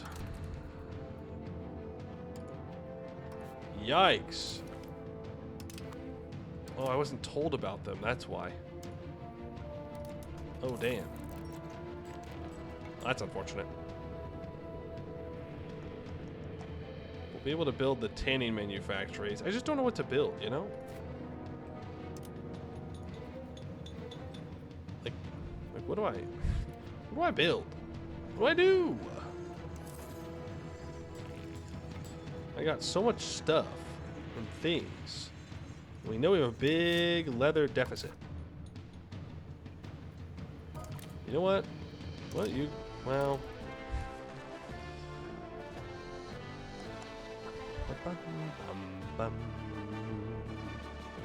yeah, it's fine. You build 60 units of fine cloth there. We'll produce our own fine cloth in Pest.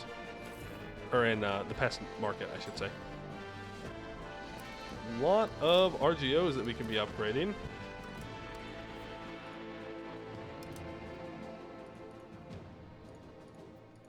Did we get a tech that increased RGO size recently?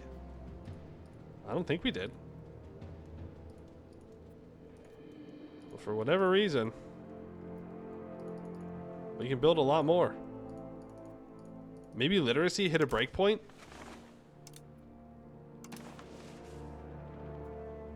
We did hit 65.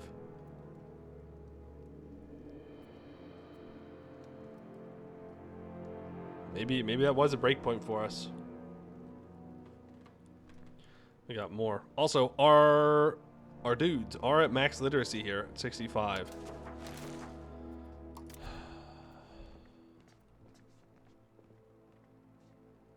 I mean, I can give up crown power. It's not a big deal. We'll change that into max literacy for more mandatory bureaucrat education. We're going to be so smart. We're going to have the smartest of all people in our government. Truly, no one has ever seen such a smart government before.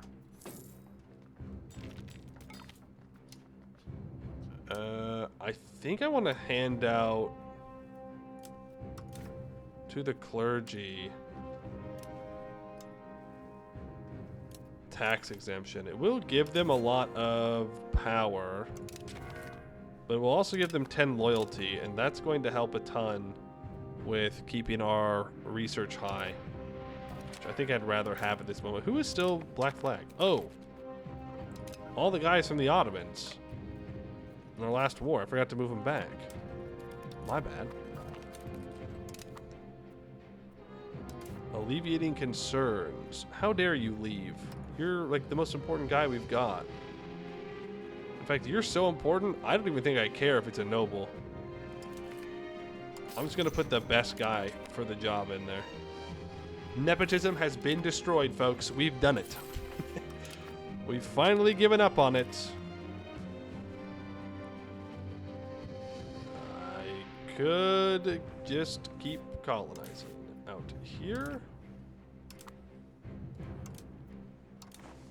For fun. For fun. For the heck of it. Why not? You... I don't think I'm going to help with pushing that, though. I don't think it's necessary. Instead, you can...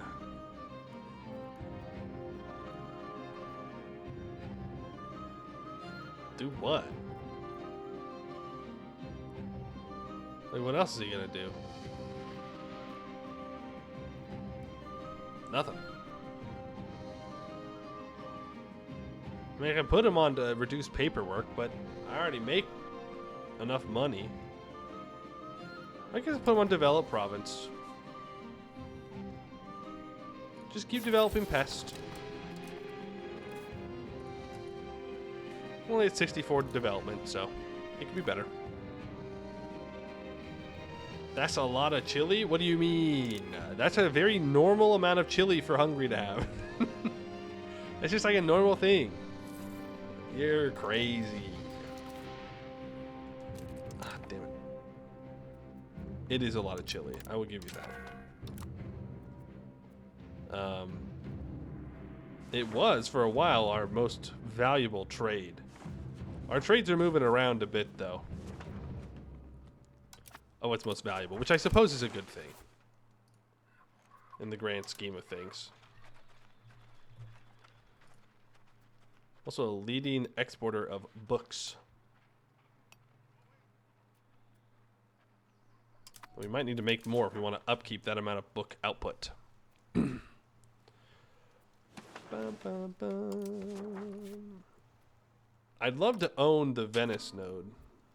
Now, just to be clear, our market is worth way more than the Venice node. Our market is worth 25,000 ducats. Cologne gets close at 20,000. Dinkelsblur at 23,000. Krakow is at 22, and we have control over a large section of that. We have 11,000 down there in Alexandria. 22,000 in Paz Haverkadu. What about China? Okay, China's dumb. China's got a tiny ass market with 36,000. Never mind. Never mind. Never mind. Okay, I'm sorry. I'm sorry. I thought that my market was worth anything. No, our market is in a pretty good spot. All things considered. Though I feel like it could be higher, right? Last month, goods were exchanged in this market for a total of value of 25,995 ducats. I mean, it is a smaller market than Dinkelsbull. Like, there's more locations in here, I think. But maybe I'm just being real big skill issued. These guys are making... Their market value is almost mine. Trades. I don't care about my own trades. I just want local trades. Sort by value, by profit. What the? I guess they've got like a bajillion little trades.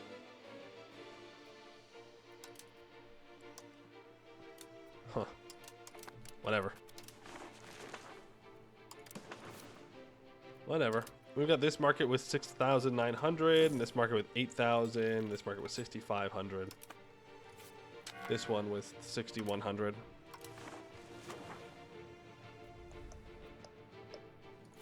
just feel like I don't know what else to like build.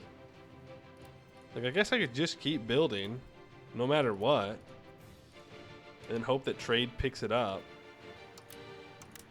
I can build another 30 things there. Not enough masonry in the pest market. That is a truly, truly terrifying thought. My God. What have I done? I've built too many damn granaries. I am Bobo the Fool. I am Bobo the Fool. Masons. Rural location in the pest market. I would like there to be available pops. Build. That's... You cannot You cannot get away with this. You cannot just be like, oh yeah, build all, and then you don't build all. You don't realize what we're going through here, okay? This is a national emergency. I need all hands on deck. All the masons need to be making masonry right now.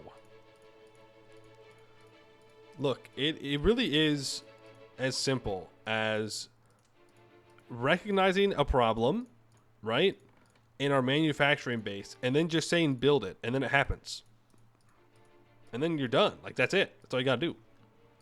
Click a couple of buttons, bada bing, bada boom. We've got masonry. I'm going to build it everywhere, by the way. Everywhere that we have peasants in this market that's not over the building limit. We are not going to run out of masonry again. Heresy in Unter dem Wienerwald. Heretics must burn. I agree.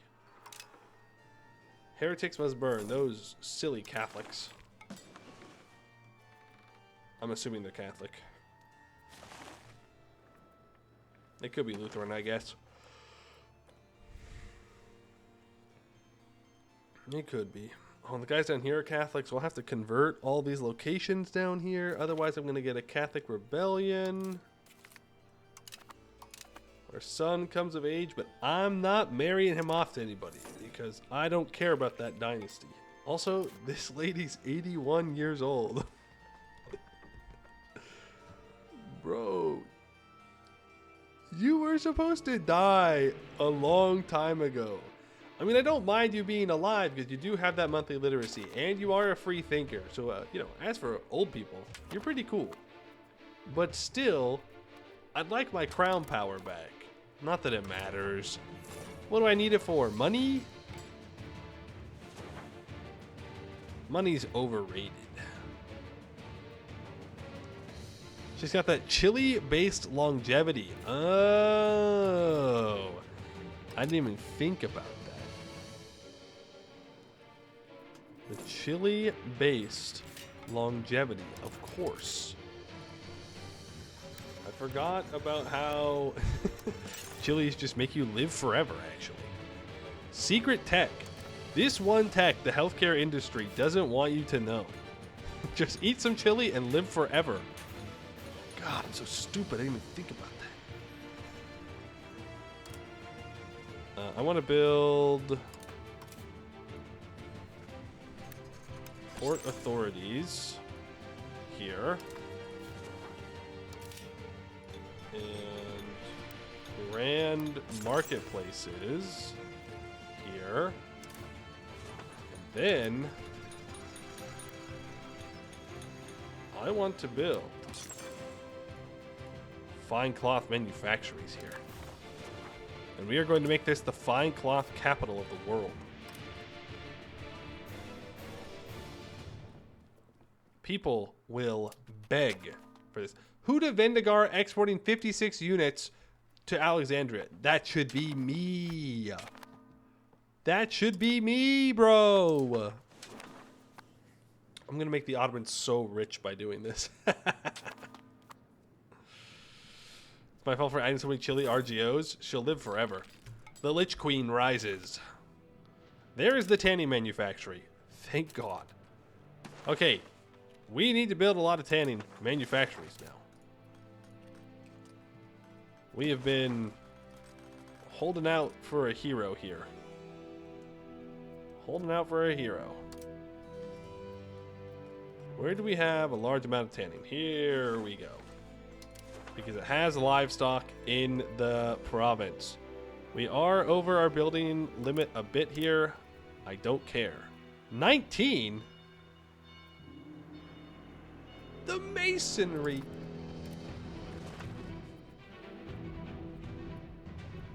We just have to wait. I mean, I could import more in. I don't know if there's that much masonry out there. No. Doesn't seem like it. People do not want to share their masonry. There's only 32 in that market?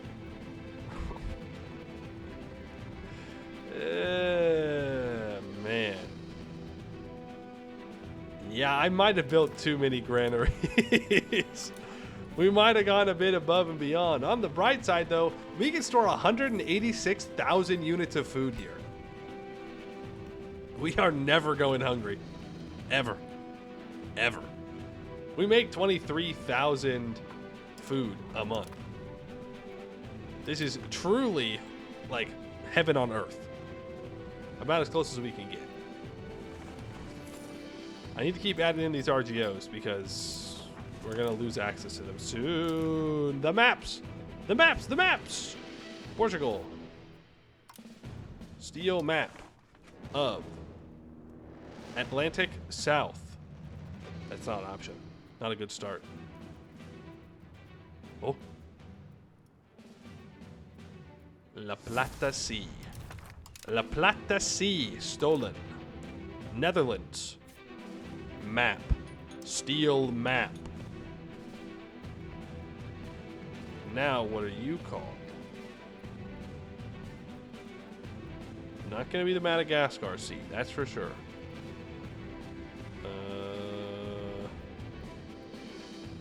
Zaragoza Sea? No. War Chariot, thank you for the follow. Feed the world, let them know it's Christmas time. Real. I mean, I don't really plan on sharing my food with the world because if they wanted food, maybe they should have grown the food. But I'll tell them that we have food. Surely that'll be enough. I'm sure they'll be fine with that knowledge. There are parts of the world that are starving. I just, you know, it's so much work to move the food over there. And I have to use trade capacity. I'm not trading chilies, and that just sounds terrible. Just sounds horrific. That's the Falklands. That's... do the Netherlands not have vision on this area? I find that hard to believe.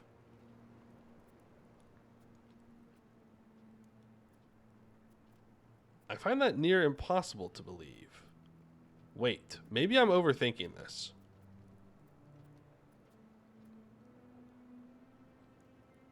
Maybe I'm overthinking this. I could go from the other direction. Right? We could steal maps down. I just need one potato. I need one single potato unlocked. That's it. Give me your potato. Cairo or Muzi War?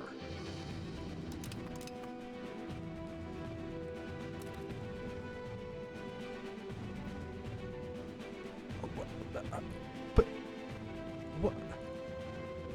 Why? Please tell me that's over here.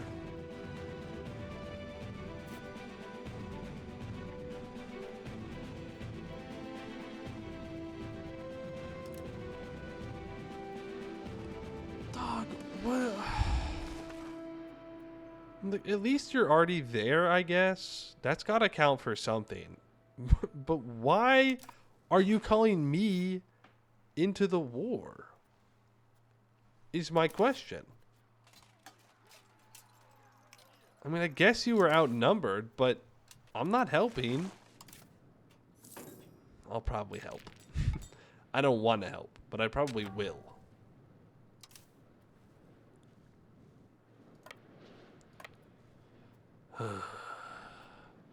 I'm too nice, you know? Too nice to my subjects. What if the big Ice Age comes next? We have to be prepared? You're so right. What if we get Ice Age 2? That's the dinosaur one, right? Or is that 3? That might be 3. Crazy how they made more than one Ice Age movie. Yeah, hey, I enjoy them as much as the next person, but multiple seems crazy. Seems crazy.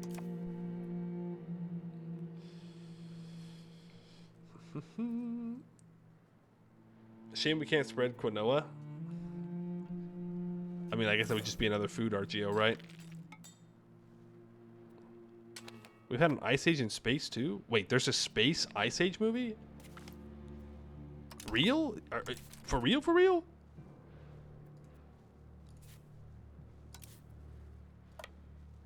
Wait a second. Oh, they still call this Cairo, even though it's Levant. Ice Age 2 is the flooded world with Mount Ellie. Oh, that's right. That's right. So it must be 3 is the dinosaur one. Can we leave this war now? No. I don't want to give you this desert. Do you really need this desert? Is it that important to you? You absolutely need to have this desert. It's not worth anything. It's not. It's really, really not.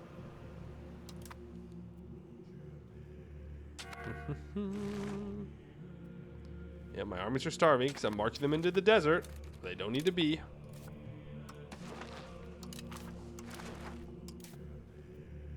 They don't need to be there. Okay. Bring it back now.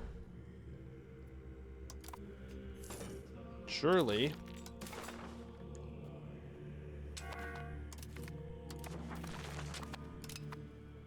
We're done. Stop calling me into wars.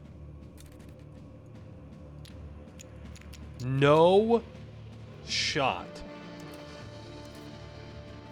You can get stuck in desert crossings? You don't get black flagged?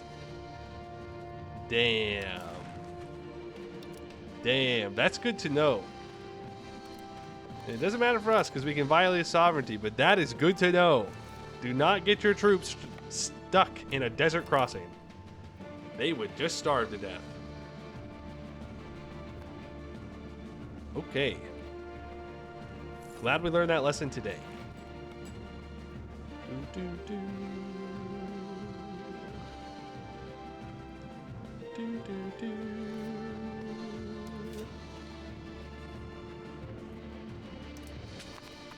Weapons workshops make a lot of money here. Yeah, I'm sure they do.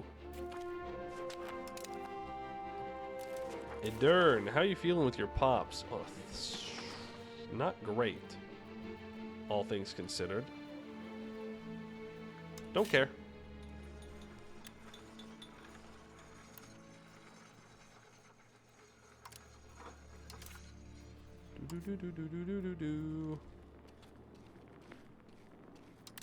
Going to expand the weapon manufactories in Edern out. Go ahead and cancel the barracks. Not that I think it'll solve the problem of that, but we'll see. We'll see. And right down here, do we have livestock? We have it up here in this area that does not have a single, and I mean not a single, goddamn city or urban location. Well, I mean, this is technically a better spot for a city, but that's Chile. Do I really want to obliterate the Chile? I don't care. We got plenty. We've got plenty. I think 100% iron output. This is a city. It has legumes. Legumes. Well, I would like you to build some construction centers. And then you can have trade buildings. And you don't need to work that, 'cause that's a terrible thing for you to have. You can then build max tanning manufactories. You're welcome. Megara? Oh yeah. Build those books. Build that paper. Build trade. Build trade. Let's destroy those. Any reason in particular I super built those up there? Nope. I just did. And you know what? I stand by that. I stand by it. Wine. I wait for potatoes. I save my prestige for potatoes.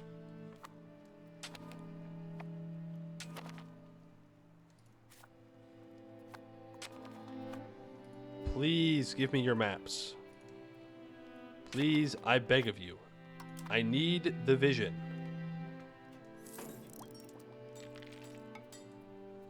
Please, oh please, oh please. I need vision. Over yonder. Why do they all hate me so much? You don't hate me. I have fleet basing rights. But I still can't explore over here. And I honest to God don't know why.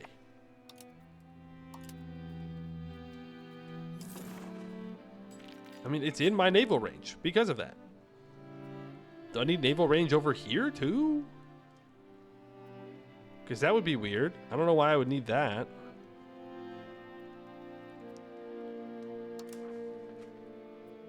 I suppose I could try and buy it off of someone.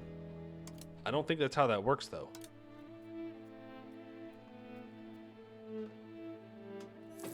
They say, nuh-uh.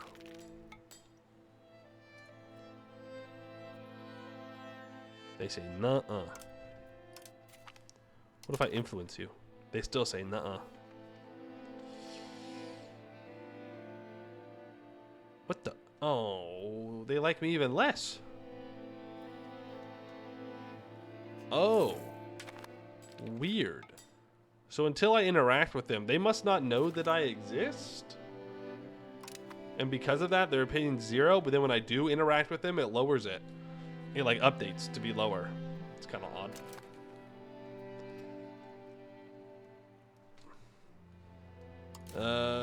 Let's see. Expand modern road network. Promote a member of the burghers. I mean, how much are we actually pushing aristocracy here? 0.18. With some dedication, we can actually push this back towards plutocracy. Or at least away from the aristocracy. Though I don't really care. Because I don't think I'm going to be able to flip plutocracy unless... Unless...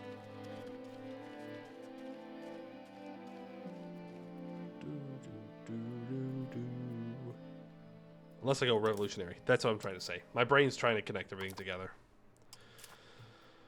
Are there any laws that we want to take a look at and change? I don't think so. I don't think it's necessary.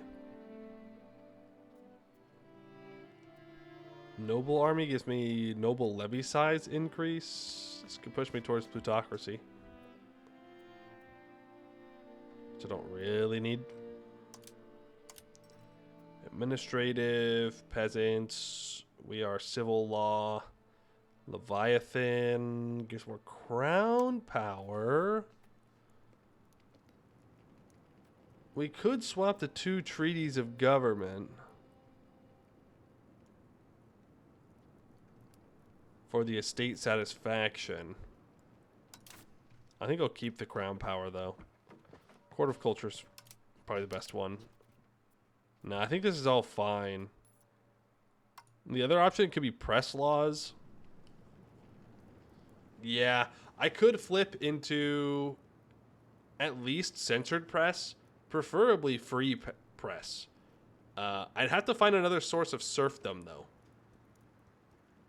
I'd have to find 2 sources of serfdom, actually.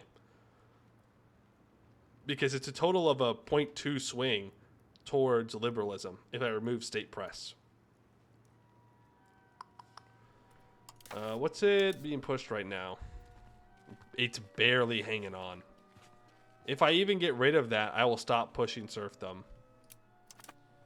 Man, what's up with this? My peasants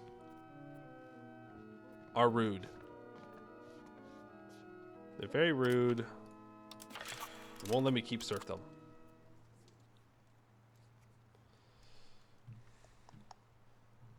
I have just a few more years here to try and get vision on potatoes, to spread potatoes through the Hungarian Empire. Now, you may be asking yourself why.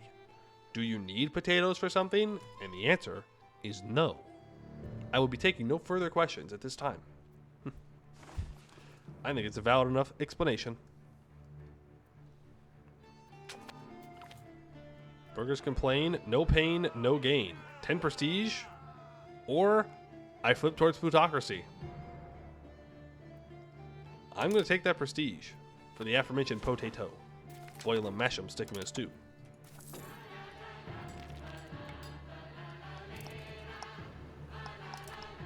We're still at a jewelry deficit, right? It doesn't matter. We were at a masonry deficit. We're gonna need more pops there. I mean, you're assuming you're alleviating concerns. You're developing pest. Why the frick are you developing pest? That's not where I wanted you developing. You need to swap over to encourage migration to here. We're not too far over our building limit, so it should be fine. Oh, yeah. That should absolutely pull in all the pops. But we are short on jewelry in pest, which feels a little weird, considering how much gold we have. Now, part of this is that we're actually just exporting a bunch to Alexandria.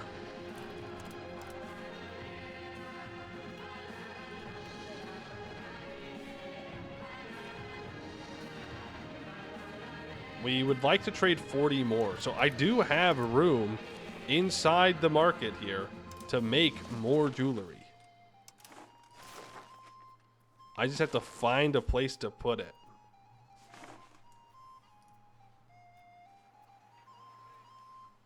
And we might not be able to get bonuses off of it necessarily. Just because of how we've urbanized here. With trying to just get one location per. Like, I'm looking at this location, and it has 47,000 pops. It has a pop capacity of 66,000. Yes, I would lower the amount of alum I produce here if I turn this into a town, but it would get more pop growth. You would think. Well, it would. It would get more pop growth. I don't know. We can test it. Right now we get 0.5% pop growth. Let's upgrade this. Let's see what happens. Because it's close to its population capacity. Which means that the rate at which it's going to grow is going to slow down. It could be, though, that they migrate away fast enough to where it doesn't really matter.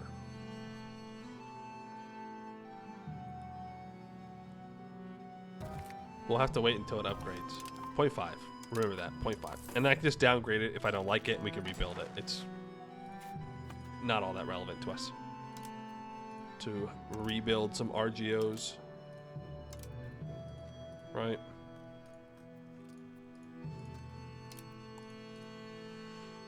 We have gold out here. So you can get max jeweler levels. Maybe 13. That's not bad. Ooh, and you are also a city here. So that's another spot that we can max out some jewelry guilds. Or yeah, I guess it is guilds. When do we get upgrades for jewelry?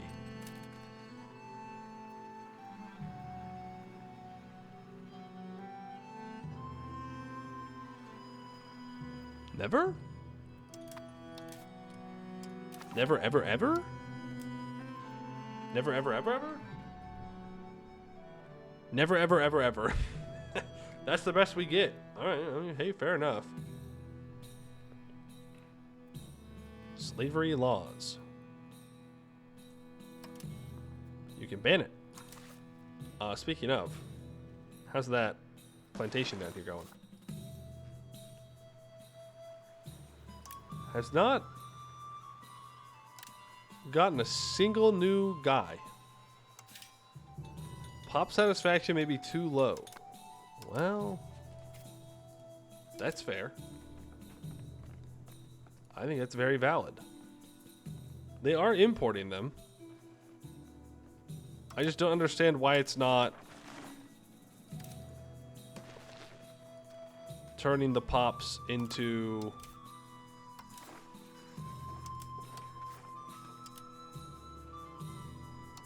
or turning the good into pops. You were so scared of trying to become independent of China as Korea, but Red Turban Rebellion makes it so much easier. Oh yeah. They're basically begging for you to leave when it all falls apart.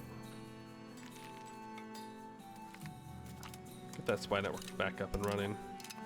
There's 10% paper output. We do know that having a lot of paper is very nice.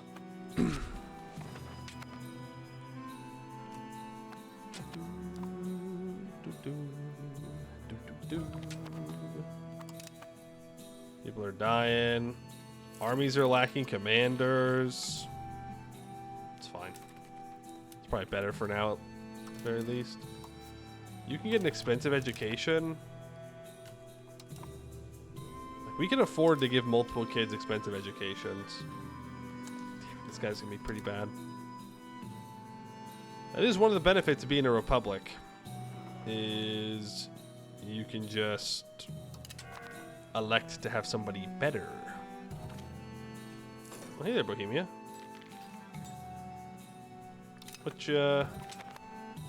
Oh, she died! It's Jover! Okay, she lasted a lot longer than I thought she was going to. I mean, that was like a couple of decades. She was 61, I think, when she took over. He's just drilling on my border. I do have to respect the showing off. Let's just keep him happy with me. Keep her happy with me. Oh.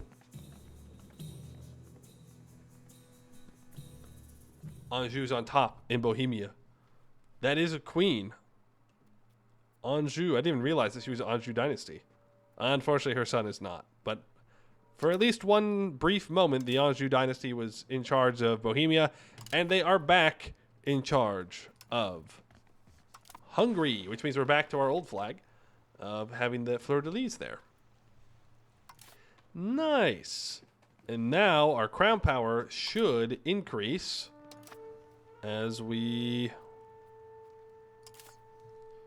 can have our dynasty back in charge of it. Let's go ahead and sort by crown characters on the boats. Get you in charge of the navies. Crown, perfect. Then we need to go to the armies. What's the most important army? This one. Make sure that you get the best general.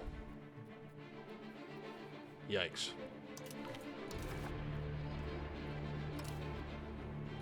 Yikes is what I have to say about that one. Oh, I mean, we do have good characters, to be fair. And perhaps during wartime, we should put them in charge. But for now, we will let our nephews and cousins and whatever else run the army. That guy's getting sent to Canada. Good luck. So that's now all the armies and navies with our dynasty. All of our cabinet members are our dynasty, and we have a head of dynasty. Actually, we have one person who is not our dynasty in the cabinet. But I'm fine with that. What does that boost our crown power up to? Is the question. I don't know if it's going to be a lot. Also, our king is on an army. From 67 to 68.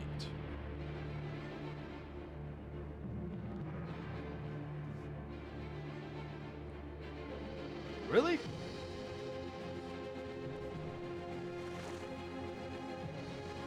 Really? I feel like it would have been a lot more than that. You tell me 1%? All that equals 1%. All those modifiers added. Of every single person in our house. Gets me to 68.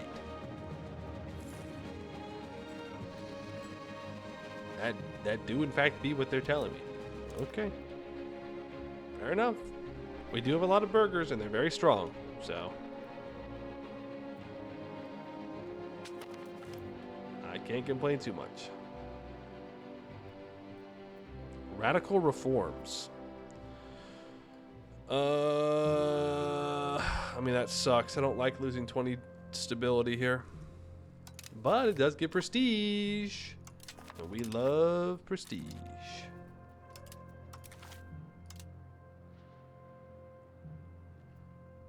Oh yeah, that's readable right there. Mm-hmm. That's super, super readable. At least one of these does not have Celtic marriage band. At least one of these belongs to the Celtic group. Belong to the Celtic group. Does not belong to the Celtic group. Well, damn it. Am I supposed to belong to it or not? I guess there's 2 belongs and 1 not belong. So the answer is no. I'm not supposed to belong. Oh, wait. I wanted to check something. People, characters. Female, crown, not married, available for marriage. Where was she? Where was she? I wanted to marry her to a lowborn. You'll work. Oh, I can't. Well, you son of a gun.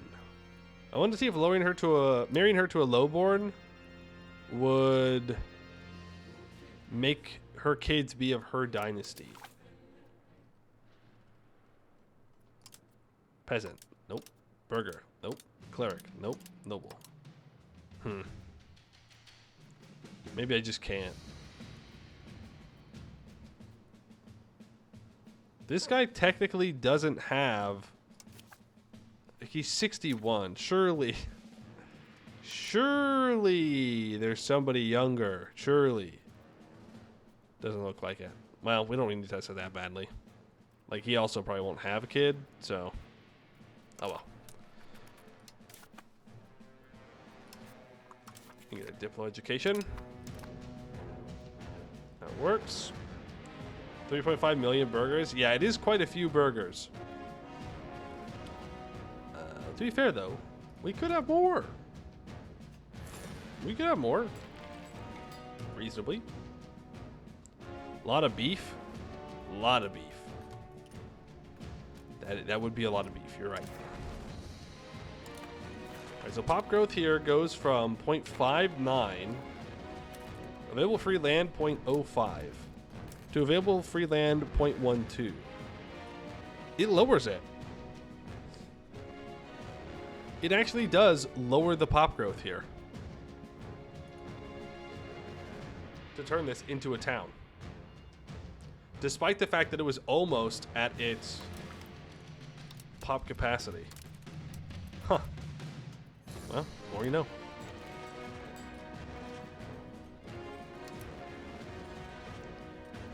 I feel like it doesn't make any sense. I mean, it's not at pop capacity yet. It's just getting close.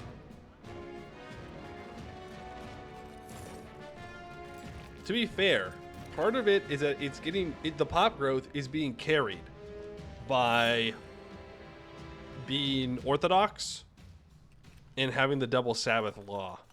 That's 0.07 that we would get off of this pop growth here.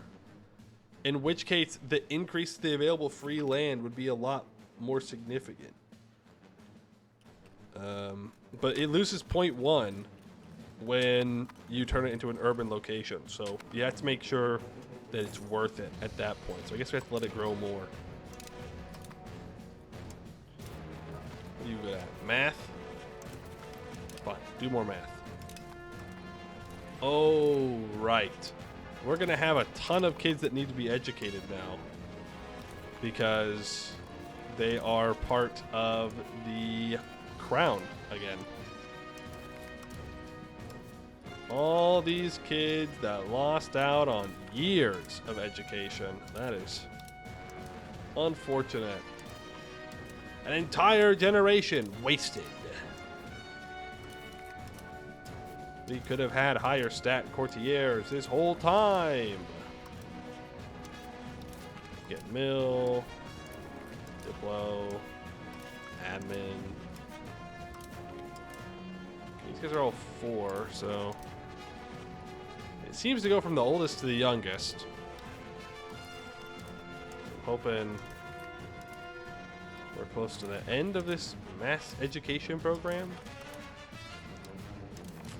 There we go. There's an auto education mod. Yeah, I might need to look into that. Well, probably not for the next run, because I'll want to get achievements in the next run. My war exhaustion just went to negative 0.12. There's 0.1 monthly prestige. Look at that. How are the spy networks coming along? Portugal? Where's your capital?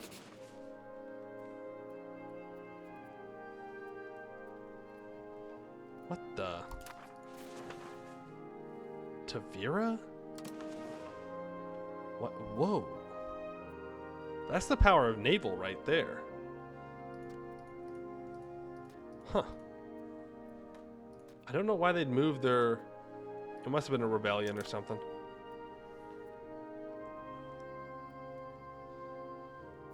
Is it actually 100? Oh, no. They've just unlocked increased area control. That is a tech that I haven't grabbed. But, I mean, could be nice. The AI likes to use the increased area control and move it around a bunch. So we could see larger nations start to, like, I guess, artificially increase the amount of control they have in their nation. Another one. I'm going to guess that you're going to be admin. I'm not even going to look. I was right, by the way. It's that easy. Hey, what happened to my money? I was making 18,000 in trade, and now I'm not?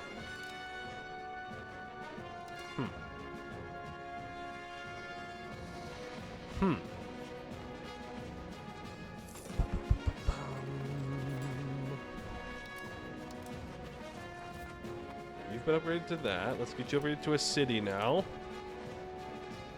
And then I'll need to upgrade leather working there. Do I not have counting houses across the nation? I'm seeing that I'm building some, or at least one in a location. Well, these 2 are new cities, new urban locations, so that's not all that surprising. It just looks like I missed one spot. Okay. That's fine. You were building fine cloth here. 122 ducats of profit? My goodness. Uh-oh. Not again. Ah, nuts. We're going to need more cloth. A lot more cloth. Every time I think I have enough cloth, I'm wrong. It is an incorrect belief. 62 ducats here, or 62 levels of cloth production there. 57 levels of cloth production there. And you can get more tanning manufacturers there. Stars, you have clay, wheat, and horses. 24,000 pops as well. Overall, you don't have all that much to offer. Not to be mean or anything. Not to be rude, but you're kind of useless. So I'll build up 4 pottery manufactories just to upgrade these 4 that we have. This beer, I mean, we're exporting beer, so it's not really all that big of a deal. I feel like the more levels that I build, the more that I need to have the production efficiency bonus. Like, the more value I get out of it. There's just more value for every level. I will probably need to begin importing cotton at some point, though, because our wool demand is pretty much at its limit.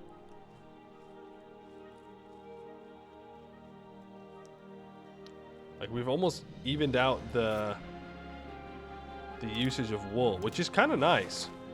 I just need to start importing stuff from down here. Now, what trades am I actually making?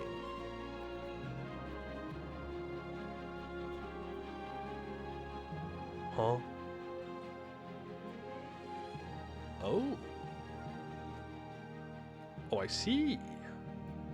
You're importing cocoa. Okay. Well, remember, I can get more trade down here. Grand Marketplace. Thanks, suckers. Oh. Again? Again with this running out of masonry thing. Greed. Greed, greed, greed, greed, greed. No, I want to look at cotton. Look, you have... Okay, actually, there's not as large of a surplus here as I was expecting. Now, if only there was a way that I could fix that. If only there was a way that I could get more cotton. Truly, it is a mystery of how I'm supposed to do this.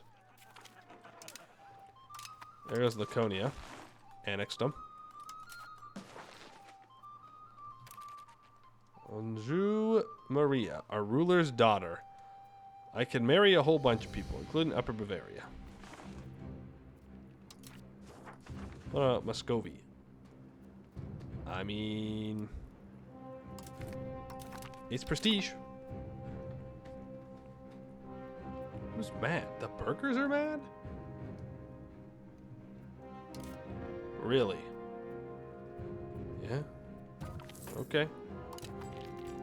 Fair enough.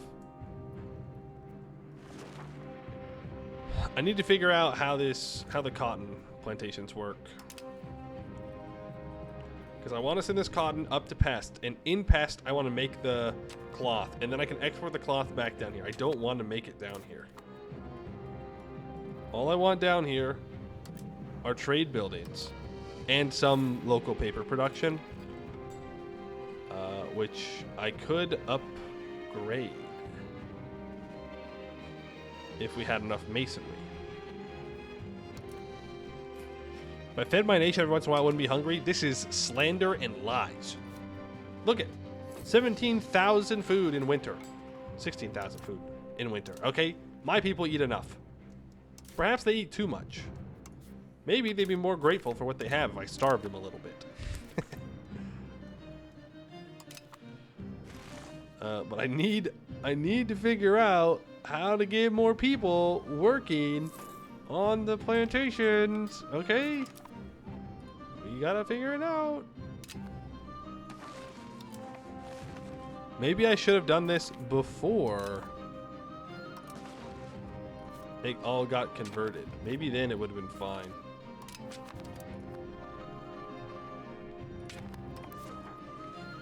Okay, you're saying that there are places that I can import from. That's what you're telling me right now. That's what you're saying. But you're just lying. You're just lying about where the largest surplus is. Tunis. It says it's an 83 surplus. 83. It does not.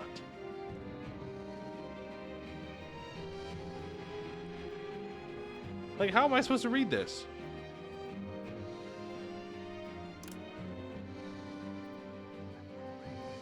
Assign no more trade capacity.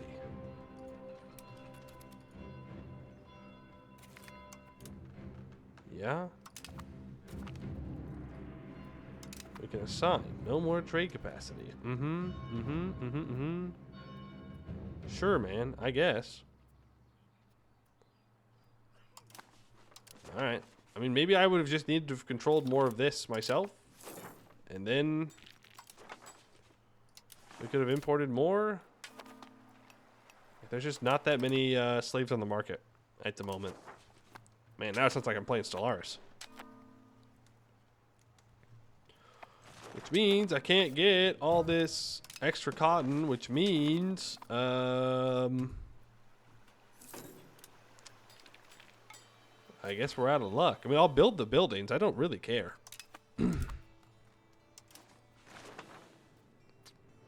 Don't particularly care. Something like that. Are you good at admin stuff? No. Because I could increase control in a bunch of areas, but really at this point it would just be to make money, which... Why? What'd that just say? Purchase fleet basin rights from the Pope. That immediately gives me permanent navies. Shoot, it wasn't enough. Alright, now I wish I go back to being sneaky. Annex another subject. Steal maps.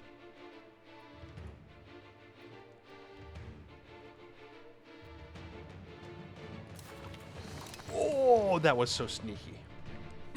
That was so sneaky. I didn't realize I could click there. Potatoes! Can I move them now? Maybe after a month tick? Maybe. Oh, and the market reaches over here? Wait a minute. We might be so back.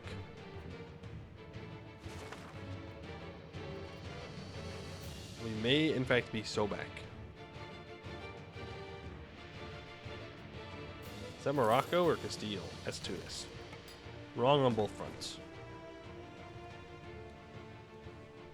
39, you can annex Hungary as a personal union. It says you'll be finished January 2101. Sweet, just in time for EU 10. 1390, you have annex Hungary as a PU. Yeah, I mean, annexing large personal unions is tough. Because cultural influence matters and size matters for integration speed. So really, you don't want personal unions who are bigger than you are, or even just large in general. Okay, can I move taters? No! What if I trade for them? Dubrovnik. I demand you import potato. It is of national security. No! Alexandria? No! Fellas, we may be cooked. We may not get the potatoes. Oh. Zimnikea needs more weapons. Didn't I build weapons up in Zimnikea somewhere? Well, shit, maybe I didn't.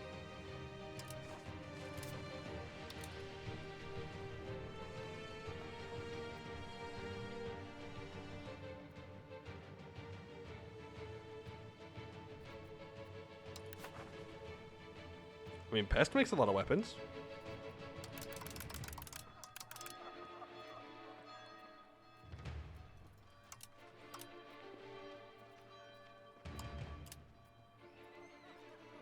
They don't make a ton of weapons. Well, they make some, and I can just keep building more. You're in 1710, your Ottoman game, your performance just flew out the window. Guess that's what 8 gigabytes of RAM does for you. Hey, getting to 1710, though, that's pretty good. That's pretty good, all things considered.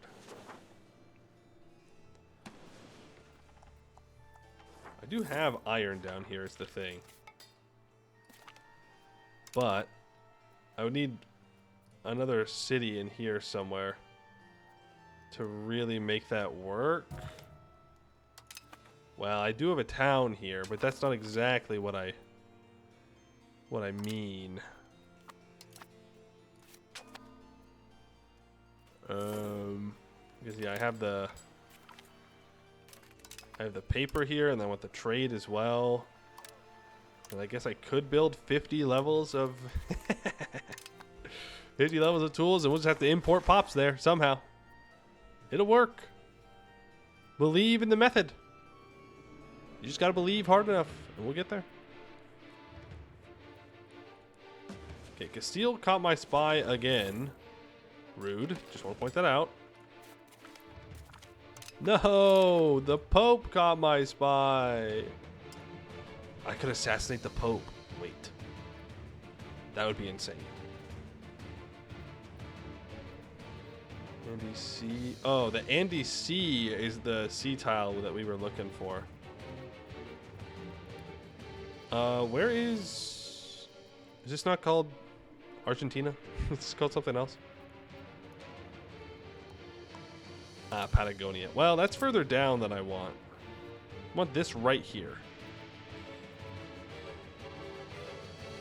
I guess I just scroll through till I see it light up. I must have missed it. There's no way that the Pope doesn't have vision of it. No way. Oh, there it was. Pule Mapu. Okay, I'm sure people over here are thrilled with all the map stealing that I'm doing. Bohemia wants military access. No. I don't think so. That's just me being petty. I demand that you give me a potato. I demand a potato. Wait, there's still a chance. There's still a chance. If I build a trade post in here, do you think that would be enough? I would have to convince somebody to like me enough. And at the moment, they're not really on board with that. But it's worth a shot. As long as you have a coastal... It doesn't matter. As long as there's a coastal spot that I can throw a trade building down in. Maybe we can get to the potatoes in time. We'll see. We'll see.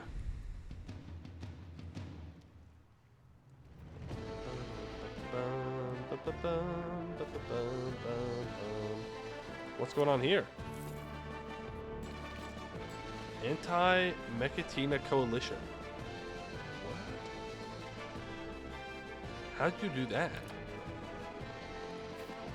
Oh, and Poland's not involved in it. The soundtrack of the game is so good. It is so good. That is a correct statement. Factually correct. How is Dubrovnik doing? You know what? Who cares how they're doing? The question is, can they make more things? The answer is yes. Now, unfortunately, this province kind of sucks.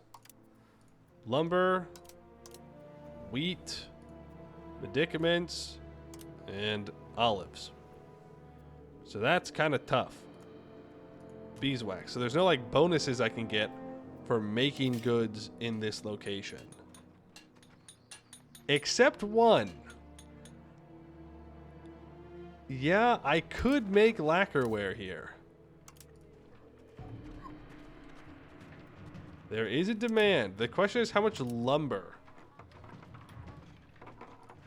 Yeah, see, we're we're exporting 168 lumber. We might as well put that lumber to use. So we'll build max lacquerware manufacturing. Let's go ahead and cancel that real quick. Never mind, I went through and I built all the things up. So we can go ahead and get that lacquerware going. Kotar is a town, which is unfortunate. I don't like towns. It's either city or nothing. Is that a theater? I want to build a port authority. And a wharf. Kind of crazy that we don't have a wharf there. Dubrovnik, you are over your building limit by quite a bit. Quite a bit. So I think I just build out the last couple of paper and books here. Build out 11 port authorities and we call it a day. Well, we do have the naval manufacturing, but honestly building it right here is kind of bad. Well, it has lumber. It's actually not bad at all. Well, we might as well, right?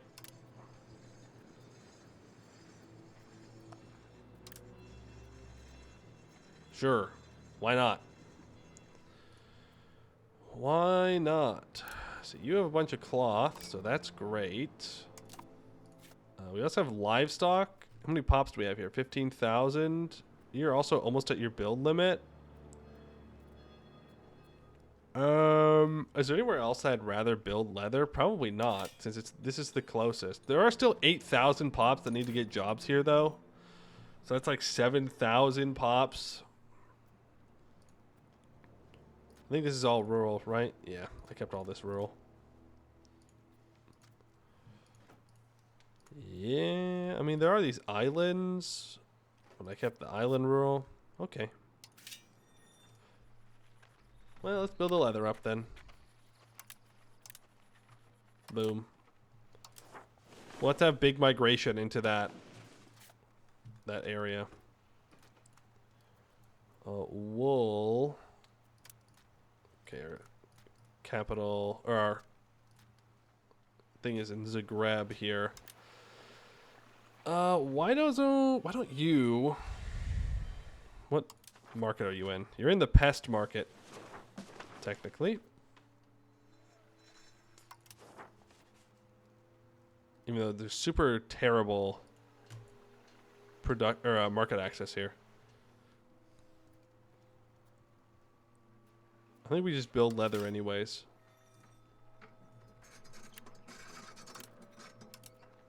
Get that tanning manufactory built up. Because we know that we need it. And the town should be doing something. The control is fine. It's like 95? Yeah, that's more than enough. So I'm kind of fine with that. Is this my first game? No, I had early access, so I've been playing this for a while. I have a couple hundred hours.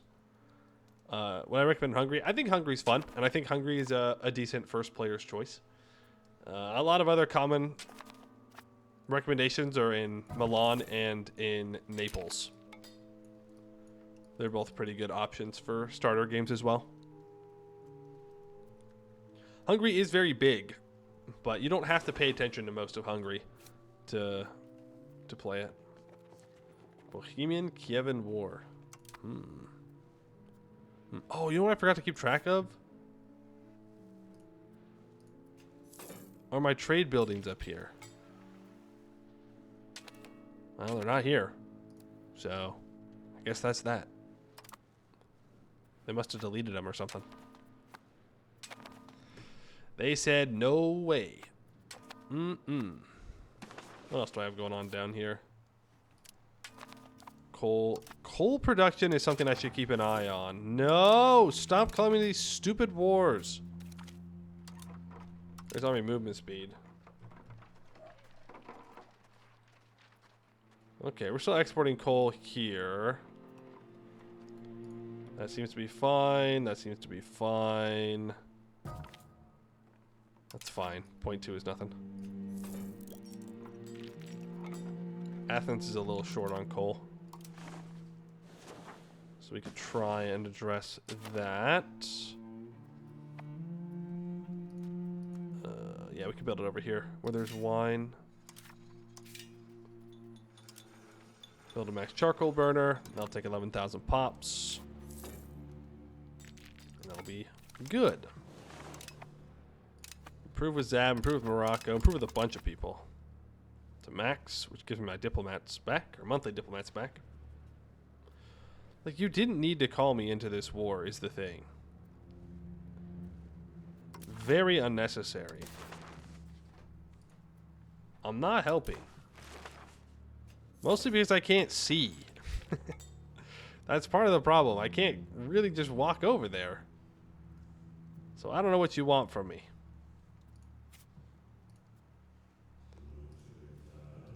I would like one more maps, please. Even though it might make people mad. I want... was it the Peruvian Sea? No, I forgot what it was called. Oh, there it was. The Andes Sea. Wait, so why am I allowed to explore this? What? What? What the? So I'm allowed to explore this, but I wasn't allowed to explore here. That makes no sense. That makes absolutely no sense to me. Because the only reason I can explore this area is because I unlocked the Andes Sea. Because it's not connected to anything over here. I call scam. Scam. Can I please get some potatoes now? I'm begging for one potato. That's it.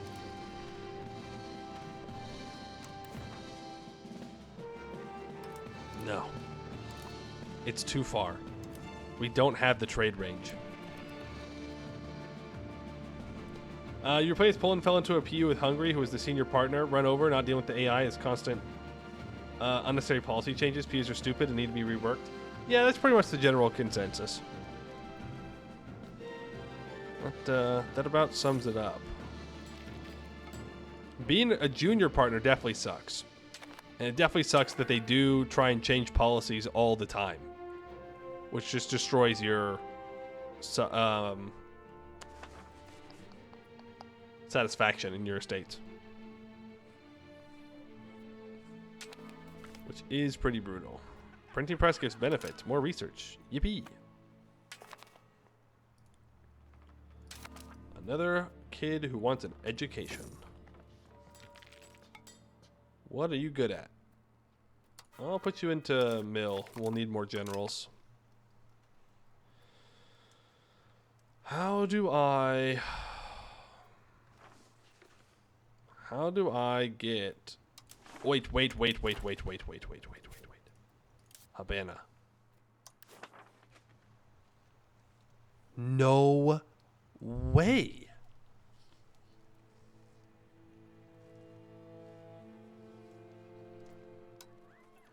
No way that Habana can't reach down here.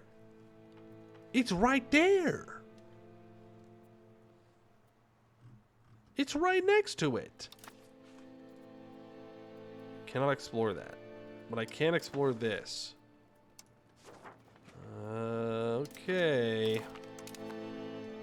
Whatever you say.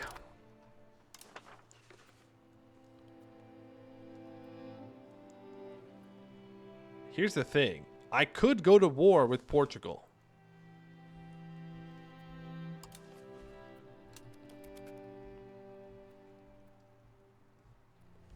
Next parliament. Next parliament, we can make the CB. Right? And we can go over here. We can full occupy Portugal pretty quickly. Then we can take a small stack of troops. And we can move them to fight over here. And then I just need to take, you know, a province or whatever. Create a colonial nation. And then we're done. Well, we're done. I mean, we get potato. So that might have to be the plan for tomorrow. We're so close. We're so close. And once we get one potato, we get all the potatoes. There will be no stopping us.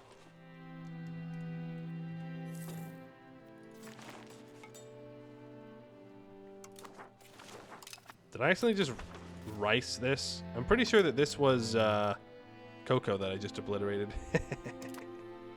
Funny.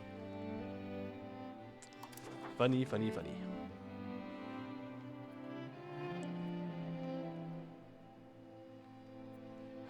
I'm actually going to have to reward this guy.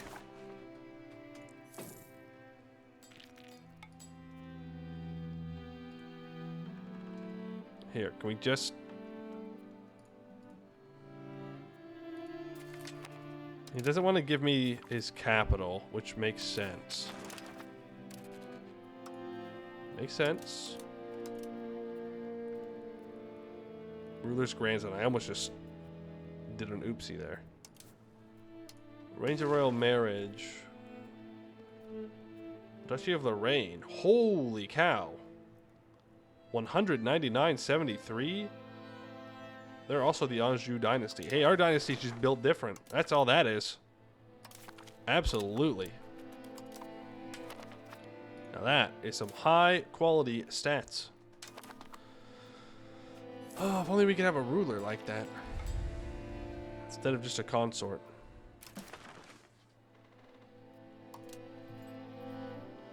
Okay, they will not accept me taking this. 92 is wild.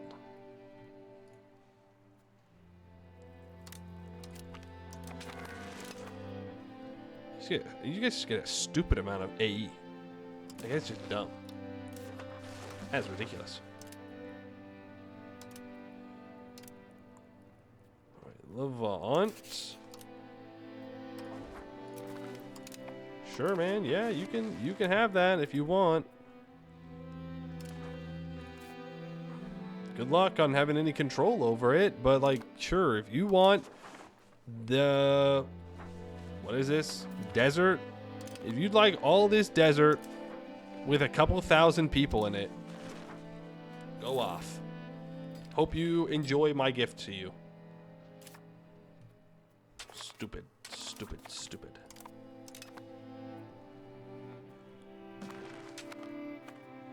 We could consider going to war with Egypt again.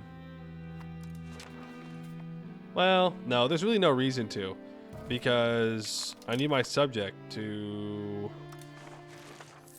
I was going to say religiously convert, but I forgot that I converted Egypt a long time ago. There's regimental camps. But culture convert would be nice. I mean, they are doing it.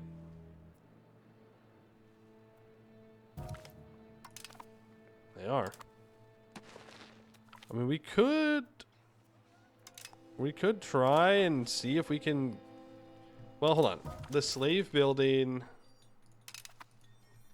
It had a special building requirement. Slave center. Must be in Western or Central Africa.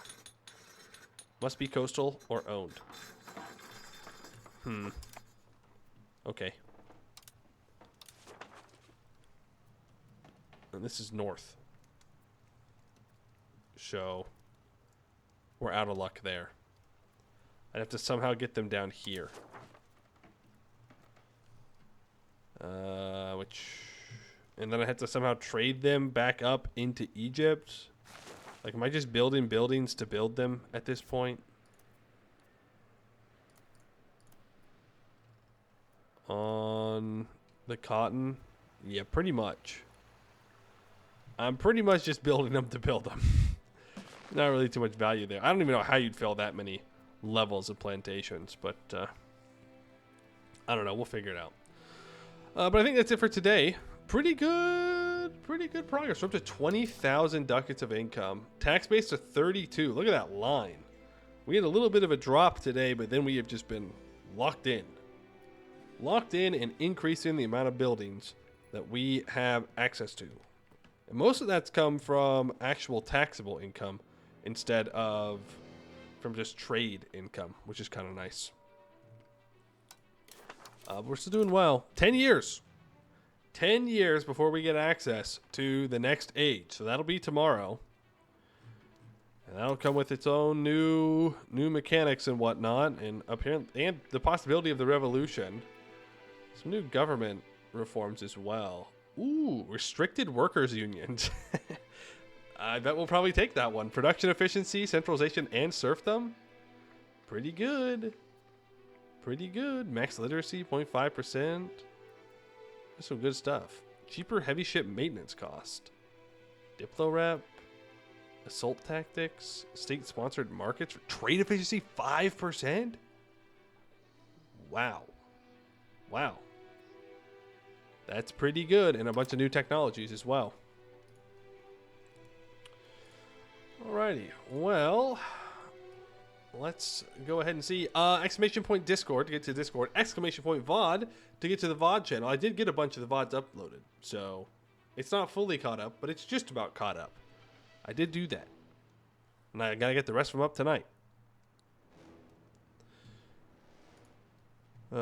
Let's see here. Oh, Lambert's live right now? Absolutely. We will raid into Lambert. How about that? Doing some Italian colonialism? MP game. Interesting. Interesting. Okay, well, I will send you guys on over to Lambert.